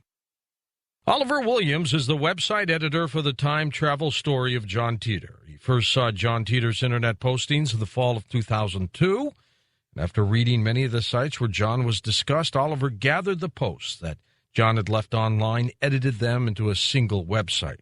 The website also contains email and news events that point to subjects that John spoke about. Here's Oliver Williams on Coast to Coast AM. Oliver, welcome back. Hey, George, how are you doing? Good, not bad at all. Hey, before we get into some John Titor updates, give us a brief synopsis of this fellow. Sure. Back in 2000, November of 2000, a person calling themselves Time Travel Zero and then later John Titor went on a series of forums and other websites claiming to be a time traveler. At the time, nobody really took it very seriously, but he started answering questions and talking about how his time machine worked, why he was here, what the future looked like. And then he abruptly left in March of 2001. And after that, some of the things that he said, a lot of people think are starting to come to pass. And it's sort of matured now, 10 years later, into a mythology whereby I believe people are sort of less concerned about whether or not it was real and more concerned about what it meant. He could have been someone from our time period, but he might have been a psychic. We don't know, do we? Well, that's true. I think, the theory now is that if it wasn't a time traveler, then it was a series of people that knew a lot about what was going to happen. They knew how to draw. They knew about physics. They knew about medicine. They knew about, ancient technology from IBM. And all of these people came together and pulled this off, seemingly for, no other reason than to put this stuff online. It doesn't appear that anybody got rich. Nobody's come forward to claim credit for it. And so far, nobody's proven it a true hoax. And what if it's possible, Oliver, that these people, if John Titor was a number of people, that they knew the inside of, let's say, the shadow government. Maybe they knew about mad cow disease. They knew about the possibility of civil war. They knew about the impending economic problems we were going to have. And so they kind of wanted to temper it all by telling us this through the figure of a John Titor. Is that possible? Yeah, and George, it's interesting that you should say that, because I think that's sort of the conclusion that a lot of people are coming to, is that there was a message that had to get out, and it needed to be remembered, and whoever did this was trying to find a way to do that. And if it wasn't a time traveler, they definitely succeeded in doing that. Give us some updates on John Titor. What do we know so far? There's over the last year or so, I've noticed an interesting trend, and I think this is the biggest thing that's been developing lately. Back when John posted and he talked about how time travel worked and the physics of his machine, the concept of multiple realities, of using strong gravity to travel in time, was all science fiction. And now we're seeing major scientists and physicists like John Kramer at the University of Washington, like Ronald Mallet, who's trying to build a time machine himself, and Michio Kaku not only is saying these same things, but now Stephen Hawking. In March of this year, he gave a speech at a university where, line by line, when I'm looking at this, it looks like he read it right out of the post. It was incredible, some of the things that Stephen Hawking was saying. Right out of John Titor's posting. Absolutely. Yeah. And not only that, but many of these other scientists are echoing some of the very things that John said. And it may not be very significant, but I'll give you an example. One of the things that John said is that the way that multiple realities work when you're traveling in them is that you can never actually get back to the exact time that you left. In other words, he left a period, or he left the universe in the year 2036 from his perspective. And in coming here, he could never actually get back to the real place that he left. He could get back to one that was close, but not the exact one. And now that's exactly what Stephen Hawking and Ronald Mallet and John Kramer are saying, that if time travel is possible, it's basically a one-way trip. You can make the trip, but you can never get back to the exact starting point. And that's just one example of some of the things that a lot of these scientists are saying now. It is remarkable because I saw excerpts of Hawking's speech that he gave in March. It was at California University. Correct. That's correct. He probably gives similar speeches wherever he goes, but this one was in California. He talks about, as you mentioned, black holes and things like that, things that Titor talked about a long time ago. And it's just amazing that Oliver, some people think you're John Titor, as you know. Again, I get that a lot. A lot of people think that. I guess I'm flattered by that. I don't know how else to respond to that. If you're Titor, you're brilliant. Like I said, if I was him, I'd really appreciate that. But it is amazing that, we had this person, John Titor, or again, a group of people who were so tuned in to science and so tuned in to human life and things that could happen in the future. I mean, it truly is remarkable. But I've got to tell you, Oliver, I've been doing this program now for going on 7 years full time. And, time travel has always been a fascination of mine, from the time machine movies to everything. And the more I think about it, that is, and I've interviewed Ron Mallet, the physicist, several times. I mean, he desperately wants to go back into time just to see his father again, a relationship he really never had. But, this is in 2009, and I'm thinking to myself, all right, 2036, or maybe even later, is time travel possible? Just the evolution of what we've done in 100 years on this planet has been dramatic. I got to assume that physics aside, it might be possible. Maybe somebody invented something. And if they did, and they had the ability to come back into time, then it's possible that someone like a John Titor could come back. It's not that far-fetched anymore, is it? No, I agree. And, like you said, the science is at a point now where we take it for granted, and it's not science fiction, but that's definitely not the way it was 10 years ago. But, George, I'll go a little bit deeper. I think if time travel is possible, I think there's a dark side to it. How so? I don't think, and I think this is something that John alluded to. I don't think it's the way it is in the film where you hop in your time machine and you can travel around and have fun and adventure. That's kind of romantic, isn't it? Exactly. I think there's a dark side to it. I think it leaves some sort of a scar on you to be a time traveler. And in my opinion, I think that was evident with John. He exhibited regret and sorrow and a lot of feelings that you don't think would go along with somebody that had that ability. So I think that if anybody could travel, I'll give you an example, George. If you were to travel in time, this is the universal question, how do you convince somebody you're a time traveler? You can't. The only way to do it is for them to travel along with you in your time machine, and based on the rules now that we understand them in science, once you do that, you have the same problem. You can't convince somebody you're a time traveler unless you take them with you. Well, that's true. I mean, you may show up and they may think you're weird. They may think your garb is strange, but you really do have to take them with you. Yeah, and you can't show them your machine because what are they going to do? They're going to want to take it. Yes, they're going to take it. They might break it, and then you're really out of luck. Right, so I think thinking it through, I'm not sure being a time traveler is really all that romantic. I think there's a dark side to it that's a little disturbing. Titor seemed to get upset. When he disappeared, he seemed to be very ticked off. What happened? I think there's two sides to that coin. The first one is that the future that John came from, in some ways, in many ways, was not very pleasant. And I think he harbored a little bit of anger toward us, and he held us responsible for that. And not directly. What I mean by that is he was put into an environment where we had access to, stores and books and television and education and the Constitution. And we took all of that for granted. We never really understood what we had.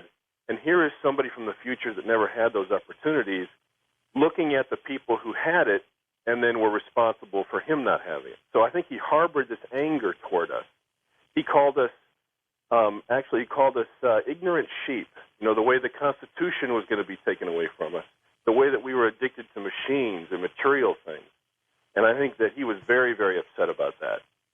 But when he left, I think he realized that there was a transition that we're about to go through, that he went through, that ultimately was better for us. So I think he was trying to warn us about where we were and trying to tell us that we were going to go through an upheaval that ultimately would be good for us. The website that Oliver maintains is John Titor, Titor.com. And later on this hour, when we come back, we'll talk about some more of John's postings, plus some interesting fan news as well. Next hour, we'll take phone calls with Oliver Williams. Oliver, are you glad you took this assignment, working on the John Titor website? I am. And again, it's a roller coaster ride because I'll be fascinated by it, and I'll leave it, and I'll come back to it. And then you read this stuff about Hawking. You see what Kaku is saying. You see some of these things that are happening in the Mideast. And you go, oh, my gosh, this is exactly what he was talking about. Absolutely. Stay with us. Oliver Williams, our guest. I'm George Norrie, and this is Coast to Coast AM.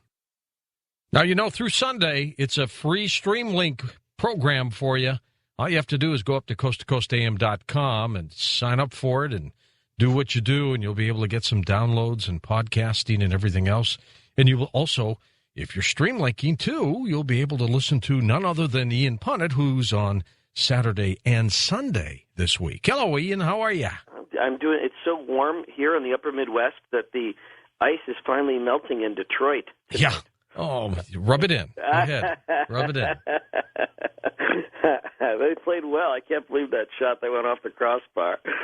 2-1. Can you believe it? But you know what? You got to give Pittsburgh credit for fighting back. Oh, no. Down 2-0, and they just zoomed right in. I'm totally impressed, and I'm not much of a betting man, but next time if I hear there's some action on this with you, I may have to cut myself in. So go for it. I have tomorrow night too. I just look forward to this so much.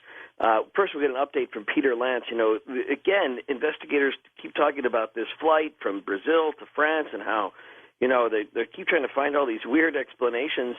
And it's still, every so once in a while, the subject come up about a bomb. Mm-hmm. Makes us revisit TWA Flight 800. It makes us talk again about the Bojinka plot, Al-Qaeda, that nobody takes that seriously except Peter Lance does in the first hour coming up tomorrow night on Coast to Coast. And then, I love this book called Spy Master. It was by the guy who personally spied on the United States.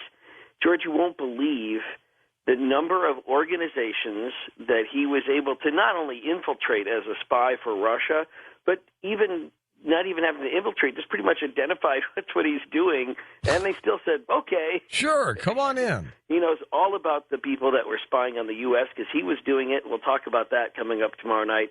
And then on Sunday night, we'll revisit something you did that I'm really looking forward to, and that's all about the seat of the soul. Just where is the soul connected to the body and what happens when the soul is disconnected.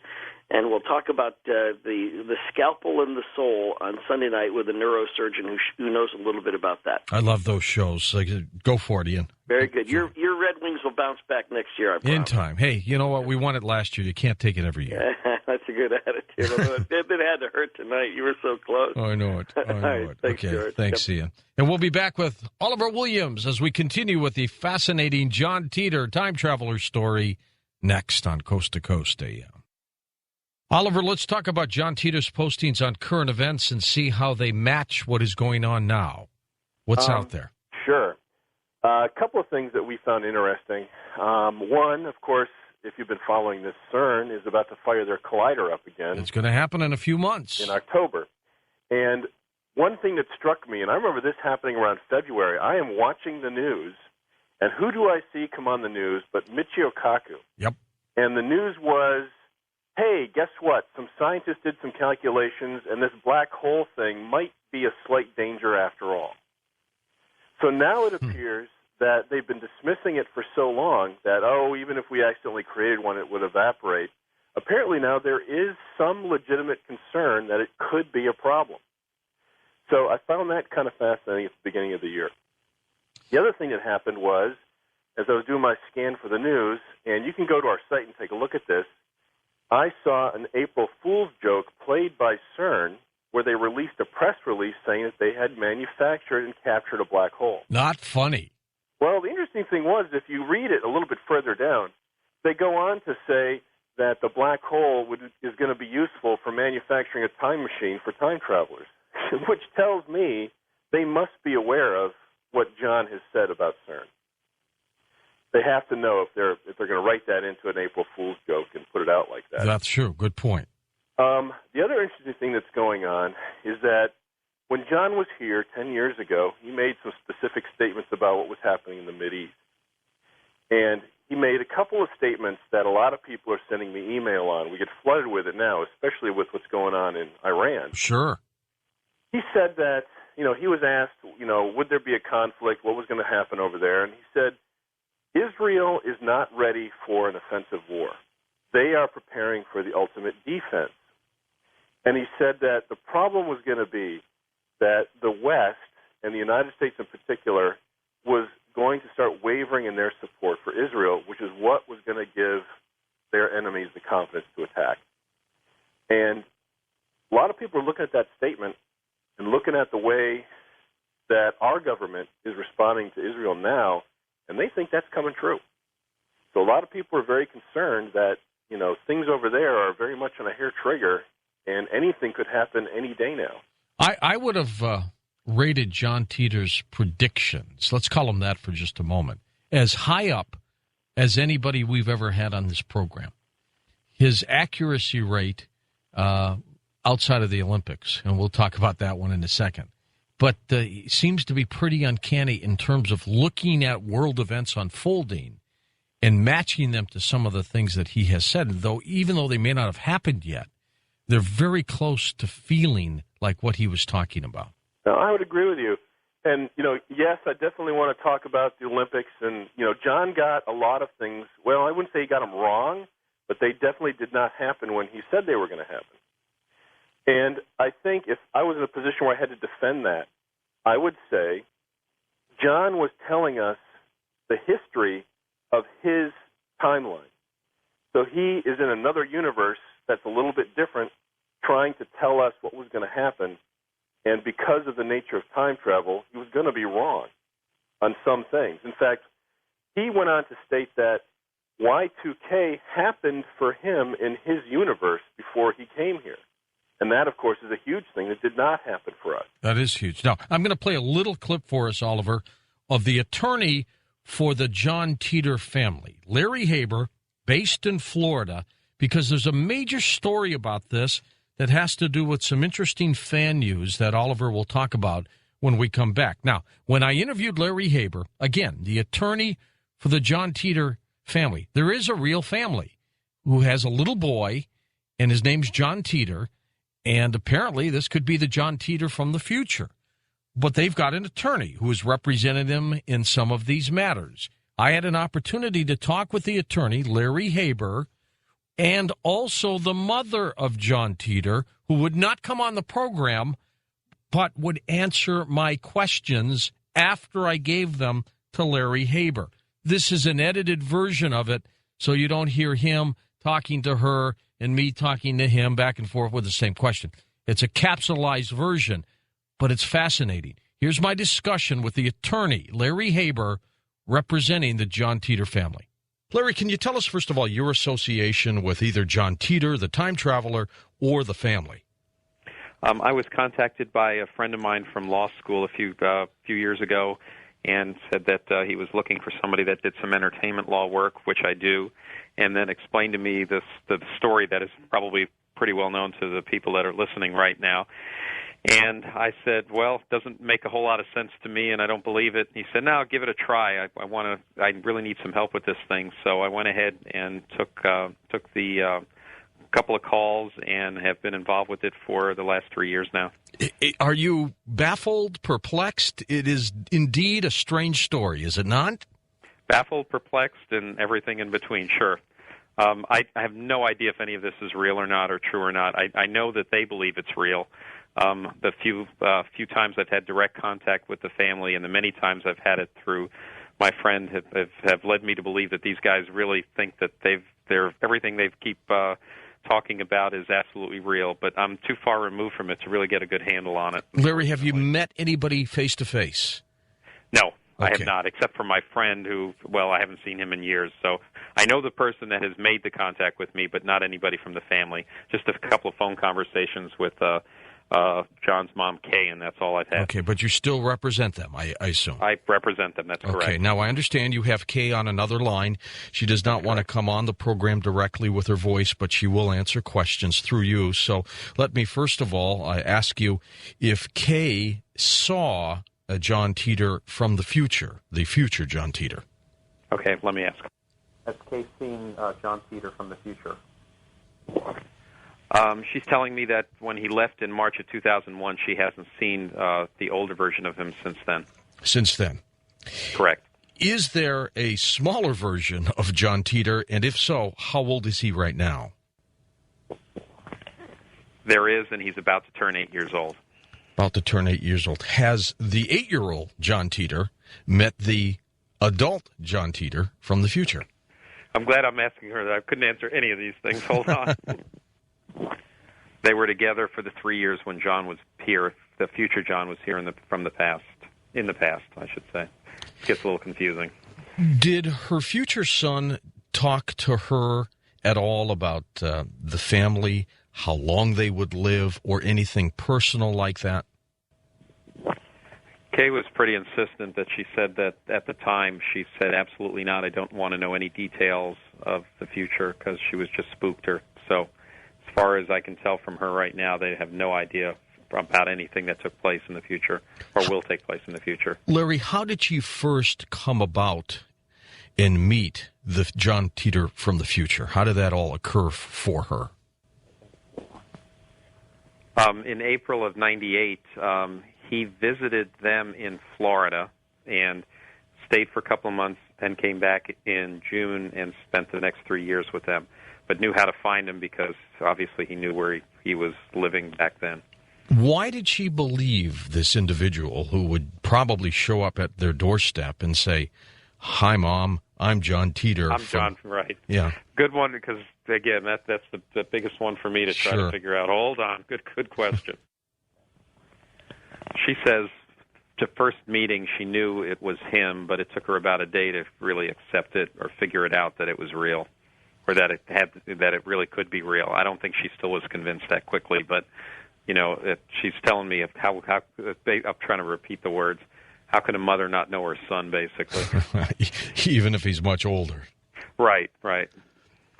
Was she proud of him? Basically terrified.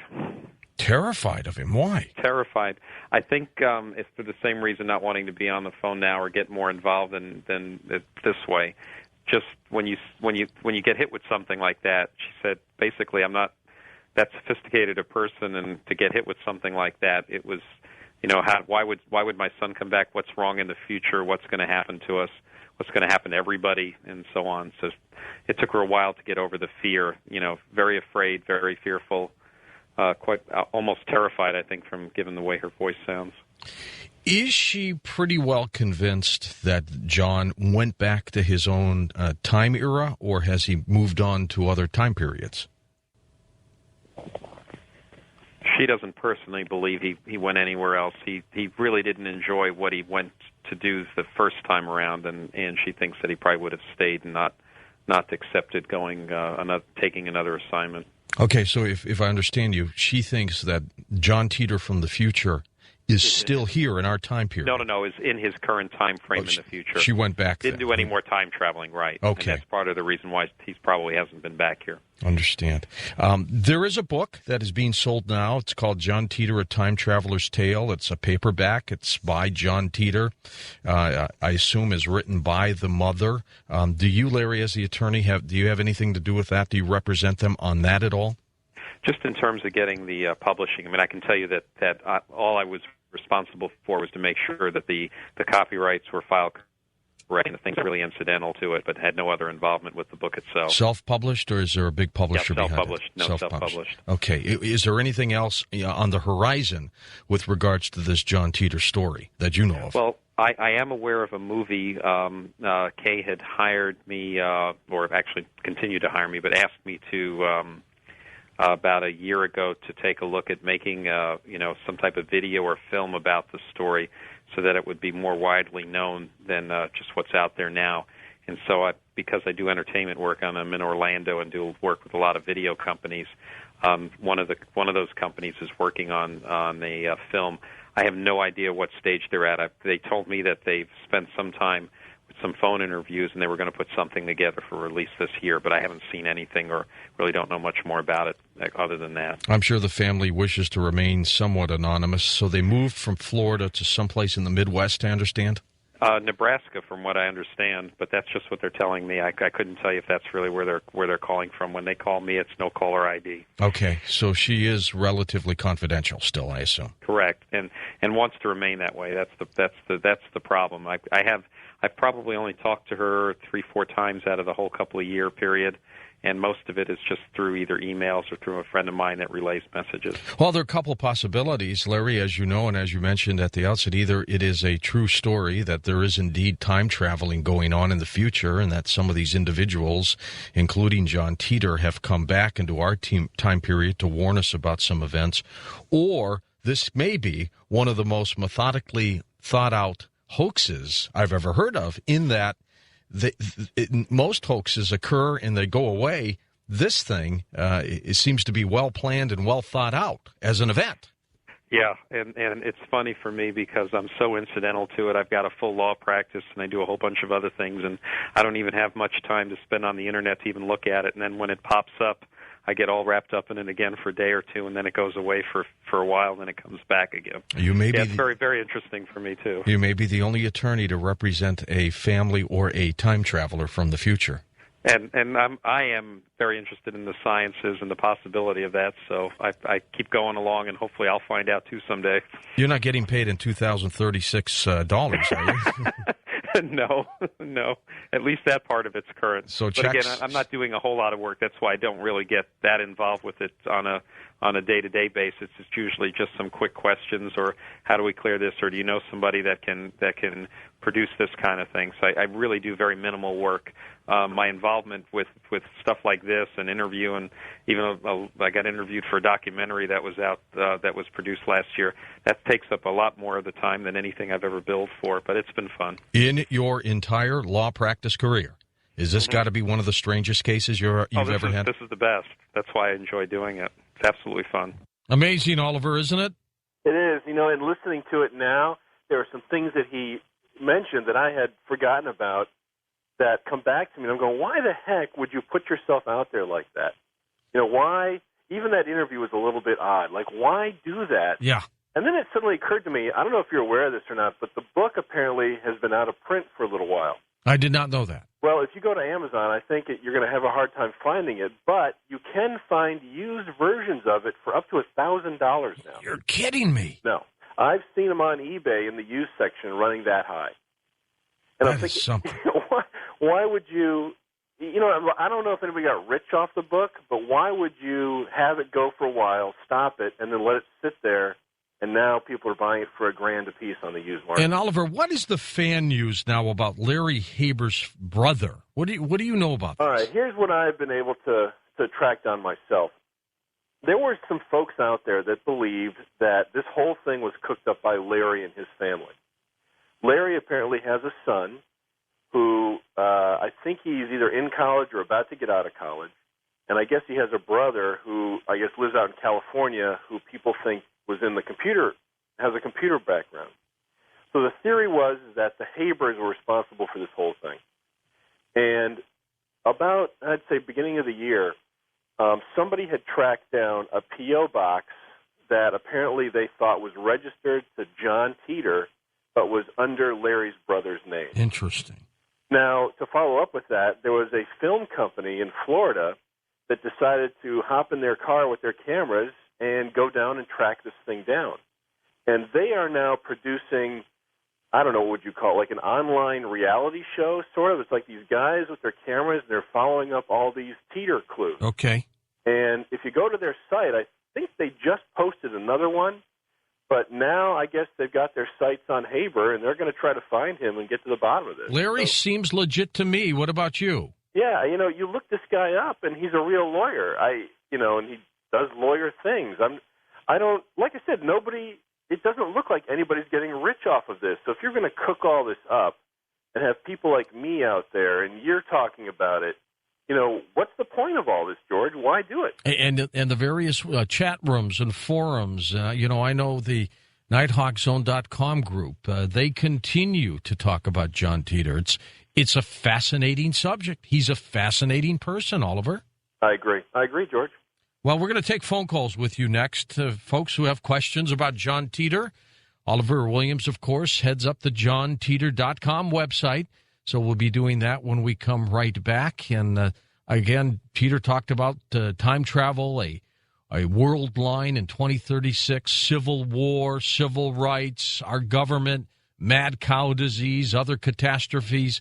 Some things came and went. He said, for example, talked about the Olympics, and that prediction didn't happen, or that, I guess, the visualization didn't happen. But it's still a fascinating, fascinating topic.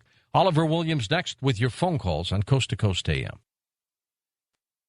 Well, next hour, Richard C. Hoagland will join us for a little bit as we talk about NASA's decision to cancel the flight of the Space Shuttle Endeavour because of a gas hydrogen leak. So Richard will update us on that next hour, and then we'll go into open lines. I'm going to be giving out books tonight, too. The old shelf has been accumulating so many books, and I'm not going to throw them away, so we're going to be giving out books throughout the evening tonight, too, of past Coast guests. So get ready for that in addition to our open lines. When we come back, we'll take your phone calls with Oliver Williams on the John Titor story right here on Coast to Coast AM. One story that keeps popping up, Oliver, what did he say? What did John Titor say about the Olympics? What he said was that the 2004 Olympics would not happen. They would be canceled, and they wouldn't start up again until 2040. And, of course, thank God we didn't have that problem. But a lot of people point to that and say, aha, he got that wrong, therefore everything else he said is bunk. And, I suppose that you could believe that, or you could say, well, when he got here, he said that he was going to be wrong, that our universe was not exactly like his, and that some things that he said were going to be wrong. And I think a lot of people have made that decision that that's probably what happened. Interesting. Okay, to the phones we go. That's what we're going to do this hour with Oliver Williams, Harrisburg, Virginia. Harrisonburg, Virginia. Robert, east of the Rockies. Hey, Robert. Hey, George. How you doing? Good. I'm a big fan of the show. Hello, Oliver. Hello. I had a question. If from the time that I heard that John Titor can't return to the exact spot where he left, if he can't do that, how is he able? When he got the IBM 5100, does that mean that he would take it to a different universe that was just like his own, but the universe that sent him never actually got the part? Yes, actually, my interpretation is that you're half right. Again, I'll go back to the example he uses, which is, have you ever been in a barber shop where you see mirrors on both walls? Mm-hmm. And if you look left or right, you see infinite reflections of yourself. On and on and on and on and on. And what he's described it as is that traveling in time is like stepping through the wall into the next room where you saw your reflection. And as you're doing that, all of the other reflections are doing the same thing. So, yes, he left his time in 2036, traveled in time, did not get back to the exact universe he left, but he got back to one that was close enough that they were waiting for him in the machine. Therefore, the one that he left, another version of him showed up there with the same machine, but he wasn't the one that left that place. So it's almost like they all shifted, got the computer, shifted back, but they ended up not in the exact room that they left from. Did he say anything about diseases such as the swine flu? He talked a lot about mad cow disease. Right. I take that back. I would say that, the impact of disease and some of the other nastier things that go along with war were one of the results that made communities sort of get together. He talked a lot about how states' rights were much more important than federal rights, but that the county, the community, your neighbors were much more important. And you got together with them and you raised food. You raised your cattle, your meat. This wasn't something you went to the store and bought. You did it yourself. He said one of the motivations for that was mad cow disease. He said in 2036 it was such a huge problem that people did not raise animals on a huge scale like that. They did it locally. But that was the big one that he talked about a lot. Okay, next up, Kyle in Scottsburg, Indiana. First-time caller. Hi, Kyle. Hi, George. How you doing? Okay. Long-time listener, first-time caller. Great. Good to have you with us. I was wondering, I was listening to the John Titor story here, and, I know a little bit about it, but I haven't researched it a whole bunch on my own, and I was just kind of wondering, what were some of the things he said to substantiate his claims, and I figure there might be a lot of listeners out there who maybe don't know as much as others do. All right, quick review here, Oliver. Sure. One of the very first things he talked about when he got here was CERN. He said in the fall of 2001. And that's the Large Hadron Collider. Correct. Up there in Switzerland, and French border. He said this in, I believe it was like November or December of 2000. He said in the fall of 2001, CERN was going to make an announcement that they expect to be able to create mini black holes in their collider, and that this was going to be the power source for his time machine. And it actually happened. CERN came out in the fall and actually said that. And I think that's actually what got the ball rolling. John made very specific statements about the IBM computer that he came to get in 1975, and he stated that there were some parts or some attributes of it that IBM did not want known that were part of this machine. After he left, IBM engineers came forward and said, yes, that's absolutely true. What he said is true, and only a handful of people knew that. And years ago, I got an email from an IBM employee who said, I got to tell you, that's uncanny. Because, just like you said, not a lot of people knew that about that 5100. Right, and I find that striking. So now we're talking about somebody who knew what CERN was going to say and somebody who knew about the IBM machine. A lot of people believe in a fax to Art Bell, he made mention of a skyscraper that was going to be missing in New York, and he did that in 1998. He talked about how rights were going to be removed from our Constitution. He said no WMDs would be found in Iraq. He said China was going to be the next one to put a man in space. He said we were going to have problems with our space shuttle. He said mad cow disease was going to be more of a problem. He said Stephen Hawking was going to change his mind about how black holes work. And he also said that virus cells would be used to fight cancer. And this is all 10 years before any of this stuff happened. All right, next up, let's go to Lake of the Ozarks, east of the Rockies. Nope, that's not ready yet. Wild card line.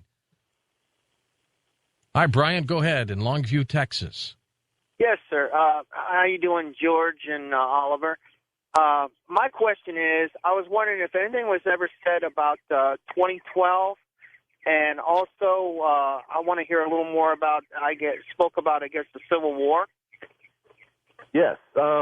He was asked about 2012, and his only statement about that was that, yes, it's a significant time period, but nothing happens that ends the world.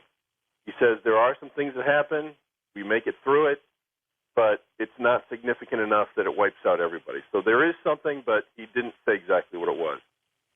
And John alluded to a civil war that he said was going to start in 2004, 2005, and then he said the shooting would begin in 2008, and then by that time, it was going to be apparent to everybody that the world that they were living in was over, that things would have changed in this country enough that they would have realized that, you know, whatever causes that conflict would flare up into a full-blown civil war. He said the war starts around, well, he says it ends with a nuclear exchange from other world powers and other conflicts in around the year 2011, I believe, and then ends in 2015. Okay, there you go. Now let us go to Andrea, Lake of the Ozarks. You're on Coast to Coast. Hi there. Hello again. There's no short way for me to actually ask this question, so bear with me here because I can't figure out a better way to word it. But anyway, this whole thing fascinates me, and I'm not sure quite whether to believe it or not, but it would occur to me that if indeed the advanced John Titor had shown up and met his mother from the past, and she has the current John Titor as we know him, why wouldn't they have gotten a hold of somebody like you, George, whose credibility is impeccable amongst us, and taken the lawyer and gone to like a DNA place, had DNA done and photos to verify this? I mean, it doesn't mean that they'd have to have appeared publicly forever and ever, but just so that in some vault somewhere and with somebody such as yourself to verify it for those of us who are believers, you know, to me, why didn't they do that? I don't know. They seem to be confidential. I know when I talked to the attorney, Larry Haber, they didn't really want that kind of publicity. And it's probably time to revisit Larry Haber again, Oliver, to see if maybe the family does want to talk at this point. Well, you know, like I said, if they could have stuck it in a vault somewhere, you know, they didn't have to go public, but have somebody such as yourself and maybe, you know, somebody like Dr. Kaku, who could have, you know, whose credibility is good, to say, you know what, we met this person, the documentation exists, here it is. No, that's true. Oliver? I have an answer. You know, I think when John was here, he wasn't so concerned about us believing him, and he made a statement about that. He said, if I convinced you that I was a time traveler, and you believe me beyond a shadow of a doubt, then anything I said you would follow, you would do. You would treat me as a god. And he didn't want that because he was a human, he was flawed, and he was trying to point out to us that the big mistake right now in our society is we're too eager to do that. We're too eager to follow other people, just as you said. In a practical sense, if you follow that to its end, if you were to try to prove to somebody you were a time traveler and you did convince them, what's the next thing they're going to want to do? They're going to want to get your machine. Then they're going to want to take it apart or use it. And then you're not going to be able to travel in time anymore. Or take you apart as Titor, yeah. So I think if time travelers are here now, the last thing they want is people knowing who they are. He did not want to talk about sports scores. He did not want to talk about how to make money, did he? No. In fact, he had three specific rules. One was, you know, I'm not going to tell you any names of people that do things. I'm not going to tell you how to avoid death by probability. And I'm not going to tell you how to make money in the stock market. And anytime anybody asks him something like that, it angered him greatly. Next up, let's go to our wild card line, Mark in Los Angeles. Hey, Mark, go ahead. Hi, George. Hi, Oliver. Hi. I have a couple of quick questions. Sure. First, did he give a reason why he did the time travel in the first place? And secondly, did he say that he knew ahead of time, before he traveled, that he had a memory of meeting himself? No. Okay, I'll answer the second one first. According to John, there is no grandfather paradox. When you step through that mirror and you jump into another universe, in a sense, because you're there, according to John, you've created a difference. You're now doing something different just by the fact that you've traveled there. So all these interactions that you would have, you would have no memory of because you're in another universe. You're not in your universe. Okay. So the side effect of that is like, let's say you go back and you do something significant to change history. You can't go forward in time or back to your universe to see the results. You have to stay there. So that's how you get around the grandfather paradox. You went back and killed your grandfather, you wouldn't be born in that universe, but you wouldn't affect any other universe. I see. The reason that he was here, he stated, was that he was a soldier on a mission, and his mission was to go to 1975 and get this IBM computer called the 5100, which was IBM's first portable computer, which was about the size of a tabletop. And he said they desperately needed that computer because it was portable and it had the ability to communicate with much older IBM computer systems, and this is the only way that they could do it. They had no other means of doing that. And a lot of people say, well, wow, that's ridiculous. If you could travel in time, why would you need to do that? And I would say NASA scrounges eBay looking for computer parts so they can keep their shuttle running. Jeez. So it's not a ridiculous notion that you would have to dig into the past to find parts to make things work in the future. Oliver, he seemed to have a temper on the Internet, or he just didn't have patience. Yeah, I don't think he did not suffer fools greatly. He didn't like stupid questions. There was I wouldn't call it arrogance, but it was a frustration, George. It was almost like he was talking to us and we were blind and we weren't seeing what was coming our way. Because, as you post, sometimes he belittled people, didn't he? Oh, absolutely. I mean, and there were times where it was almost he would be fine for a while, and then he would come back and he would leave posts, and they were all angry posts. And then he would come back a week later and he would be fine. Did anybody ever try to track down his IP address? Yeah, that question came up a lot too, and I remember doing some research on this, and he told people where he was. So I don't think there was ever a question about in fact, his IP, as I believe, matched where he said he was. So, and again, back then, nobody really paid much attention to it because, it's a nutball on the Internet claiming to be a time traveler. And the family traveled from Florida to the Midwest, right? Nebraska, correct. We think? Yeah, they did that apparently in 2004 is when they moved from Florida, apparently. And they're probably still there. Yeah. You got to track them down. Next up, Phoenix, Oregon. All right. Let's go to Darcy. Is that where you are, Darcy? Yeah, I'm here, and it's Phoenix, Oregon. Okay, very good. Almost threw me for a moment. How you doing, George? Good. Good. I have a question, but there's two things I wanted to state. I remember from John Titor back then. One was that he was very much afraid of the food we eat, that we're not taking care of the food that we're eating. We're messing it up. And the other one was he got very angry over somebody wanting to know what the Super Bowl scores were going to be. Yep. Yeah, that's true. And, on the food issue, as I recall, he was terrified of fast food. The idea of going and eating a burger absolutely terrified him. And I believe, as I recall, he made mention that a lot of his food was from gardens. He liked raw carrots, he liked oranges, he liked tomatoes. And the idea of going to a store to buy food was totally alien to him. Didn't he know about organics? He must. If you're going to raise that much food on such a small scale, I'm guessing that there must be some high technology that will allow you to do that. Did he ever describe what he looked like or anything like that? Oh, yeah. He described, he described himself as having a shaved head, that the hairstyles were very, very short, and that everybody wore very functional clothing.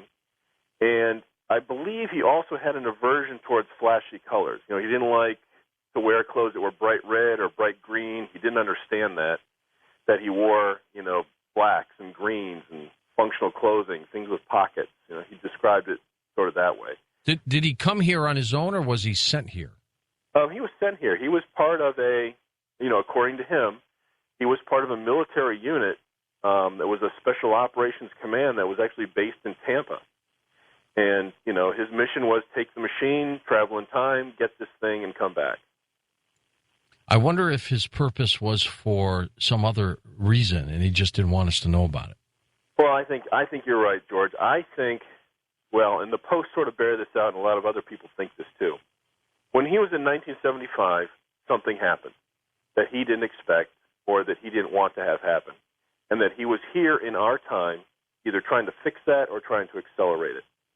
And a lot of people have pointed out that it was possibly Y2K.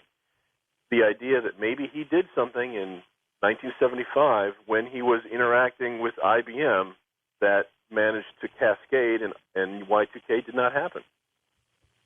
Well, he may have gotten involved and he saved some problems. Or he did something that, stopped a war, but from his viewpoint, he caused more problems, more disaster. Here's a good example, and this is the example he used. Imagine you had the ability to go back before World War II started, and you could keep the United States out of the war, or you could do something and you could warn them about Pearl Harbor so that we didn't get involved in World War II when we did. And as a result, Hitler goes on to get the atomic bomb, and then we lose World War II. And, that, I think, was kind of the confrontation that he was up against, is that he was responsible for something, or he saw something happen that he knew was far worse for us, even though we didn't recognize it. I don't think I would try to change past events if I knew that the outcome was good for us later on. Like, as you said, we ended up winning World War II, and even though of the tragedies that occurred throughout it, maybe if we had stopped any of them, the outcome could have changed. True, but would you have that same opinion if you lived in 1940? No, probably if you not. saw it coming, you would want it stopped. Especially if maybe you lost a loved one. Absolutely. And I think that's what he was wrestling with, is that he knew that there were events that had to happen, and if they didn't, we were going to be far worse off. Oliver, stay with us. We'll be back in just a moment on Coast to Coast AM. We'll take final phone calls with Oliver Williams, the webmaster for jOHN.com. I'm George Norrie, and this is Coast to Coast AM. Well, you better believe you're going to stay, because we've got a full night of Coast to Coast for you. Open lines next hour.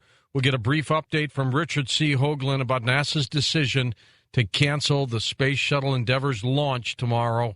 We'll tell you all about that. That'll be next hour. When we come back, final phone calls with Oliver Williams on the John Titor Time Traveler story next. And welcome back to Coast.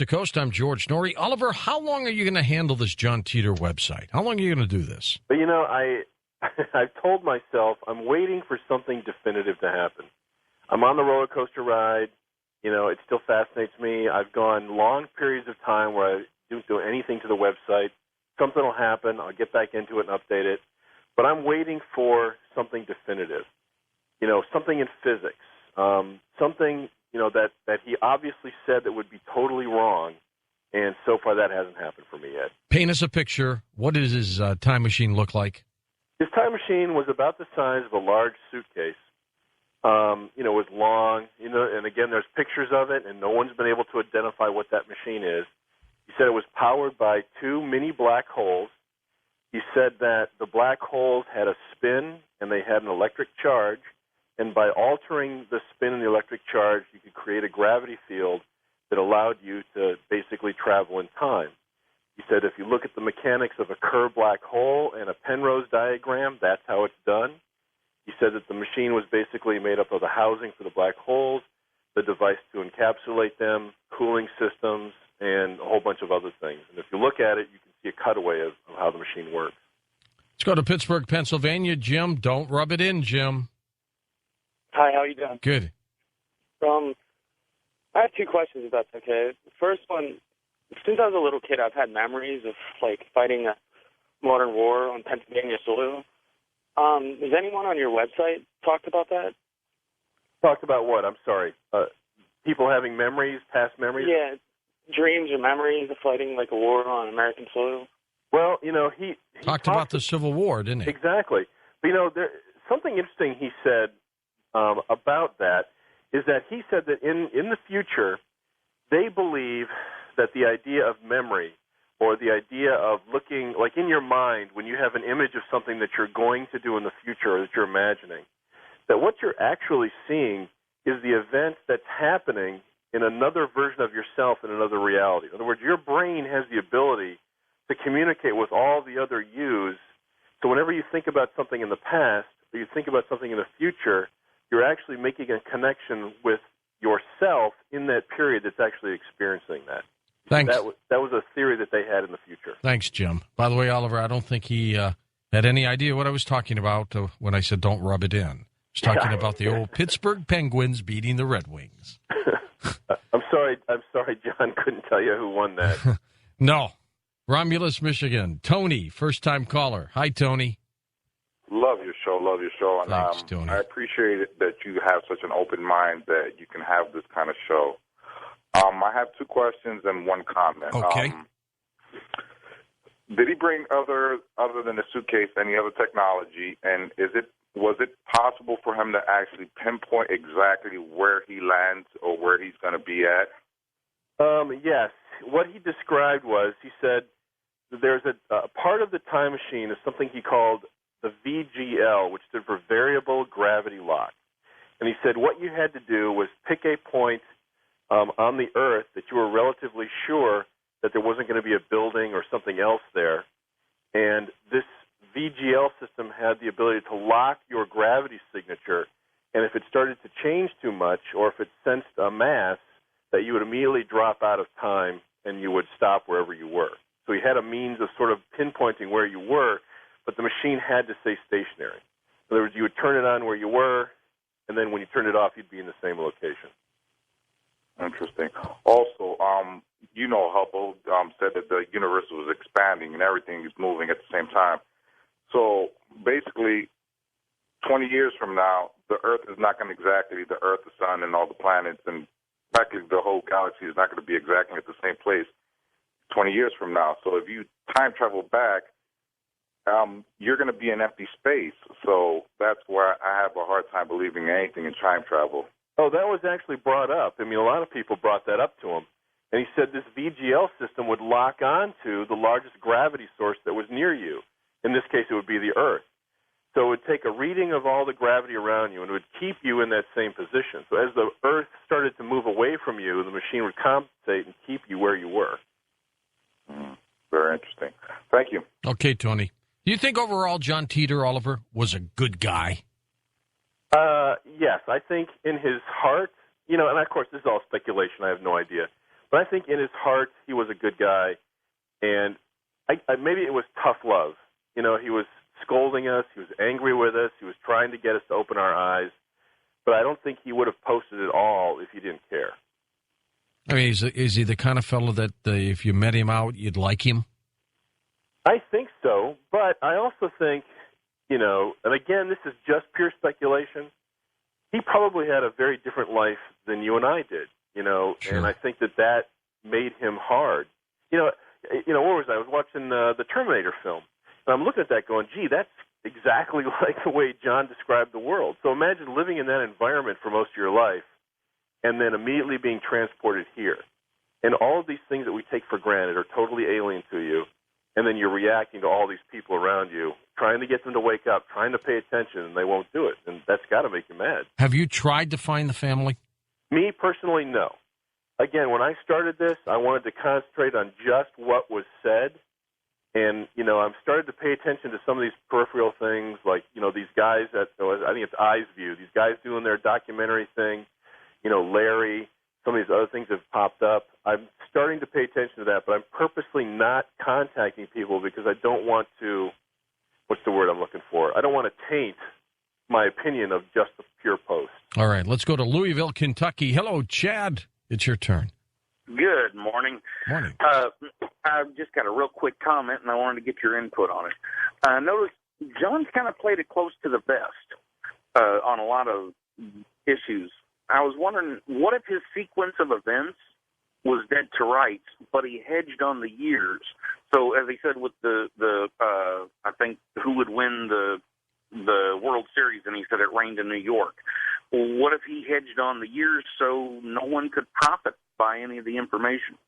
Yeah, I agree with you. Let's get to the next caller. Have a good one. Okay. What he's referring to is, eventually somebody asked him about, I think it was the Super Bowl, and he made a comment. He said, well, if it rained in New York, would you even remember if that happened? I think he claimed ignorance. He said, I have no idea who wins the sports thing, but if it rains in New York, would you even remember that? And it turns out New York won the Super Bowl that year.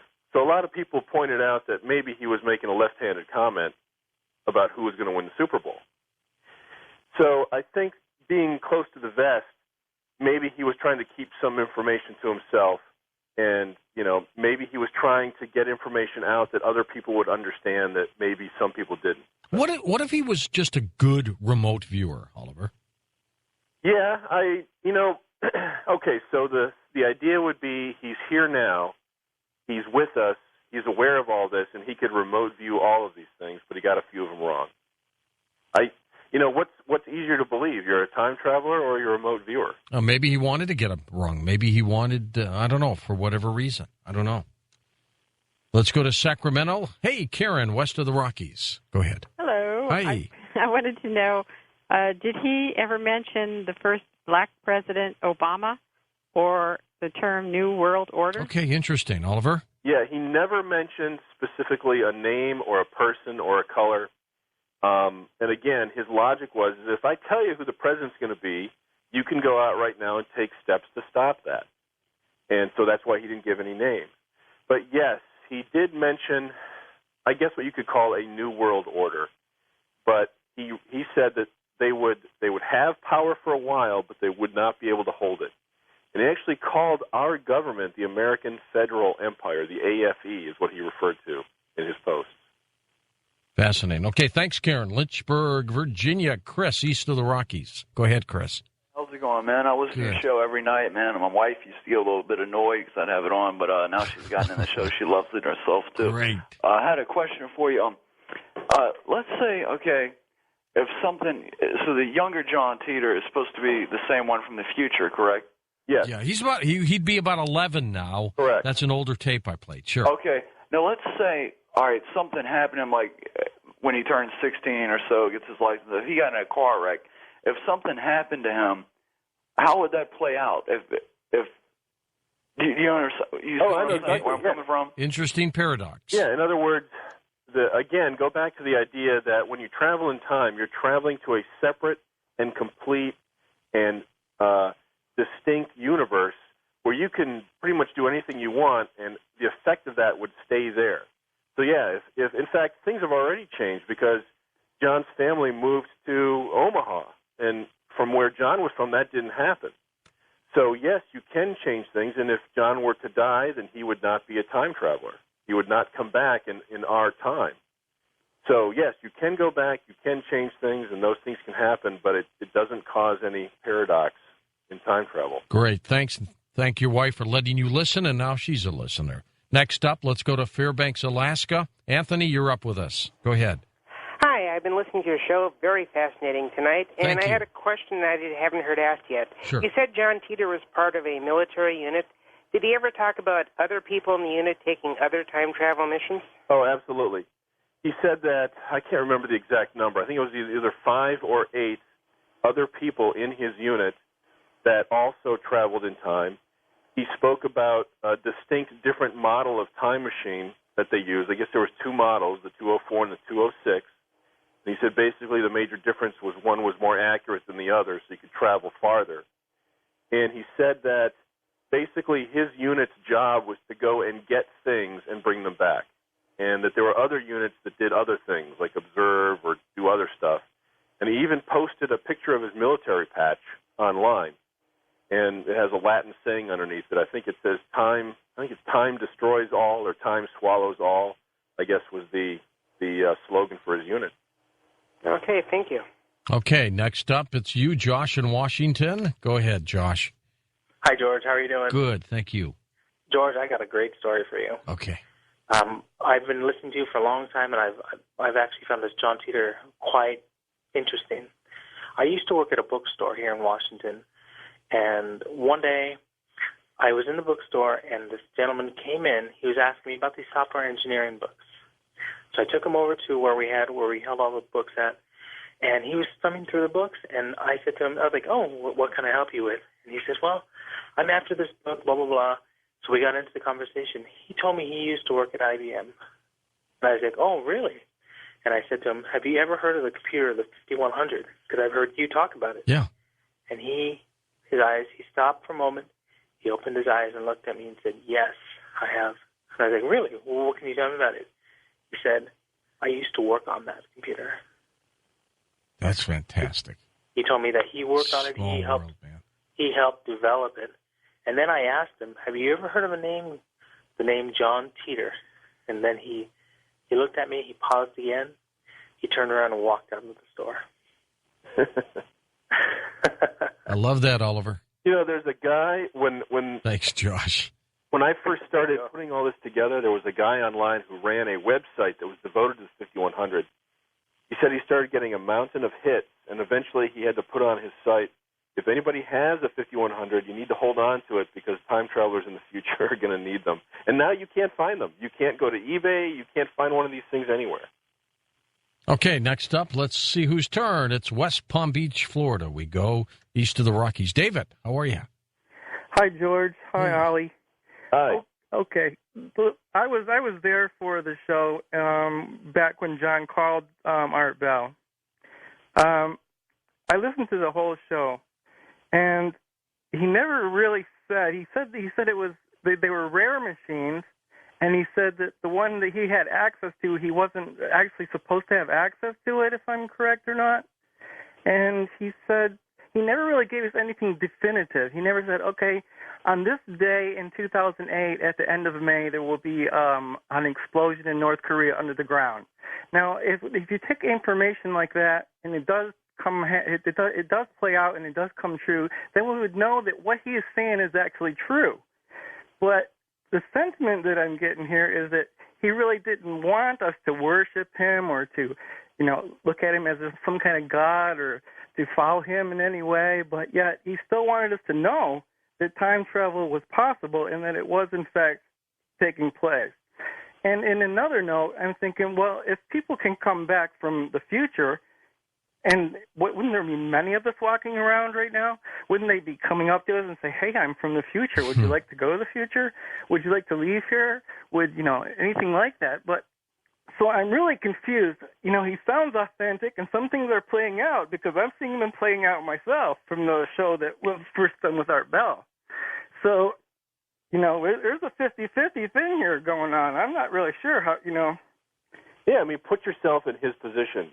If you were John and you came back and you wanted to get a message out, but you didn't want people pounding on your door, you didn't want them stealing your machine, you didn't want them worshiping you, what would you do? You'd go on the Internet, and you'd tell people who you were, you'd answer questions, you'd have anonymity, and you'd do exactly what he did. Yes, but I also leave something very definitive. I would say Castro fell on his face. I would say... Okay, let me counter that. Let's say John shows up and he tells you, listen, you're going to have a bus accident.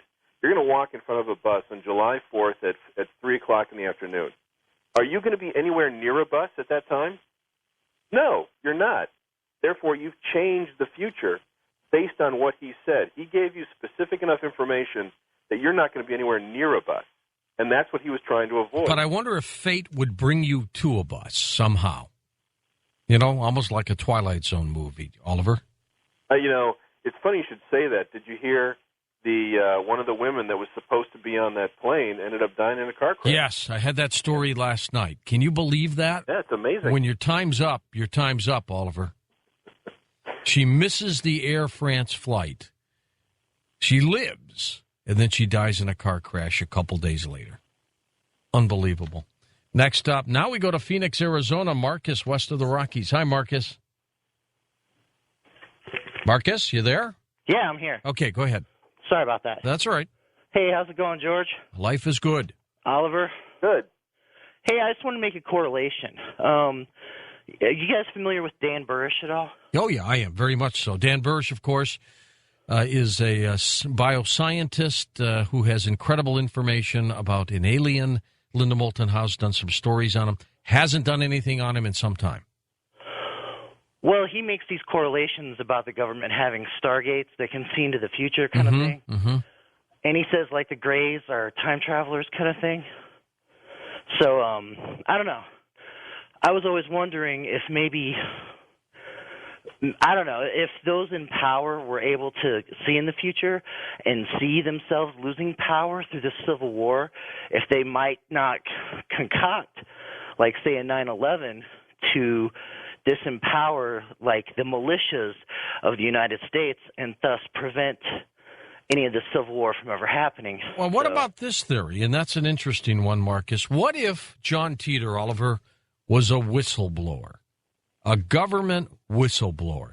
Didn't want his real name let out, didn't want the world to know who he was in reality. So he concocts this name, and he goes online, and he starts talking about things he's aware of. Yeah, I don't know what's more frightening, that he's a real time traveler or that this technology exists. That all of it's real. Right. I know. Yeah, and, that he's trying to warn us. A person alive today was trying to warn us of all this stuff. I mean, are we paying attention either way? Are we, does anybody care if we have a time machine? Are we doing anything? One other thing I'll mention is that he said his time machine could be turned into a huge bomb. And that was also a huge problem in the future. Sure was. Oliver, we're out of time. I want to thank you for a couple hours of, again, fascinating information. Always a pleasure, George. Keep plugging away. JOHNTitor.com. If you want to look for updates on that website, that's all you have to do is go to it. From the heartland of America and the gateway to the West, good morning, good evening, wherever you may be across the nation, around the world. I'm George Norrie, and welcome to this remarkable program we call Coast to Coast AM. For years we've been talking about time traveler John Titor. Are we getting close to some of the things that he has said? Up next, the webmaster of JOHNTitor.com, Oliver Williams, on Coast to Coast AM. Well, we thought it was time to bring back Oliver Williams, the website editor for the time travel story of John Titor. He first saw John Titor's internet postings in the fall of 2002, and after reading many of the sites where John was discussed, Oliver gathered the posts that John had left online, edited them into a single website, JOHNTitor.com. The website also contains email and news events that point to subjects that John spoke about. Oliver's with us this hour. We'll take phone calls later on. Here he is back on Coast to Coast. Oliver, it's time, man. I think so many things have been going on that John has talked about. I thought I'd bring you back on. How are you? I'm doing well. It's good to be with you again, George, and I can't argue with you. I'm seeing a lot of buzz out there. There's a lot of concern that that's exactly what's happening. Absolutely. Give us an overview, brand new listeners. Who is John Titor? Sure. John Titor was a person who went on a series of internet forums back in 2000 and 2001 claiming to be a time traveler from the year 2036. He answered questions that people posted to him online, and at the time I don't think anybody really paid too much attention to it, but some of the things that he said started unfolding the way that he laid them out. And the one that caught my attention, the one that caught a lot of people's attention, was he had said that CERN was going to announce that they expected to be able to create a mini black hole in their new collider. And that was the power source for his time machine. So after he had left and stopped posting, it wasn't until about 6 months later that CERN indeed did come out and make that announcement. I think that was the first thing that caught people's attention. As time went on, a lot of things that John said, people feel have come to happen. Now, of course, there are a lot of things John said that did not happen. But what people are speculating now is that either John was trying to leave some sort of a code in what he was saying, or he was only slightly off because the fact that he was here actually changed things. So he told us about his world line, and by doing that here, people believe that he may have changed ours. I would guess it's possible, Oliver, that if a time traveler came here and somehow involved himself, though Titor wasn't hands-on direct with events, but he did talk about it, he did post about it, that it could alter things. And maybe that's what happened. Yeah, one of the examples that a lot of people are sending me now, and I don't know if you've seen this or not, but CERN is now saying, well, we haven't discovered that big the particle God that particle we're looking for, but now we want to build an even bigger one. Yep. So the question is, okay, if you're not seeing any performance out of this, what do you know now that you didn't know that is causing you to believe you need a different collider to do something? Well, you know what probably happened, Oliver? Technology has evolved so quickly that by the time they finally got this thing finished, they've already gone past it technologically. Or they did discover it, haven't told anybody, and they need the bigger one to actually capture it and do whatever it is John said they were going to do. Well, that's very possible, too. One of the things that Titor wrote about was civil unrest. Explain that. Yeah, sure. And I've actually got, there's a post on our site tonight. I updated the site, and basically I just wrote Civil War, and there's like 4 stories underneath it. when John was here, he had said that a civil war was going to start in the United States somewhere between 2004 and 5. Now, a lot of people have criticized him for that because to them, a civil war is people in the street shooting at each other. But a lot of other people point out that if you look back at that date, that's when things started sliding downhill. And now, George, we've reached a point where if you Google the word Civil War, you don't find history lessons anymore. You find stories about immigration and health reform and Arizona and, states that are having trouble getting along with the federal government.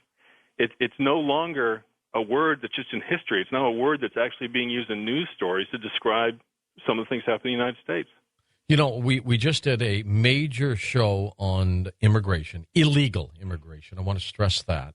And the majority of the emails that I got, and I'm talking about 5 out of 6 are truly in favor of controlling the borders. But that 1 out of 6, Oliver, they are so upset with the attempt to stop illegal immigration, to efforts to round up the 15 to 20 million illegals who are in the country right now. I mean, they're very upset and they're very vocal. And, we've seen demonstrations all around the country in certain regions. This could be the Civil War. I mean, who knows? But I'm seeing people on both sides of the spectrum very upset over this. I got an email today from a guy who was just irate with the show. Keep in mind, I got 5 emails to every 6 for people who just thought it was right on. But this guy said, you know what? All these people that you had on, they're all racists. They're all this. They're all that. And I emailed him back and I said, what part of illegal do you not understand? These people repeatedly said they are in favor of legal immigration. But those folks just don't care. And I'm concerned that some kind of civil unrest, and maybe it can magnify, could happen. And then I look at John Titor's postings from the past, and I go, geez, he could have been right on this one. Yeah, in addition, he said that the war was not going to be about politics. It wasn't going to be Republicans versus Democrats or the North versus the South. And he described it as more along the lines of the country versus the city. And I can't help but feel the same way. It looks like it's lining up to be exactly that way. Yeah, it really does. It really does. What else did Titor talk about? I know he stayed away from sports, right? He did. He didn't want to answer. He had 3 rules when he was talking. He said, I'm not going to give anybody's name, so don't ask me who the president is. I'm not going to give you stock tips or anything else that would help you to gain by the information. He wasn't going to say anything that allowed people to avoid death by probability, which meant, plane crashes and earthquakes and things like that. He talked in great deal about how his time machine worked, about physics.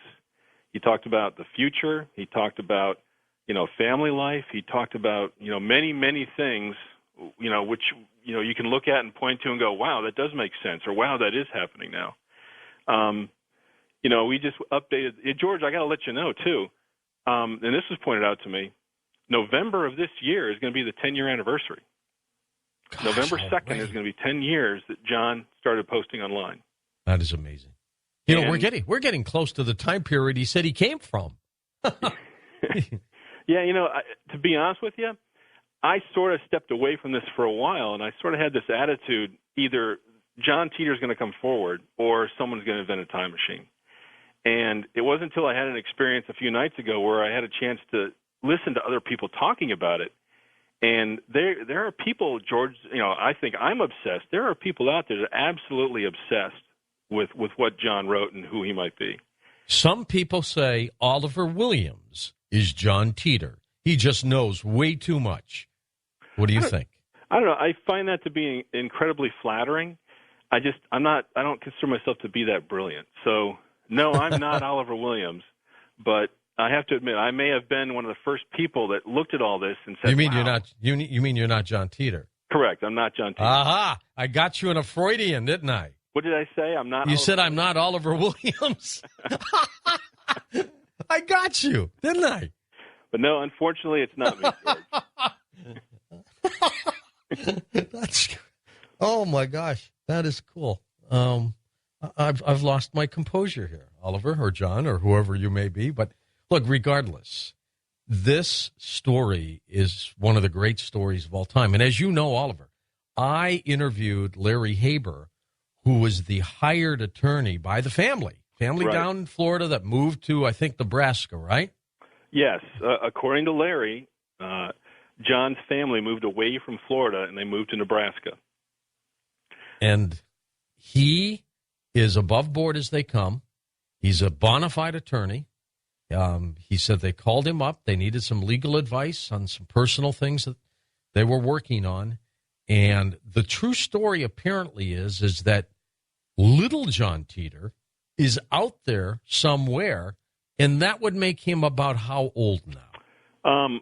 When John wrote, he said he was born in 1998, so he would be 12 years old. Yep.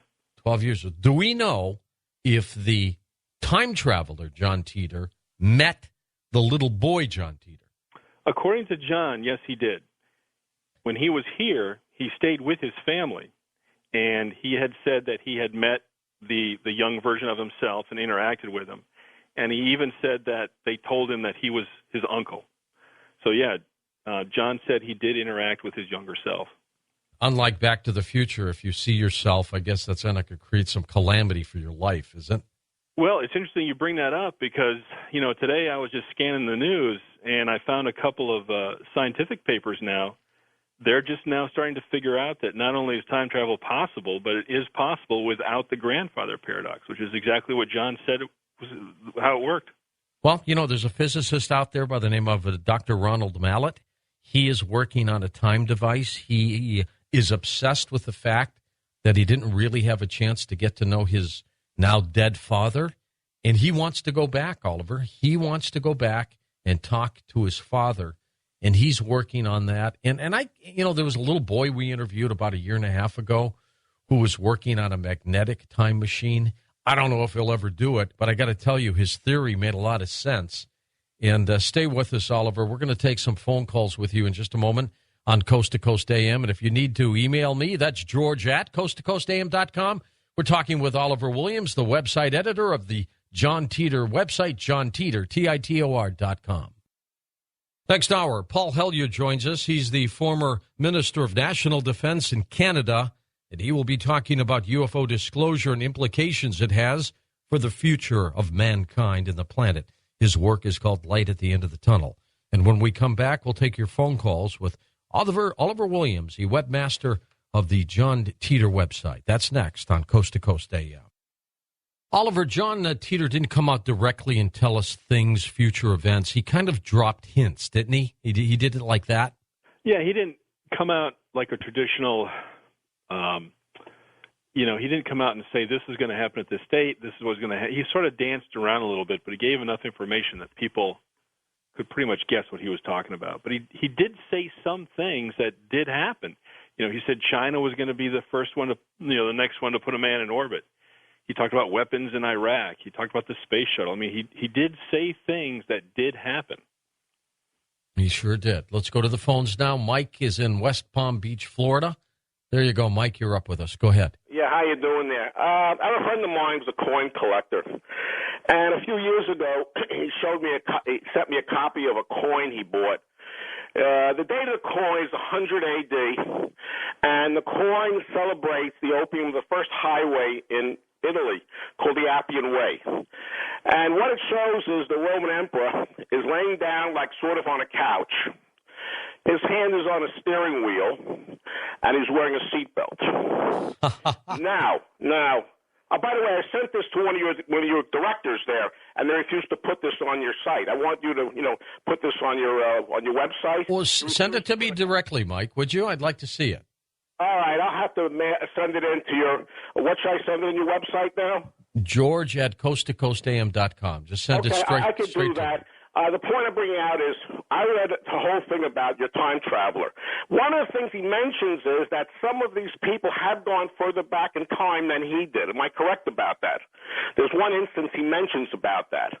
It's possible they went back in time with the car, and they got there. they gave it to the Roman emperor like as a gift or something like that. Huh. He drove it on the Appian Way to open up the Appian Way. My friend said something very interesting about these coin collectors.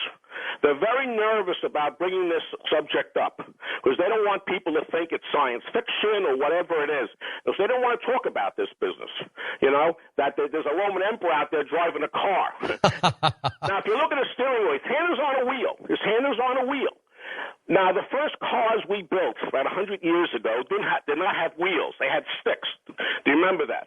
Yes. Then later on, they put wheels in. That's right. Now, there's no way this guy was driving a wagon or something and wearing a seatbelt, with horses or something like that.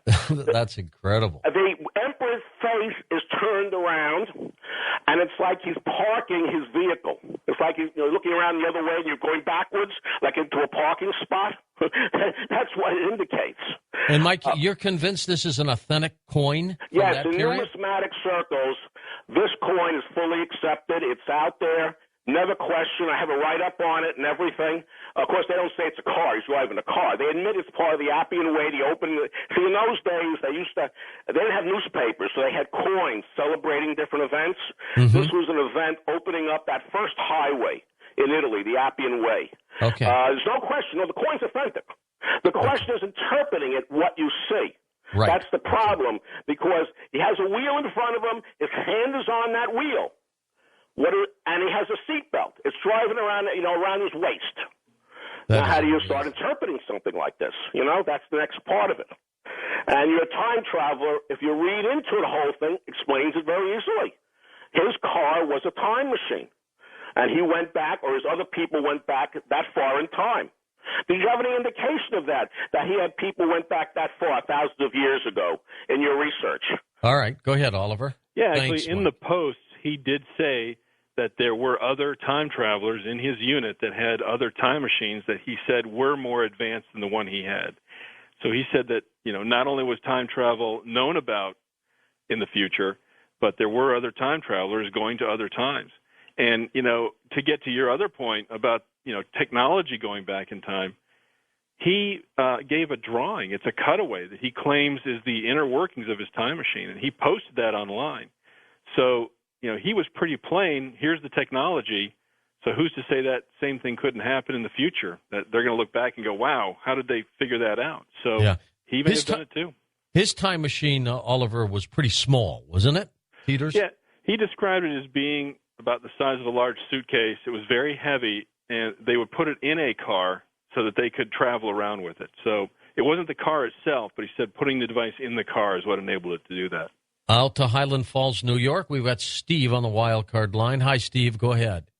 Hey, good evening, guys. Thanks for taking my call. Mm-hmm. I have two questions, and then after I ask them, I'll hang up and listen. Firstly, do you or your guest, George, believe that UFOs are us from the future, potentially coming back to observe us, maybe to check on things, make sure we don't screw things up? But in my opinion, we're a little bit too late for that.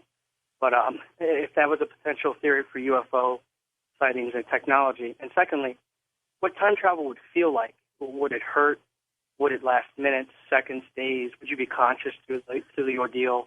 What potentially that could do physically and emotionally or mentally to the human body? And I'll hang up and get my answer. Have a good night. Thank you, gentlemen. All right. Well, as far as the first question is concerned, I have always thought that there was that possibility that UFOs and ET travelers might be time travelers coming back to check on us, that they had changed physically and they looked like we turned into the alien grays, for example, and they've come back. So I thought about that possibility, though I still believe we're dealing with a planetary extraterrestrial type.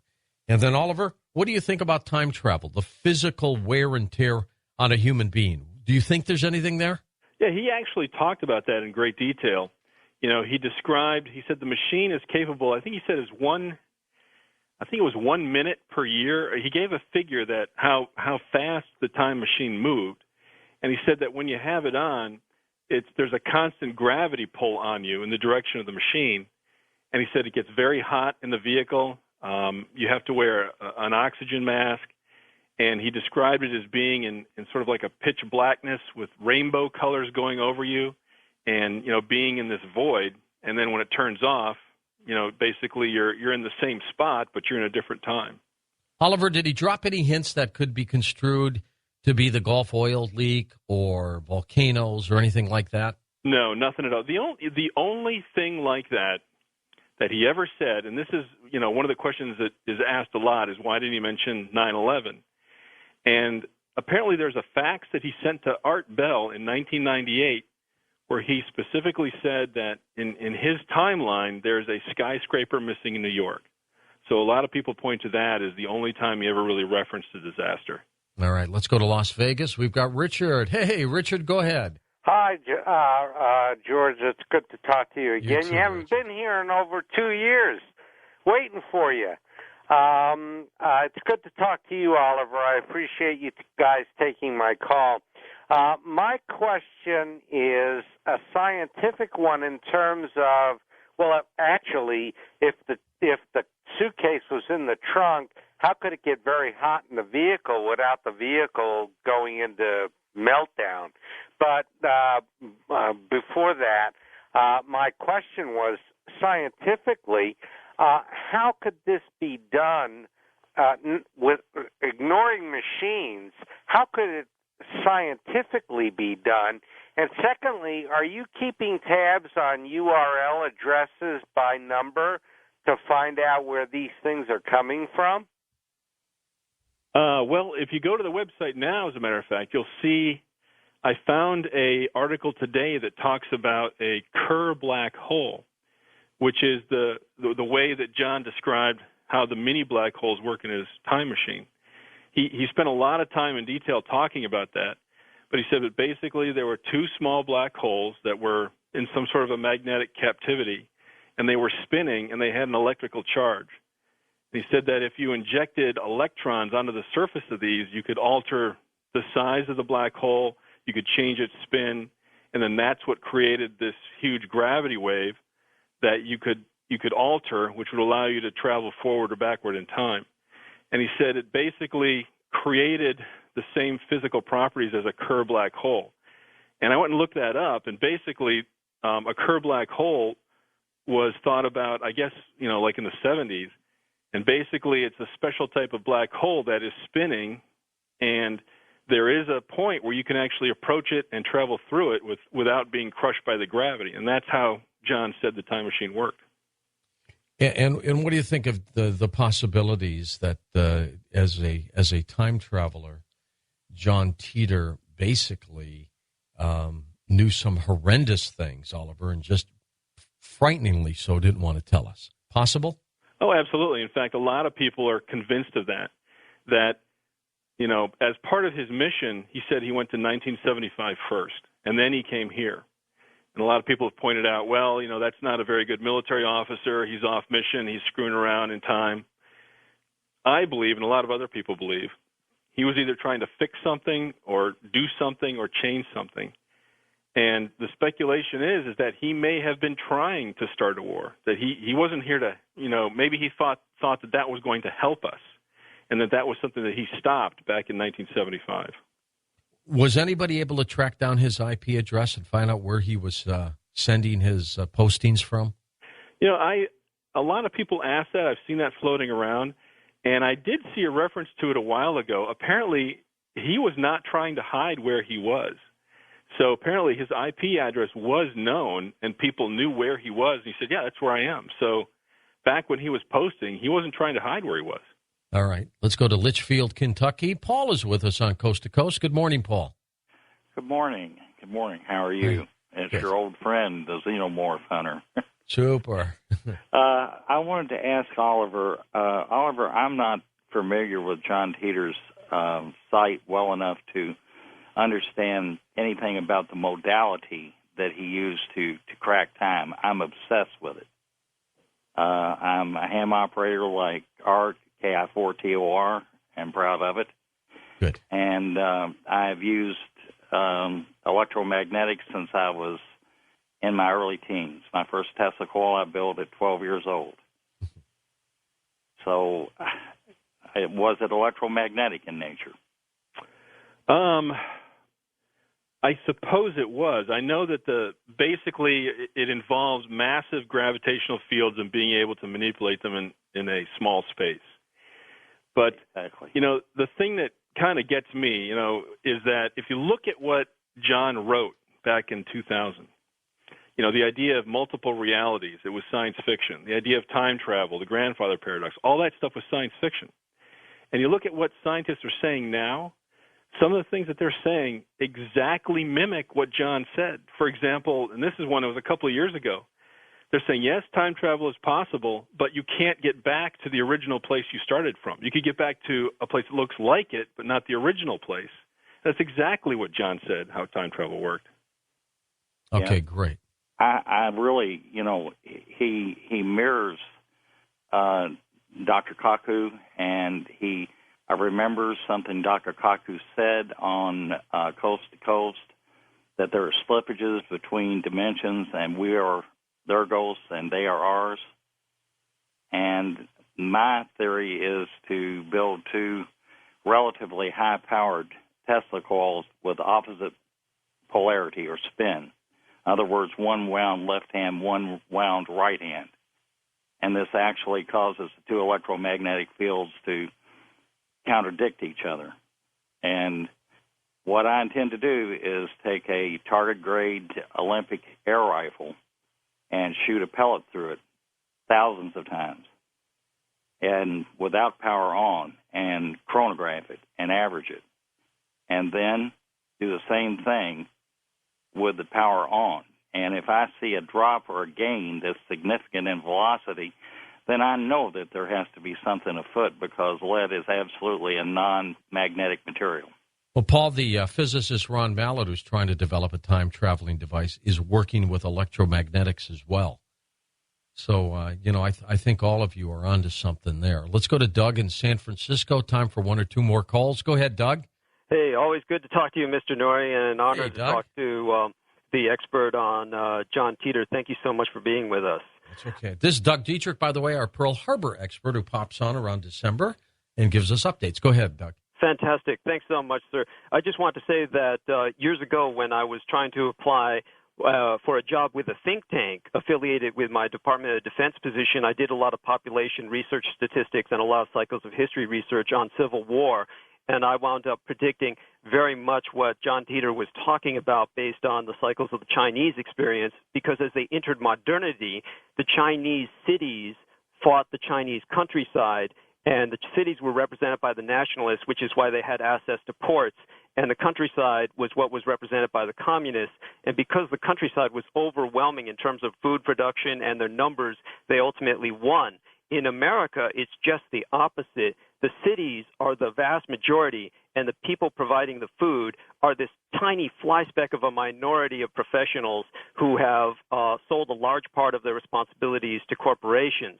So I predicted that the future Civil War would be East versus West in general, basically because the mountains and the missile silos and the militiamen are mostly in the West, and there would be this tiny strip of coast that would go with the more communized people's movement. So it would be more of a sense of constitutional fundamentalists fighting a more socialized urban movement, and the fight would be over food. And this is so important in terms of what John Titor has exposed to us. And I really believe a lot of what he's exposed to us is the future, because so much has happened in terms of the cycles to drive us towards that. I certainly could get into this for hours, but I think the most important thing is that citizenship, which we were talking about with illegal immigration, is really the key cause of all of this, because unfortunately it started in World War II when martial law was never declared and citizenship was revoked from many Japanese Americans, and that constitutionality of that dangerous action was upheld, because that means the federal government can remove it from any of us. And if somebody believes in the Constitution, or if somebody is a liberal socialist, for either party, that is the dangerous aspect that will ultimately lead to the lack of recognition of the people towards the federal government. Good point, Doug. And did John Titor talk about the loss of arms, gun control, anything like that, John Oliver? Actually, he did mention that, and he said that what his advice was do not go out and buy guns. He said there's going to be plenty of them out there when the time comes when you need them. but he was adamant that as an American citizen, it's our duty under the Constitution to be at least familiar with firearms. So that was a huge point that he made when he was posting. Wilkes-Barre, Pennsylvania. Ed, let's squeeze you in here. Go ahead. Okay, I'll be real quick. Thanks, guys. Oliver, I'm just wondering if John Titor, in his later years, when he was, let's say in 2036, let's say a year before he time traveled, if he had remembered an uncle coming to visit him when he was a child. I don't believe he mentioned anything about that. He talked a little bit about his family, but I don't believe he said anything specifically about being visited by an uncle. Were you the uncle, Ed? Pardon me? Were you the uncle? Oh, no. He would be the uncle. You remember, he went to visit himself as a child, when he was a child. Oh, you mean that's what they said? And he came back in time, and he went to visit his family, and he met himself as a child. And right. The family told him that John Titor his visitor was his uncle. Did he remember meeting an uncle many much later years? Well, according to John, when he went back, I got you. The world line or the timeline that he went back to did not have a John in it. So when he arrived, he returned. It's a remarkable story, Oliver Williams, and we'll always check back with you on this because it just doesn't go away on Coast to Coast. Calling himself John Titor, posted on the internet that he was a time traveler from the year 2036. Most people agree that he made some very accurate statements about technology, science, and the world around us. After reading the posts online, Oliver Williams gathered everything John wrote into a single website. Since then, people still debate, still wonder about John Titor's predictions, their meaning, their true purpose. Up next, Oliver Williams on Coast to Coast AM. Hot Talk 560 KSFO.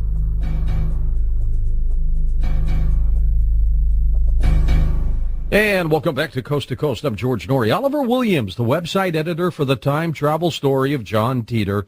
He first saw John's internet postings in the fall of 2002, and after reading many of the sites where John was discussed, Oliver gathered the posts that John had left online, edited them, as I mentioned, into a single website, which is johntitor.com. The website also contains email and news events that point to subjects that John spoke about. It's only time, it's poignant to have Oliver back on Coast to Coast AM, and here he is. Oliver, how you been? Hey, George, good to talk to you again. You too. And I just noticed you're starting to update the website again. You took a little hiatus. Why'd you back off, and why are you back in again? Well, you and I have been talking about this for a few years now, and as I told you before, I go back and forth. There are periods of time where I look at this and I go, there's no way this can be real. And then I'll see things that happen in the news, or I'll get email from somebody, and I'm looking at it and I'm just bewildered, and I say there's got to be something to this. So it's like a ping pong ball. I just keep going back and forth. And for a while there, for a long period of time, I didn't pay a whole lot of attention to it, and then a couple of things popped up in the news, and now I'm back into it again. And I have one announcement. I was going to wait till I had this locked up, but I got an email from Larry Haber. Oh, yes, the attorney for the John Titor family. Okay, go ahead. I've been trying to get a hold of him and talk him into this for about 2 years, and he finally agreed to this. I am going to be able to interview Kay. I've been trying to get him to do this for a couple of years. And that's the mother, that's right? The mother. He wrote me back and said, yes, she will agree to interview you, or you can interview her, but it's going to be on their terms, and he's going to get back to me. So I got that that email on Saturday. So now you remember, though, Oliver, I interviewed her too, but it was on their terms, and that was through Larry. We never had an opportunity to talk to her. I would ask Larry a question, he'd ask her, she would tell him, we never heard her voice, and then Larry would give us the answer. I asked if it was okay if I interviewed her over the phone and then made that recording, and he did not say no to that. So that's what I'm hoping they'll let me do. Okay, well, you find out if we have permission to use your recording if you give it to us. Okay? Oh, absolutely. Absolutely.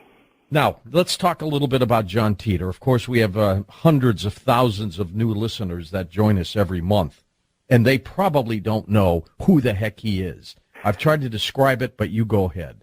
Well, as you may or may not know, George, it is almost exactly 10 years today that John Titor left.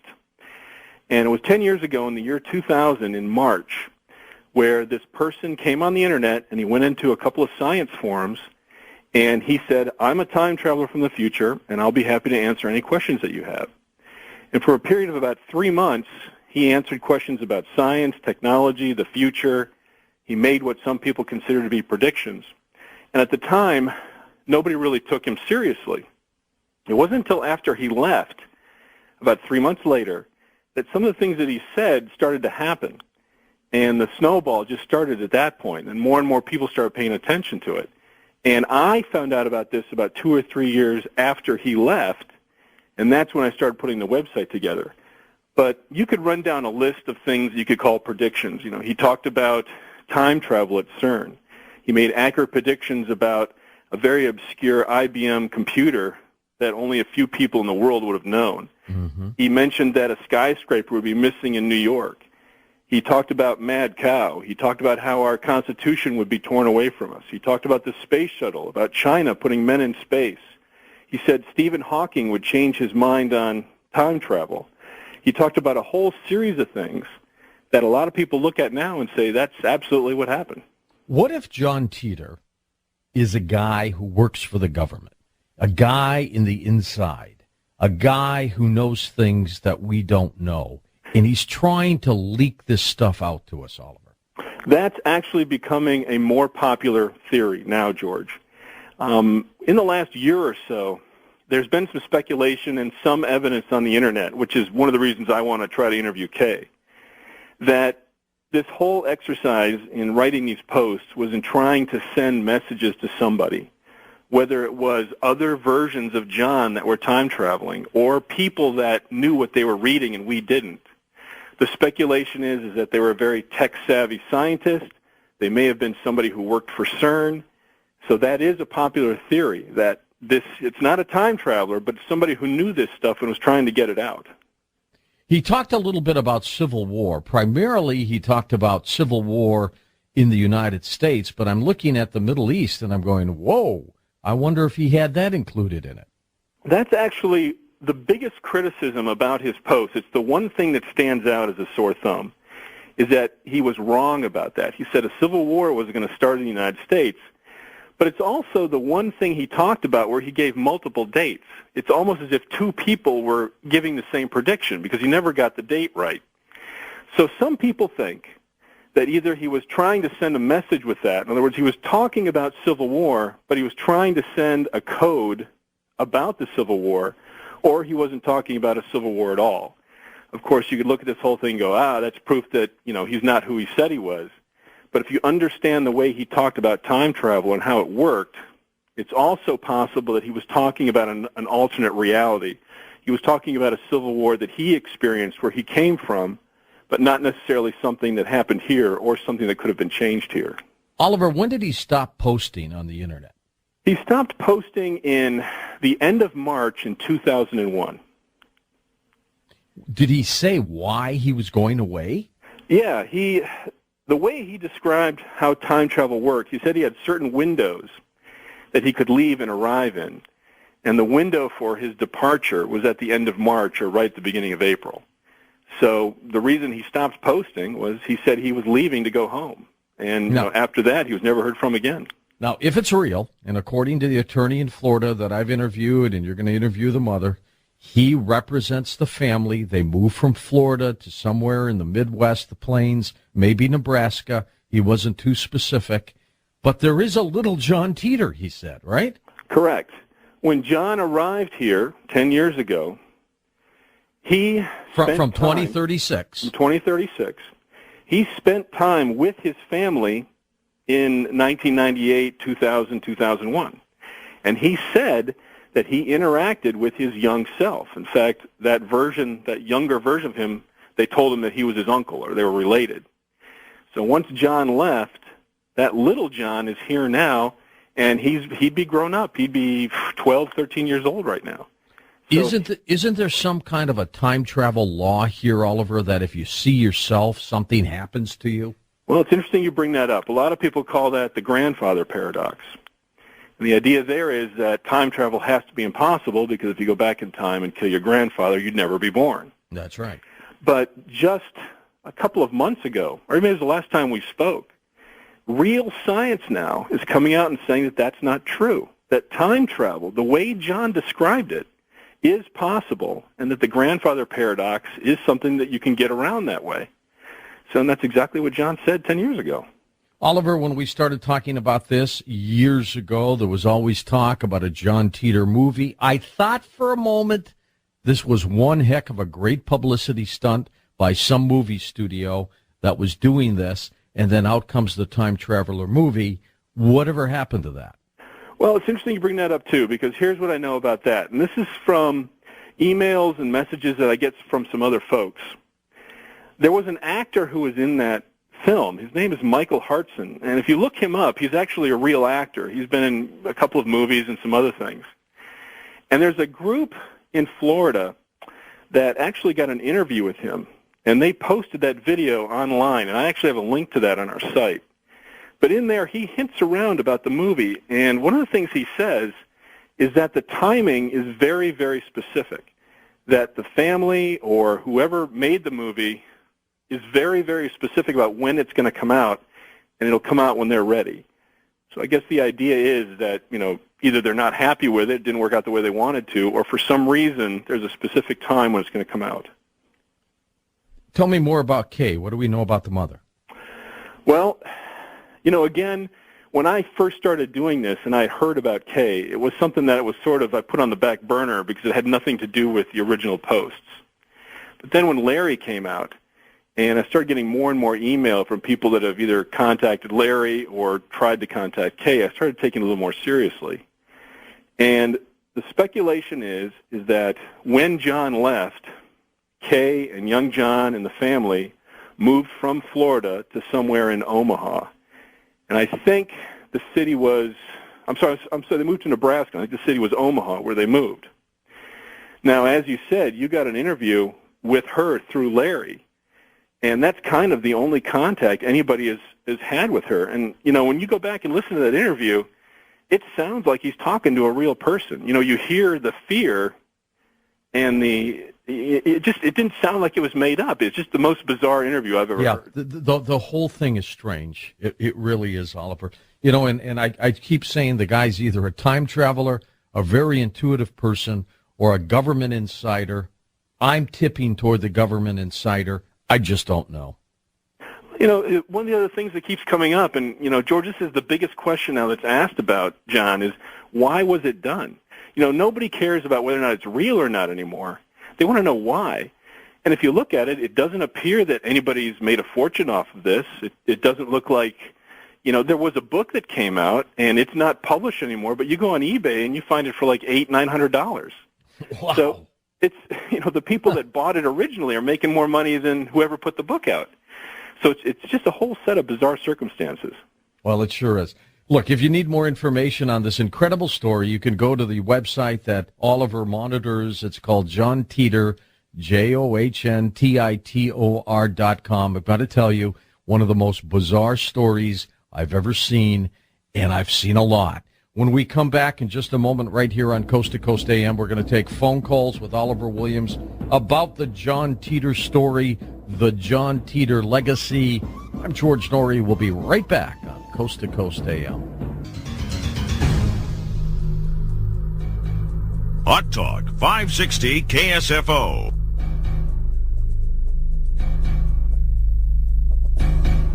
And welcome back. We're going to take your phone calls for the remaining portion of this hour. Oliver Williams with us. Oliver, why do you think this John Titor guy posted?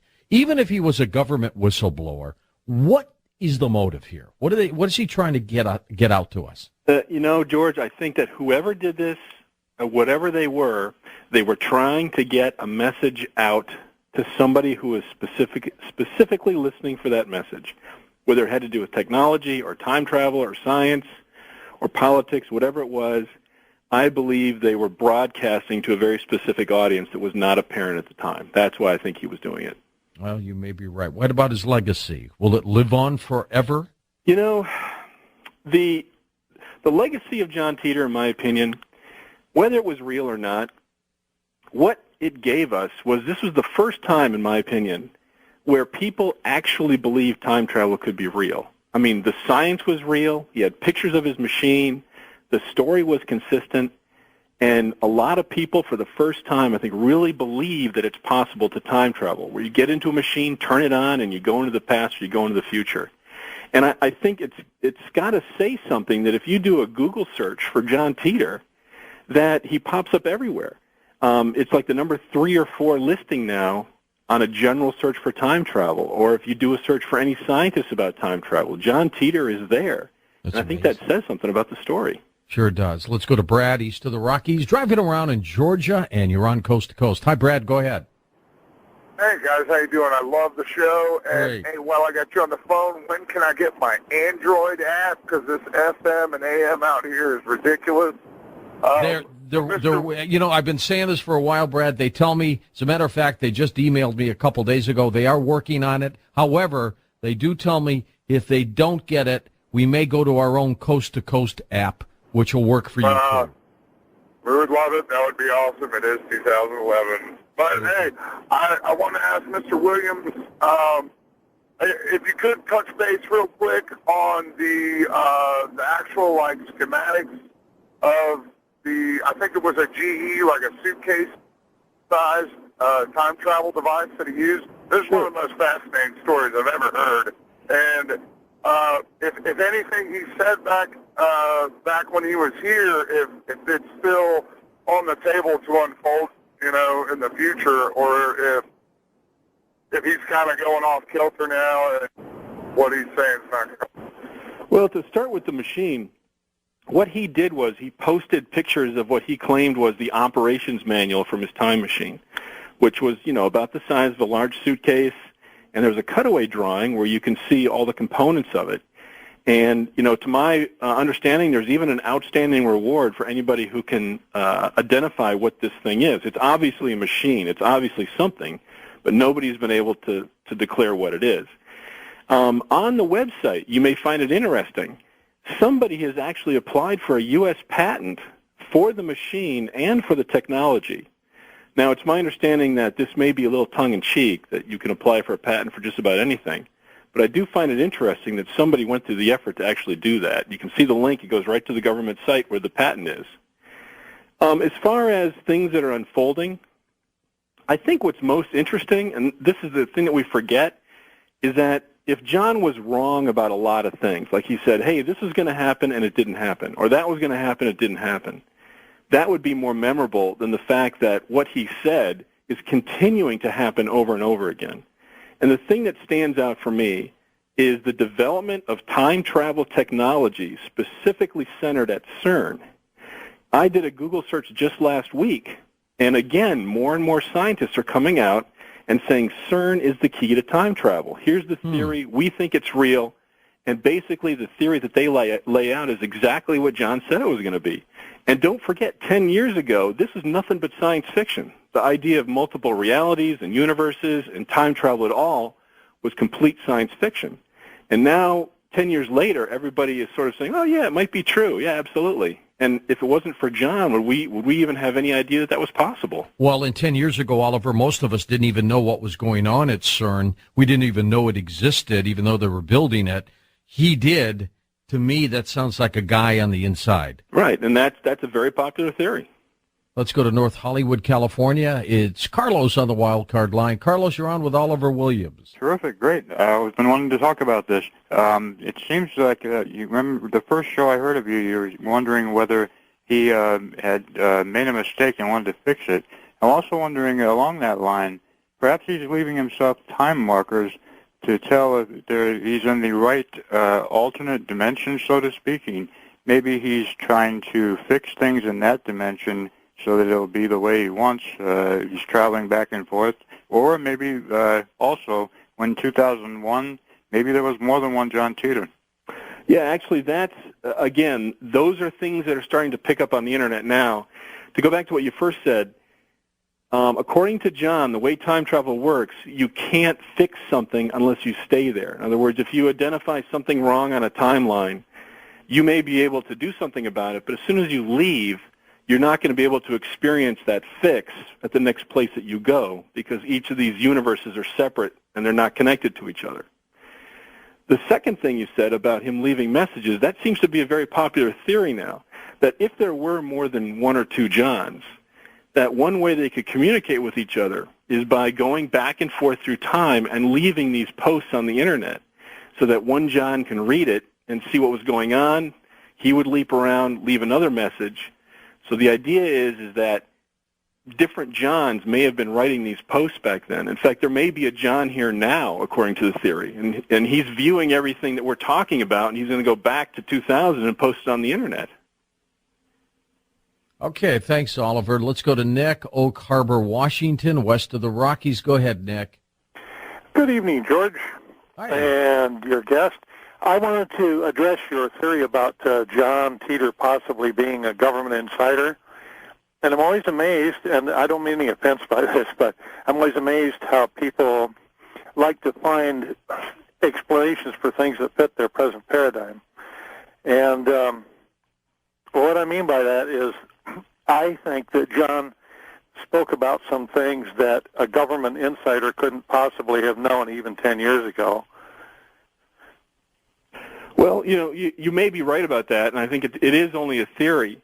But, a lot of people have tried to think about this, and, back when it was happening and back when it started to gain notoriety, the theory was that it had to be a group of people, that there was no way you could get one person who could fake drawings and pictures, who knew about the IBM computer, who knew about time travel, who knew about what was going on at CERN, who could make accurate guesses about world politics. So at the time, it was thought it was a group of people. But now, if you try to pinpoint that, a conspiracy like that, somebody would come forward and say, we were having a laugh and here's what we did, and that hasn't happened yet, and that's kind of curious. Oliver, what about rumors that you are John Titor? George, I get that all the time, and every time I'm on, you ask me about that, and the answer is no. I am not John Titor. I keep asking, hoping one day you say yes. I wish I was that clever. If I was John Titor, I guess I would figure out some other way to continue the message or whatever. But no, I'm not John Titor. Well, and if you were, I'm looking for, okay, how does this guy profit? How's he making money? You're not making any money at all, and the thing's now 10 years old. You must have the patience of Job if you're John Titor.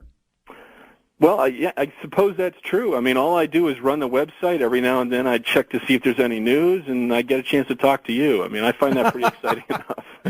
Let's go to Jim in Shiloh, Illinois. Hey, Jim, thanks for calling. Go ahead. Hey, George, thanks a lot. Sure. Yeah, I just wanted to ask your guest if John Titor had made any mention of multiple anti-gravity device UFOs, so to speak, or identified anti-gravity devices rather than just the time machine. Yeah, he was asked once about UFOs, and his opinion was, he said, we don't know what they are, but he speculates that they are more sophisticated time machines. That's what he thinks they are. And as far as the gravity units, he was asked once if there were more than one time machine, and said, oh, absolutely. So there's at least 10 units like mine, and there's even an advanced unit, a more advanced unit that other soldiers in his unit were using, which was more accurate, and you could travel farther or forward or backward. This is just a great story, Oliver. Not only is it exciting, but when you look at these events unfold, and you then compare them to some of the statements that Titor made over the years, they are pretty uncanny, aren't they? Yeah, I mean, you get a weird feeling up your back, when you see some of this stuff in the news. And like I said, George, if every month a new story didn't come out about time travel coming out of CERN, this wouldn't be that big a deal, but it just doesn't end. What did his time machine look like? Well, let's see. It was fairly large and heavy, and it was longer than it was, in width. And you can see the photos. Heck, all you got to do is look it up on Google and you can find it. But it basically looks like a large suitcase that's long, and it opened up at the top. And if you look at it, he describes, it operates by using two, what he calls micro-singularities, which are mini black holes, and they're kept somehow encapsulated in the system. And I guess the gravity field is adjusted by injecting electrons on the surface of this thing. And the black holes have opposite spins and mass, which I guess allows them to create and manipulate the gravity field. And he talks about all the support systems that go along with it. He talks about, he called it a VGL system, which was a system of measuring the local gravity around the unit, which kept you basically locked to the Earth. Because a lot of people say, well, if you turn your time machine on, you're going to end up in space. Well, this system keeps that from happening. And there's cooling system and lasers and the computer that runs it. And if you look at this schematic, you know, that's exactly what it looks like. And he came back because he was looking for old computer parts, right? Yeah, he claimed that in 2036, they needed a very obscure IBM computer that was manufactured in 1975 in Minnesota. And he said that the reason they needed it is it had some particular aspects to it that were not published by IBM and that only a handful of people knew. And, of course, at the time, nobody paid a whole lot of attention to this, but it wasn't until later after he left. And I had a chance to interview this guy. His name was Bob Dubke, I think, and he was in Minnesota. And he came forward and said whoever this guy was, he either knew somebody that worked on the machine or he worked on it, because there's only about 5 people that knew the details that he described in those posts. And I thought that was pretty bizarre myself. Let's go to Mary in Jacksonville, Florida on Coast to Coast. Hey, Mary, welcome to the show. Thank you, gentlemen. I have a question. Is there a young boy by the name of John Titor that's around the age he's supposed to be? Yeah, according to his mother and according to Larry, yes, there is a young John Titor in our time now. And I think he said in 1990, he was born in 98, so however old that would be, 12 or 13 now. Okay. Well, thank you so much, guys. Great show. There you go. I thought for a moment she was going to say she met the little guy. Well, I'm Kay, and here he is. Let's go to Pittsburgh. Hey, Mike, you're on with us. Go ahead. Yeah, I was listening to the show there a few years ago before election, and he said that we was going to have a woman president. He did. I think he said there was speculation that a woman was going to run for president. That's correct. He did say that. Actually, the one definitive thing he did say about the president now is that they were going to compare themselves to Lincoln. And as you may recall, President Obama did do that at the early part of the election, and now I see in the news they're doing it again. Yeah. How about that? Okay, hey, thank you very much. Oliver, you've been watching this for 10 years. What's your personal gut tell you about the message? Not the man, but the message. I think the message is a tragedy, in my opinion. I think if time travel is possible, when you look at the breadth of everything he said and his attitude and the way he did it, time travel is not something that we should fantasize about. It's one of those things that just because we can do it doesn't mean we should do it. I think that traveling in time may be very hazardous, may be very stressful, and it may change not only us, but wherever we go in ways that we can't possibly imagine. That's what I think the message is. Well, let's go to Jerry, Atlanta, Georgia. Take it away, Jerry. Good evening, George. Good evening. I believe I may be able to identify at least one of the sources of the going back to visiting your younger self. Robert E. Heinlein, I know that you're friends with Jerry Pournelle. That was a very famous part of Time Enough to Love, when Lazarus Long traveled back prior to visiting his younger self and supposedly the more peaceful period right before World War I, but overshot it and actually ended up a few months before. I've always been highly suspicious of that part of the story.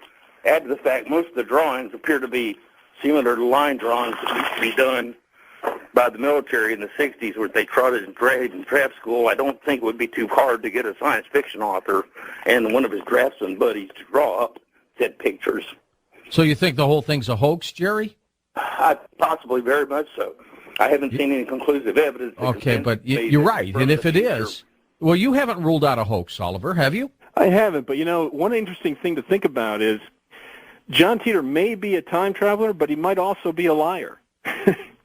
So there may be a whole lot of truth here and a few bits of untruth. The people that have speculated about those pictures, as you said, and consider also that the world John came from was much more different than ours. They were recovering from a world war, and technology was much more primitive than it is now because they're trying to recover. And, he said, hey, we use typewriters, we use printers. A lot of the things you don't use anymore, we do use. So some people have looked at those drawings and said, you know what, they look exactly like government drawings. This is exactly what they would look like. And, so I've seen operation manuals from, fighter planes that people have compared it to. And if you look at those, they're just as crude and weird looking, just like those drawings are. So it's hard to say one way or the other. What was the most profound thing you think John Titor said? I think John was trying to warn us, and he was very angry about that. Early on, he said, things are going to change. You are going to lose your Constitution. You are going to go through a period of time where things that you were familiar with and that you hold on to are going to be torn away from you.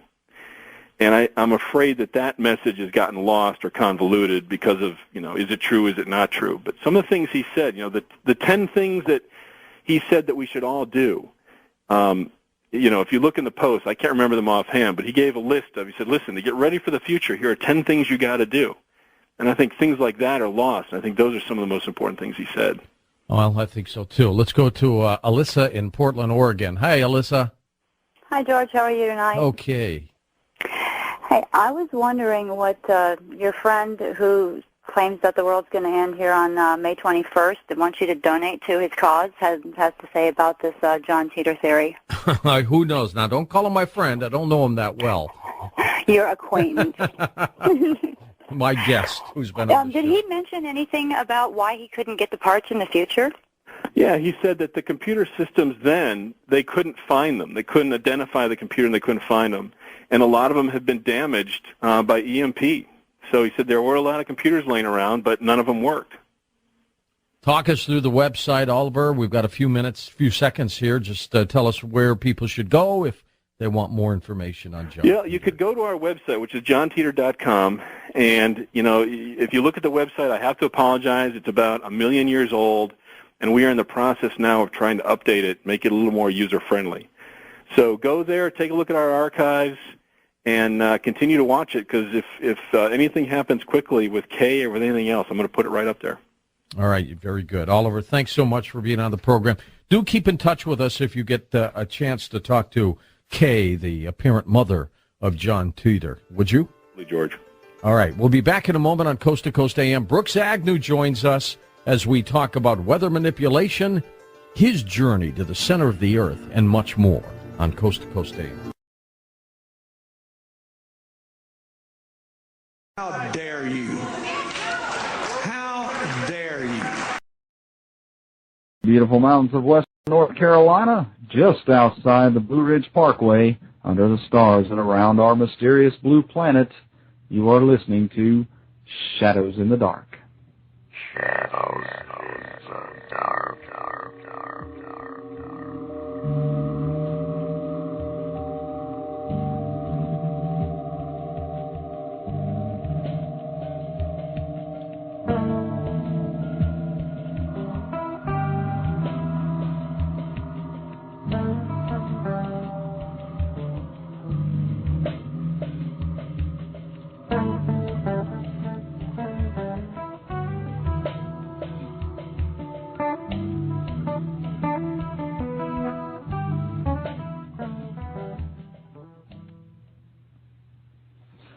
Well, I hope everyone's having a good week. We are here in beautiful western North Carolina. It's been a beautiful week, good weather, although we could use a little rain, which I think we could most anywhere.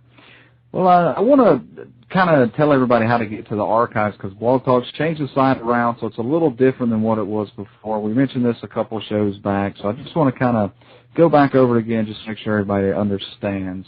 Once you go to the site and you go to our host page, which is blogtalkradio.com/shadowsinthedark, you'll see our logo over there, and right below it, you'll see a few little options, and one of them says subscribe via RSS. And what you're going to do is you're going to click on that, and if you choose to subscribe to it, you don't even have to visit the host page to listen to the archives. You could just go straight off of it. And if you've got Internet Explorer 7, then it saves it right in there, another browser that automatically keeps your RSS or your XML feed. So that's how you can listen to the archives. And I'm looking at some possible way to to get them on the site, and we can just start listening to them from there. I mean, I can download them, but I'm trying to figure out the easiest way that will be to make that possible for you guys.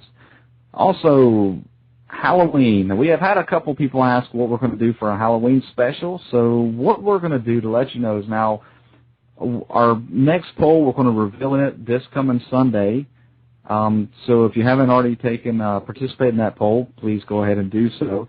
But after we reveal that, what we're going to do is we're going to put up another poll, and we're going to throw out some ideas of what to do for our Halloween show. Now, we are going to broadcast Halloween night that week, and we're going to same time, though, 11 p.m. Eastern Standard Time. So we're going to end Halloween Day, the last hour on the show.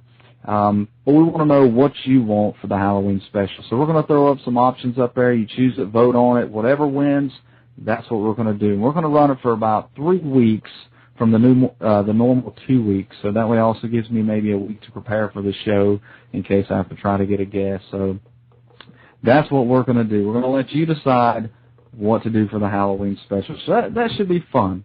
And we haven't decided if we're going to let you know right off the bat, or are we going to just let it be a surprise. We may do that. Now also, we've got a few new items in our shop. You want to check that out, just go to our homepage, shadowsinthedarkradio.com. You'll see the link up at the top that says shop. Just click on it. Got a few bumper stickers, hats, things like that. So if you get the time, check it out. We're really excited about getting that up. Now, we have a really great show tonight. I'm really excited about this guest we have on. His name's Oliver Williams, and he is the editor of jOHNtitor.com, which is a very, very fascinating story about a time traveler.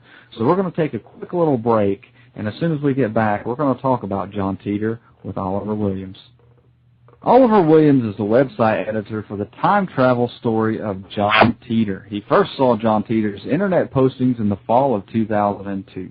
After reading many of the sites where John was discussed, it amazed Oliver as to how much polarization and confrontation John's posts caused.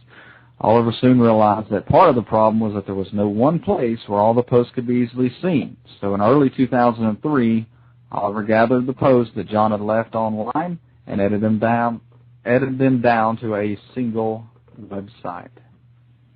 Oliver, welcome to the show. Hey, thank you very much. It's good to be here. Thank you.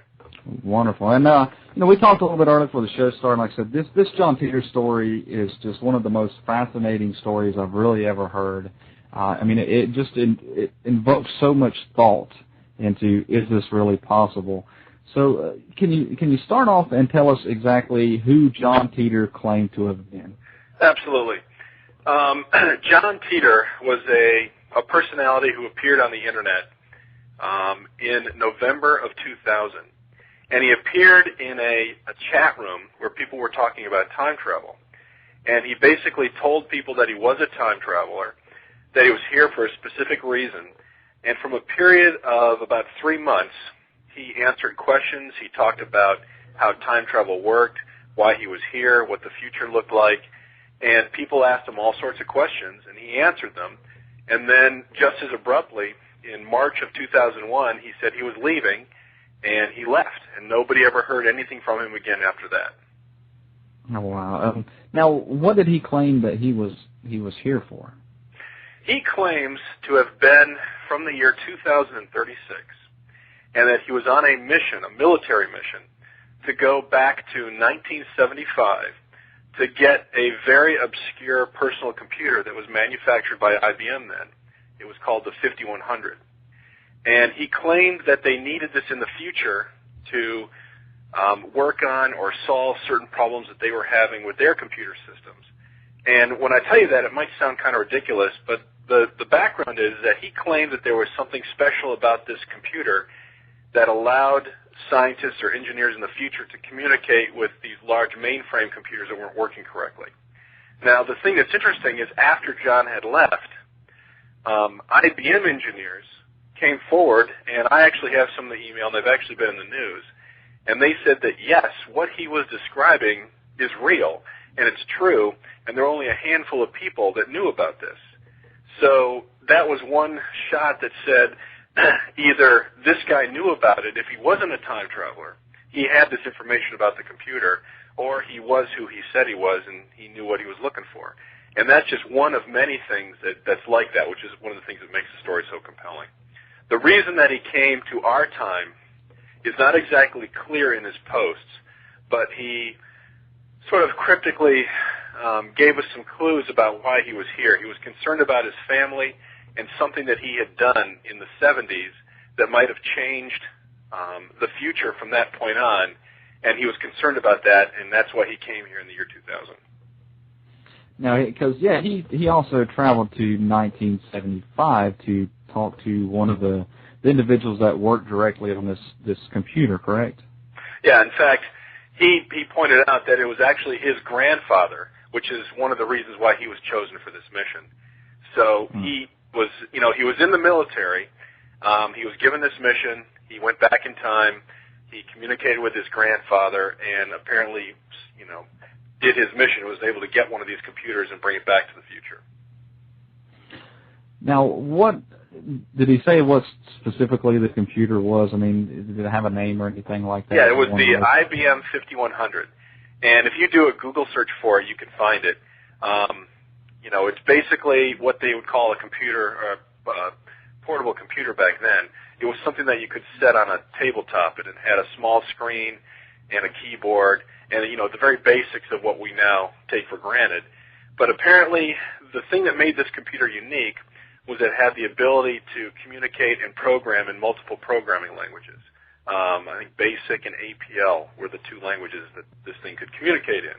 And he said that the reason they needed this particular computer was because they could connect it, or they could use it with these huge mainframes, and then they could translate the language. And apparently that was very difficult to do unless you had something portable to do it. And that was a specific reason why they went back to get that computer.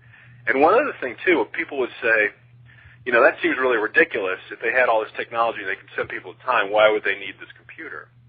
However, one of the stories that's on our site, NASA scours eBay looking for parts for the space shuttle because, of course, they don't make them anymore.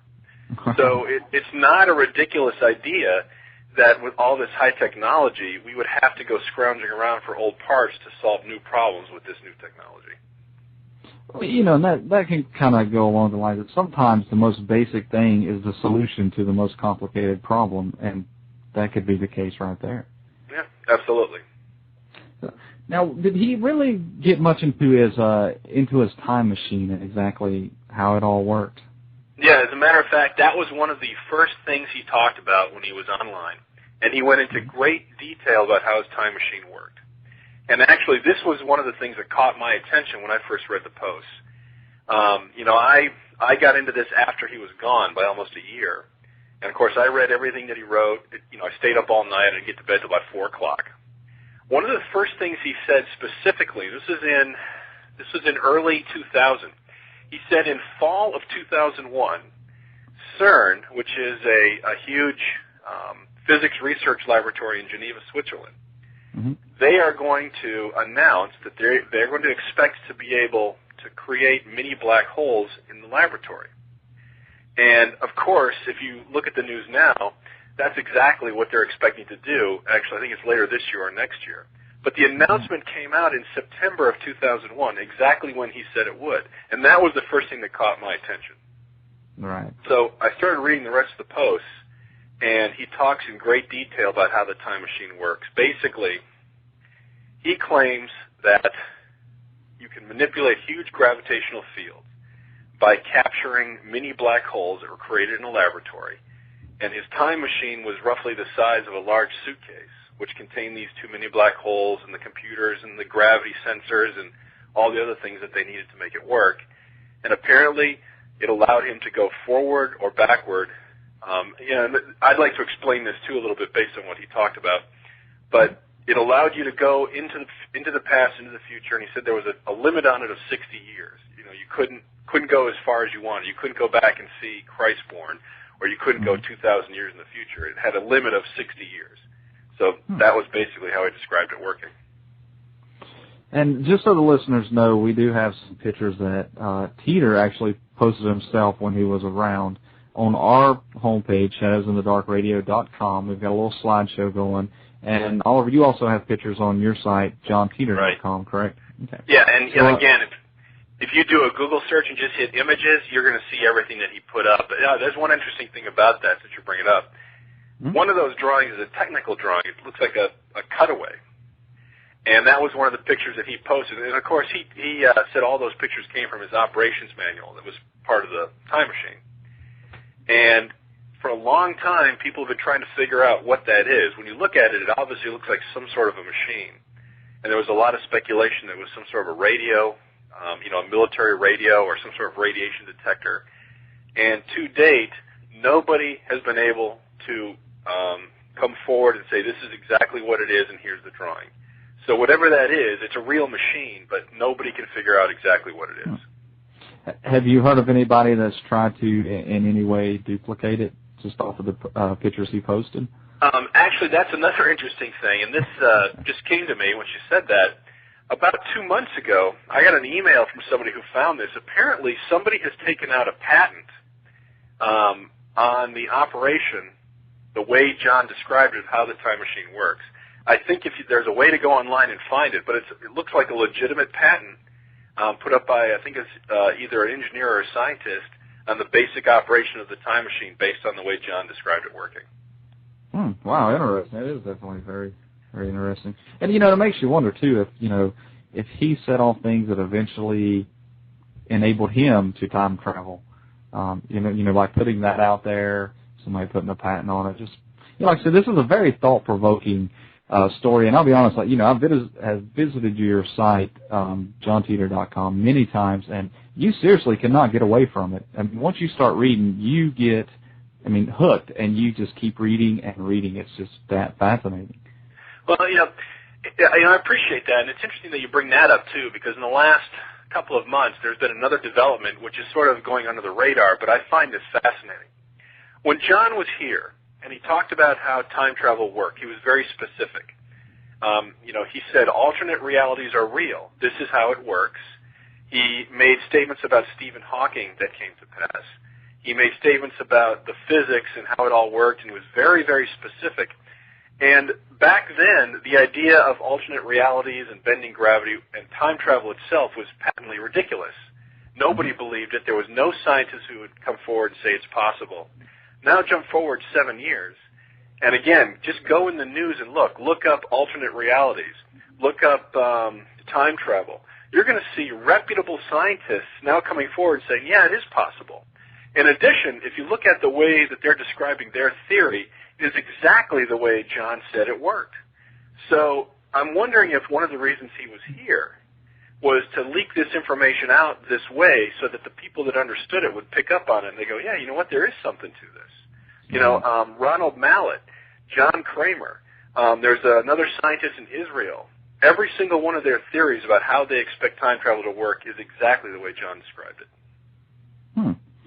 And, that kind of goes back, like I was saying a minute ago, maybe, he had to give this information to enable himself to be able to time travel, changing the time, so I guess.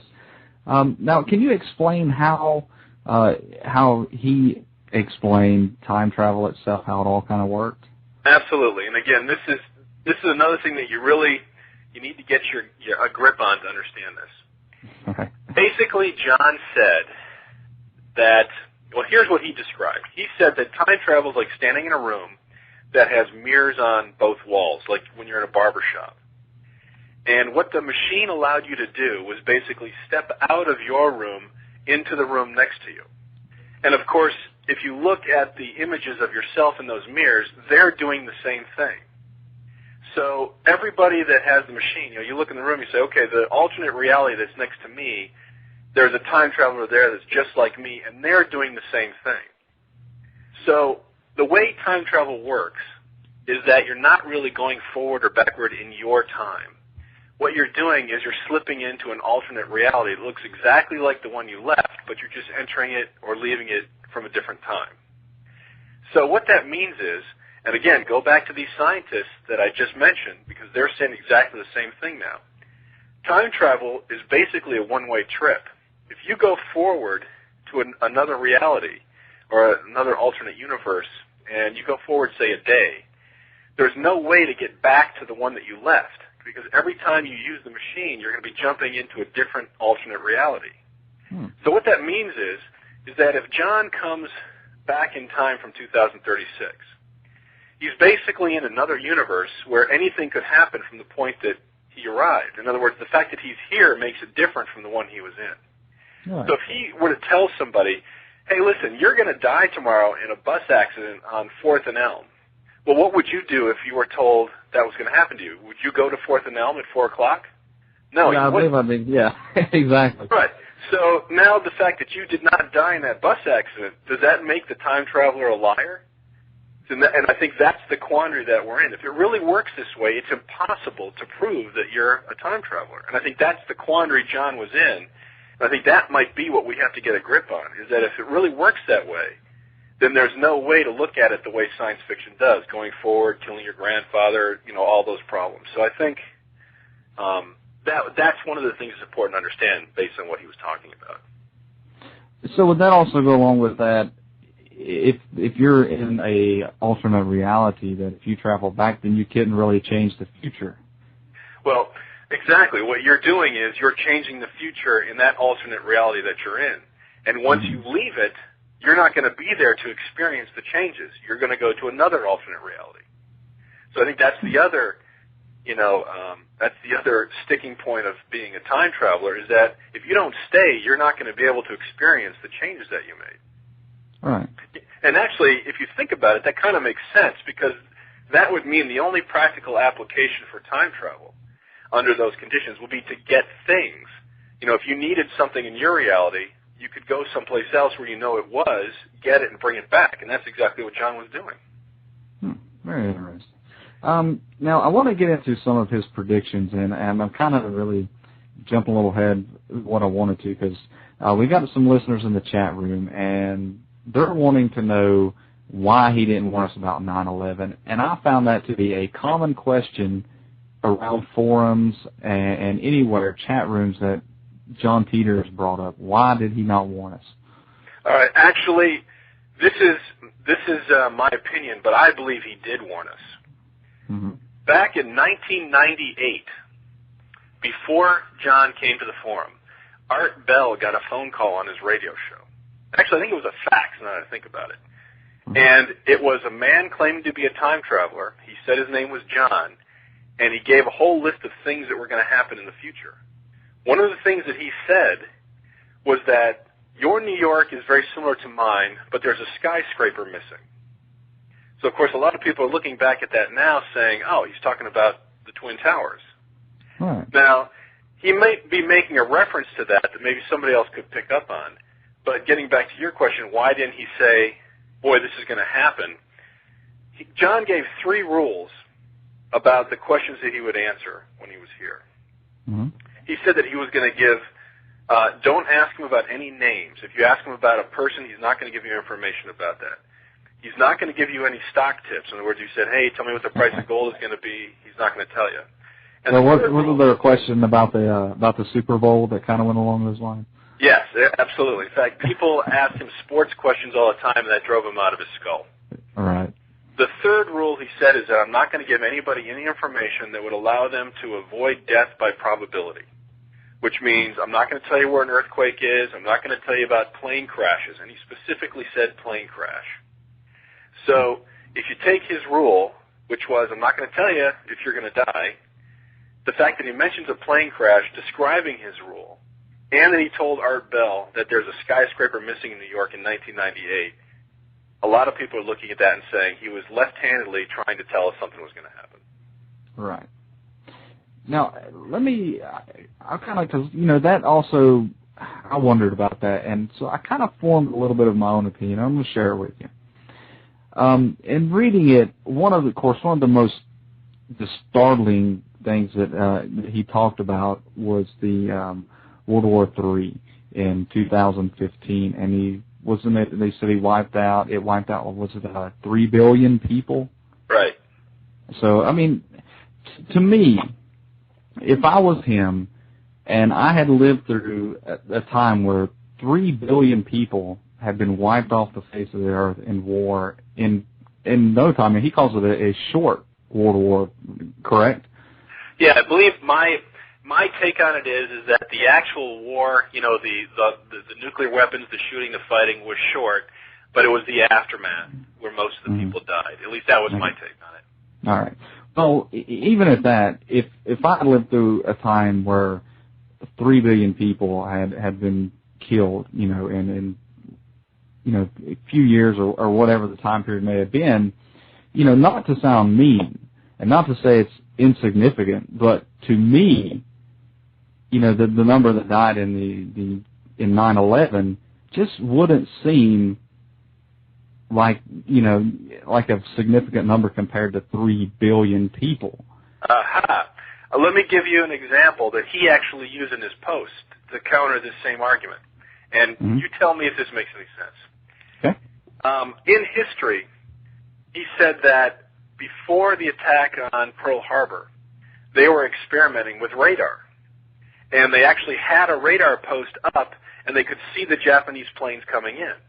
Well, they weren't familiar with how it works, so they didn't do anything about it. They thought it was somebody else's planes. They thought it wasn't working correctly.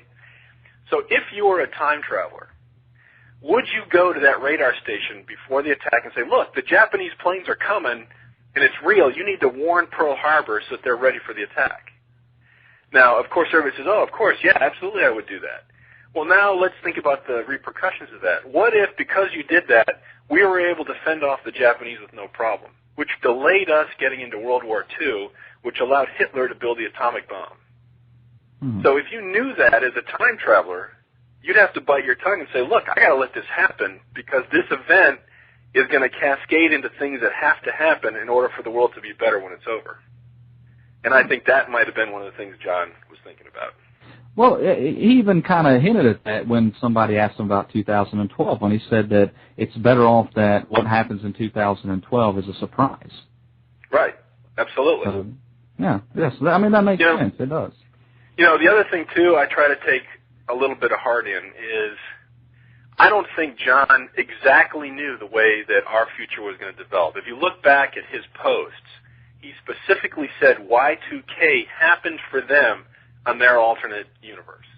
And it didn't happen for us. So that's already something huge that didn't happen here. So his, talking about the future, he would have to be taking educated guesses or talking about things that had a lot of momentum. For example, the physics of how the time machine worked. That was going to be the same no matter what alternate reality you were in. So he could say that with relative assurance that those kind of things would develop. But, for example, another big criticism he gets is about the Olympics. He said that after 2004 there weren't going to be any more Olympics. Well, if the Olympics come off without a problem, then does that mean he's not a time traveler, or he's just wrong about the way that our future is going to develop? Right. And, I guess some of the debate on that, too, is whether, is it Winter Olympics or Summer Olympics? I've seen that debate, in other rooms as well. Well, the other thing, too, is that I'm seeing some news articles floating across my computer that there are some people seriously looking at boycotting the 2008 Olympics. So, I think it's still up into the air. There's a lot of momentum that looks like it's going to happen, but it's a little strange seeing that kind of stuff come across based on what he said. Yeah, very. Let's talk about some of the other predictions, and specifically some that have come to pass thus far. All right, I guess, let's see. I got a little list here. I'm just trying to see what he's got. Let me tell you about one that just happened, just so that people could say, oh, these things were a long time ago. This one was kind of interesting. This happened a couple of months ago. There was a point in the post where John was asked if he remembers any poetry from the future. And again, remember, this is in 2000, 2001. He said, yes, there is a poem that is very popular in the military called A Soldier's Winter. He said it was written by a soldier, excuse me, and he went on to actually recite some of the lines from the poem. Well, lo and behold, I get an email about 2 months ago. In 2005, A Soldier's Winter was actually written by an Army soldier. And if you read the lines, it's very similar to the poem that John read. And he said the poem had been edited and changed over time, but it was a symbol for the way people felt about the future. So is that a wild coincidence, or was that bound to happen? Was a soldier going to write a poem called "A Soldier's Winter" and he just got lucky, or was that the poem he's talking about? And again, go look this up. This is all on the internet right now. Right. Some of the other predictions he made a while ago, he talked about that we would find no WMDs in Iraq. And again, this is even before the first Iraq war. Before we went in, he talked about that. He said that China was going to be the next country to put a man in orbit, and they did that. He specifically talked about the space shuttle having serious problems 2 or 3 times. Mm-hmm. He said that Stephen Hawking was going to change his opinion about black holes. Let's see, I'm trying to remember the specifics of that. It was radiation off of mini black holes. He said that Stephen Hawking would eventually change his viewpoint on that, and that's exactly what happened about 2 or 3 years ago. Oh, yeah. He talked over and over about mad cow disease and how that was going to come from behind and really hit us. He talked about eventually how our constitutional rights would start to evaporate and be taken away from us, and that happened also. If you read the post, it just goes on and on and on. He talked about viruses being used to cure cancer. And again, just recently, like a couple of months ago, I saw another article where that's exactly what they're doing. They're finding success now using modified viruses to fight cancer. So there's tons of stuff like that in the post about all sorts of subjects that he was asked about when he was here. I mean, it's just wild that there was some that he just nailed. Now, somebody in the chat room saying something about the soldier, about the poem, and apparently they're saying that the soldier. I mean, is there any indication that they were familiar with Titor and gave him the idea to write the poem? Yeah, that's absolutely a possibility too. But I will acknowledge that's a possibility, and I accept that. But let me throw this out back at you now. Imagine you're a time traveler. How do you prove it? If you give a series of predictions, this is one of those cases where you could say, oh, well, just because he said it, that's the reason why I named it that title. Right. So again, this goes back to how do you prove you're a time traveler? If every single thing you say, there's always going to be a reason not to believe it. And when I was thinking about this, the only really way to prove it, and this is the irony, would be to take the person along for a trip in time. But if time works the way that John described it, then you're never going to get home to tell anybody that it's real. You're going to be in the same position the time traveler's in. So I find that very ironic that, people say if time travel's real, how come we don't see them? And maybe this is the reason why, because they know no one's going to believe them. Now, he said he visited his family while he was here, right? Correct. When he was asked where is he staying, how is he paying for things, he said that he was staying with his family in 2000, 2001. He also stated that I know that he was staying with his family when they had him as a young child. So he was actually in contact with the younger version of himself while he was here. Now, how old would he have been at this time? Okay, I believe he said he was born 1998. So that would have been about, 2 or 3 years old at that point? Yeah. And now that I recall, I even think he said something about that his parents were telling young John that this was his uncle, that visiting from out of town, I guess. But, apparently that, and I guess he also stated he was using his parents' computer to talk online also. Now, this also branched out to, I've heard stories of a lawyer that was protecting the Titor family. Do you know much about that? I followed that, but, this is kind of where, let's see, how do I put this? I like concentrating on what he said and then seeing the news that comes in relating to what people agree that he said online. This is one of those peripheral things where I follow it, but it's one of those things where I have no way of knowing if it's real or not, but I'll tell you what the mythology is. Apparently, when John left, his family lived in Florida, and they moved from Florida to the Midwest. Shortly after that, they had an attorney that was a friend of this other attorney named Larry Haber. And Larry Haber is apparently an entertainment attorney by trade, but he claims to represent the family of John Titor after they left. And I guess there's a company, I think it's called the John Titor Foundation. They put out a book. There's talk about doing a movie. There's some stuff online that you can see. And a lot of people sort of get a sour taste in their mouth over this because it looks like it's, about money. But I'm kind of looking at this as, well, if this is real, maybe there's something else going on here that we're not seeing. Maybe there's another chapter to this story that's yet to be told. But this guy's a real attorney. I mean, you can look him up online, and that's what he does, so nobody denies that this guy's not for real.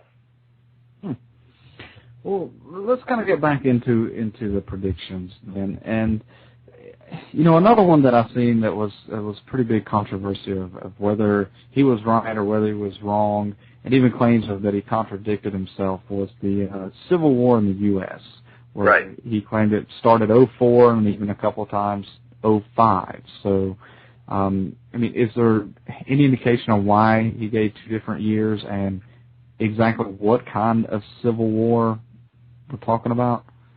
Yeah, my take on this is that he said his specific words were that the civil conflict in the United States would begin in 2004, 2005.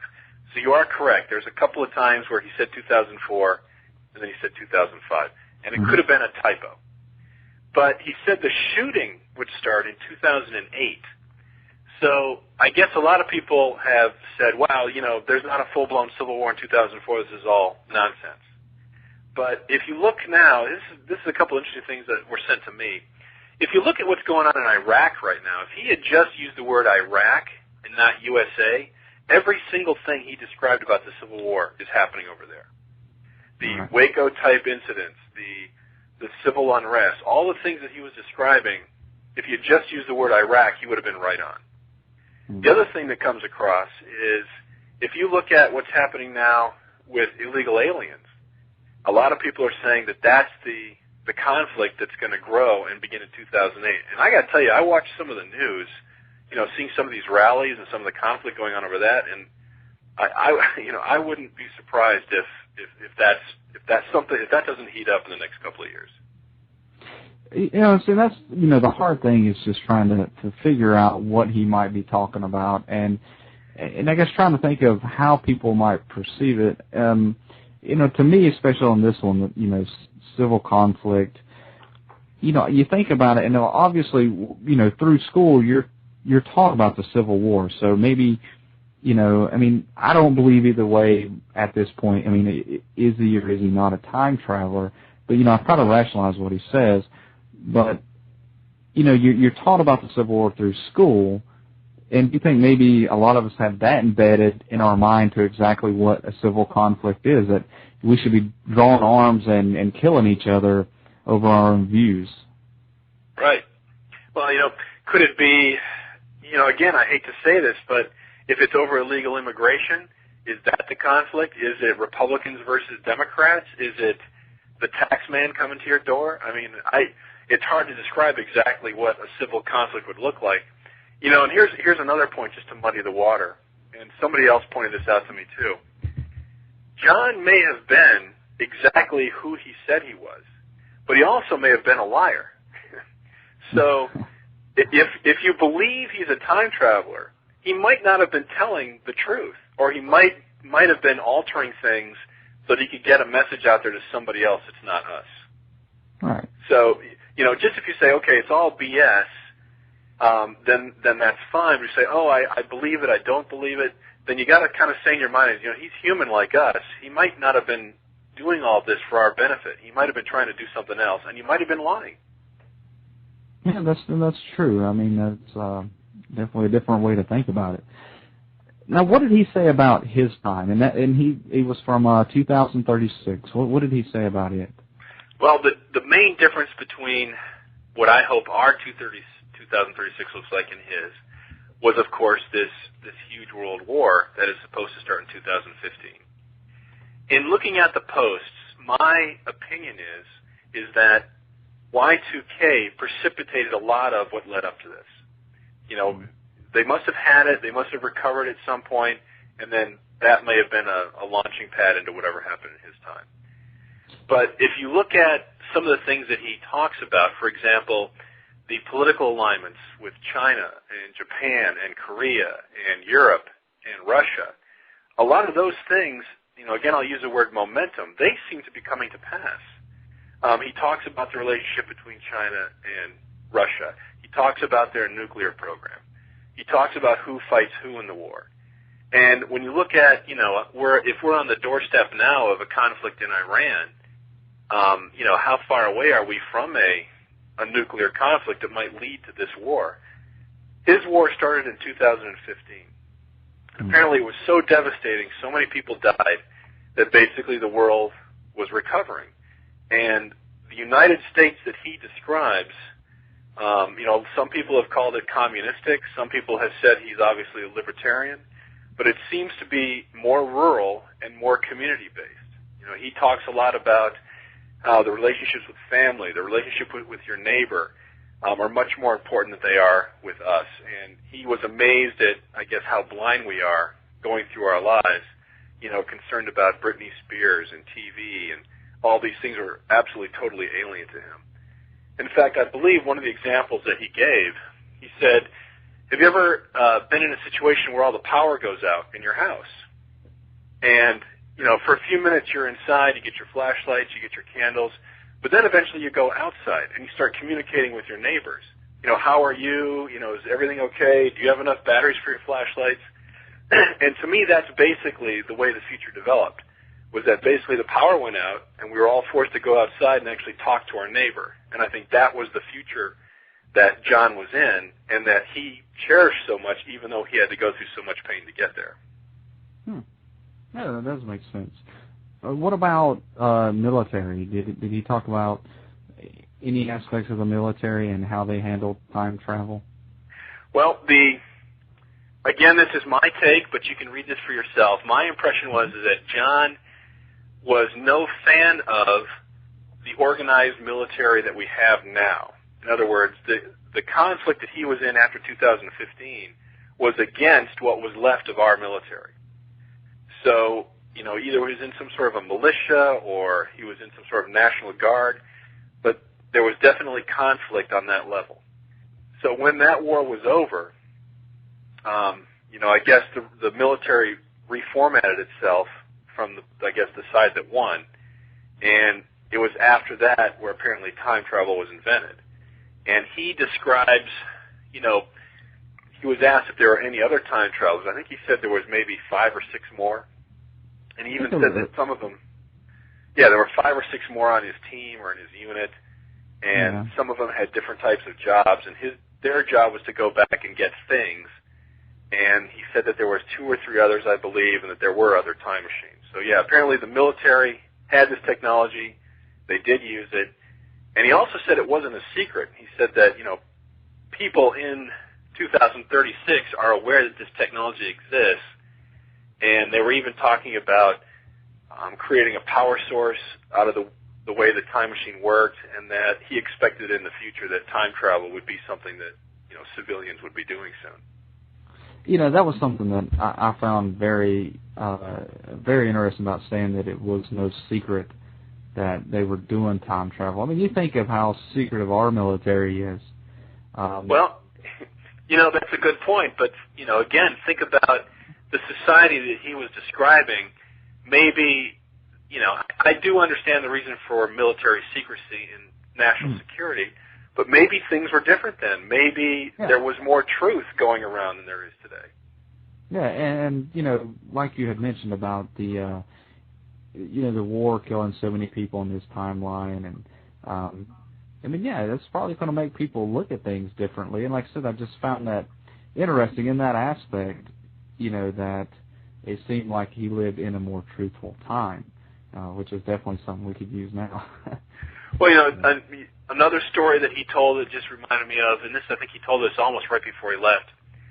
He said that one day he was in the car with his parents, and they were driving down the highway, and they saw somebody on the side of the road that was walking with a gas can.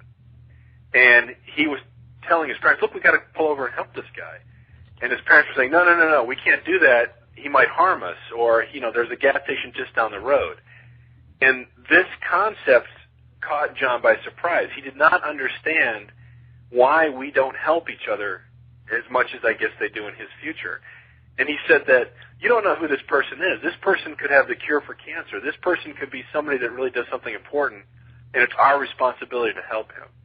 So that always struck me as, you know, a little telling that really bothered him, the fact that we seem to be oblivious to, you know, everyday problems that people have around us, and we don't help them. Now, looking at his military logo, have you tried to figure out what that possibly might represent, or did John ever say? He did. Mm-hmm. He did describe that. I don't have it in front of me, but I do remember what it looks like. He said that those curved lines represent the, I don't know, for lack of a better term, the gravitational field that his time machine made. And I believe there are two lines on it. One, I think, goes to the center, and then one goes a little off-center. He said that the line that goes to the center, I think it's a curved line that goes through the center of the logo. He said that that line represents the path that you want to go on, and the other line represents the path to God, which is the time machine doesn't take you where you want to go.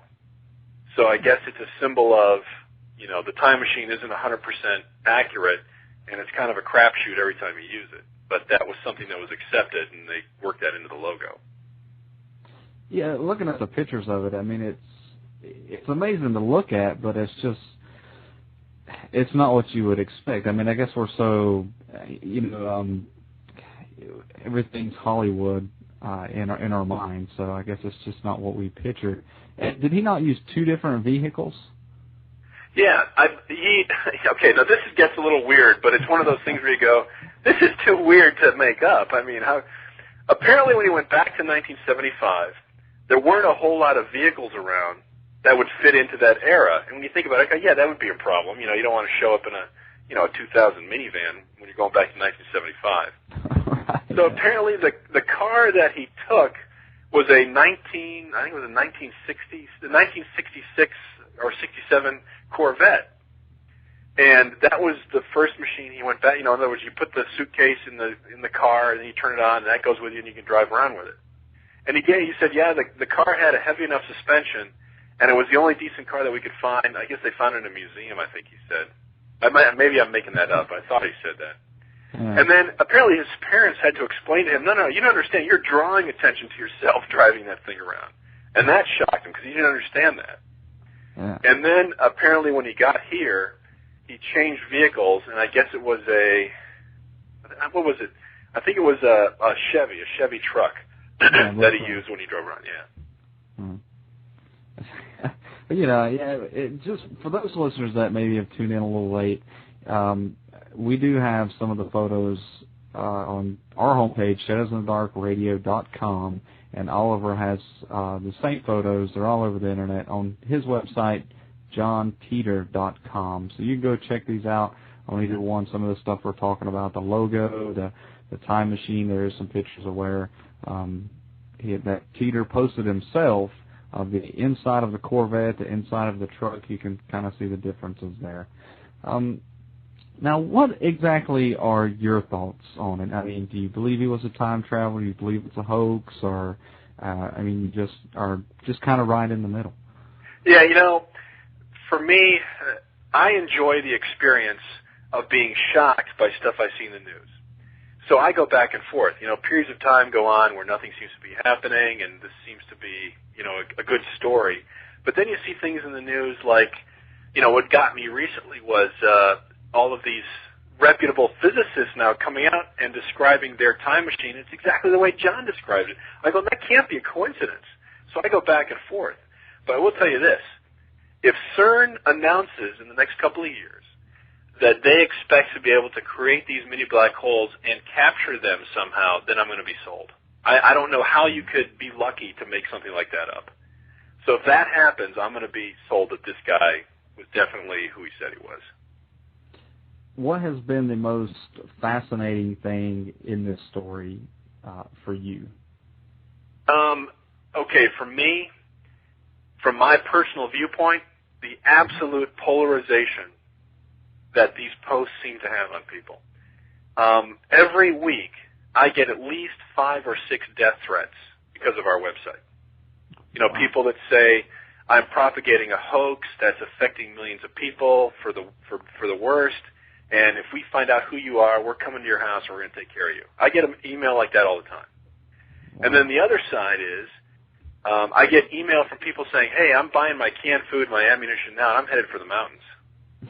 So it goes both ways. There are people that are really afraid of this and believe it, and then there are people that are very violently against this for whatever reason. And, you know, they spent 7 years trying to debunk this and convince people that it's not real. I just don't understand how people can have the energy to do that all the time. That's what amazes me. Yeah. And, you know, like I say, I mean, this is coming up on the 7th year, and it still is out there being talked about on a regular basis. I mean, you know, I just messed around today just searching around on Google, and it's all over the place. You know, even recent posts. Oh, I agree. I see it. You know, it's interesting that I don't know if this has been your experience or not with other subjects, but I'm seeing it migrate off of the chat forums, and now it's ending up in people's personal blogs. You know, I have a Google alert for a blog come in at least once an hour, and I'll tell you something else funny. Just recently they did a Star Trek DVD collection about time travel, and the reviewer actually used the word Titor as a adverb or as a adjective to describe the DVD. So I find it fascinating that his name is now part of our lexicon when it comes to time travel. It's just amazing that could happen. Oh, well, it is. Now, there was something on your website about a John Titor movie. Is this something that had come out or is coming out? Yeah, this is one of those things where you look at it and you go, what's really going on here? This Larry Haber, who claims to represent the family, has been making some noises about a film coming out. And if you go to YouTube, they've got a little clip there, and there's another longer clip that, actually on our website, you can see, and anybody can do this. If you go to brightcove.com, you can grab the code for this player, and you can stick it on your blog or whatever. But you can actually buy a little clip of parent movie from them. And I've watched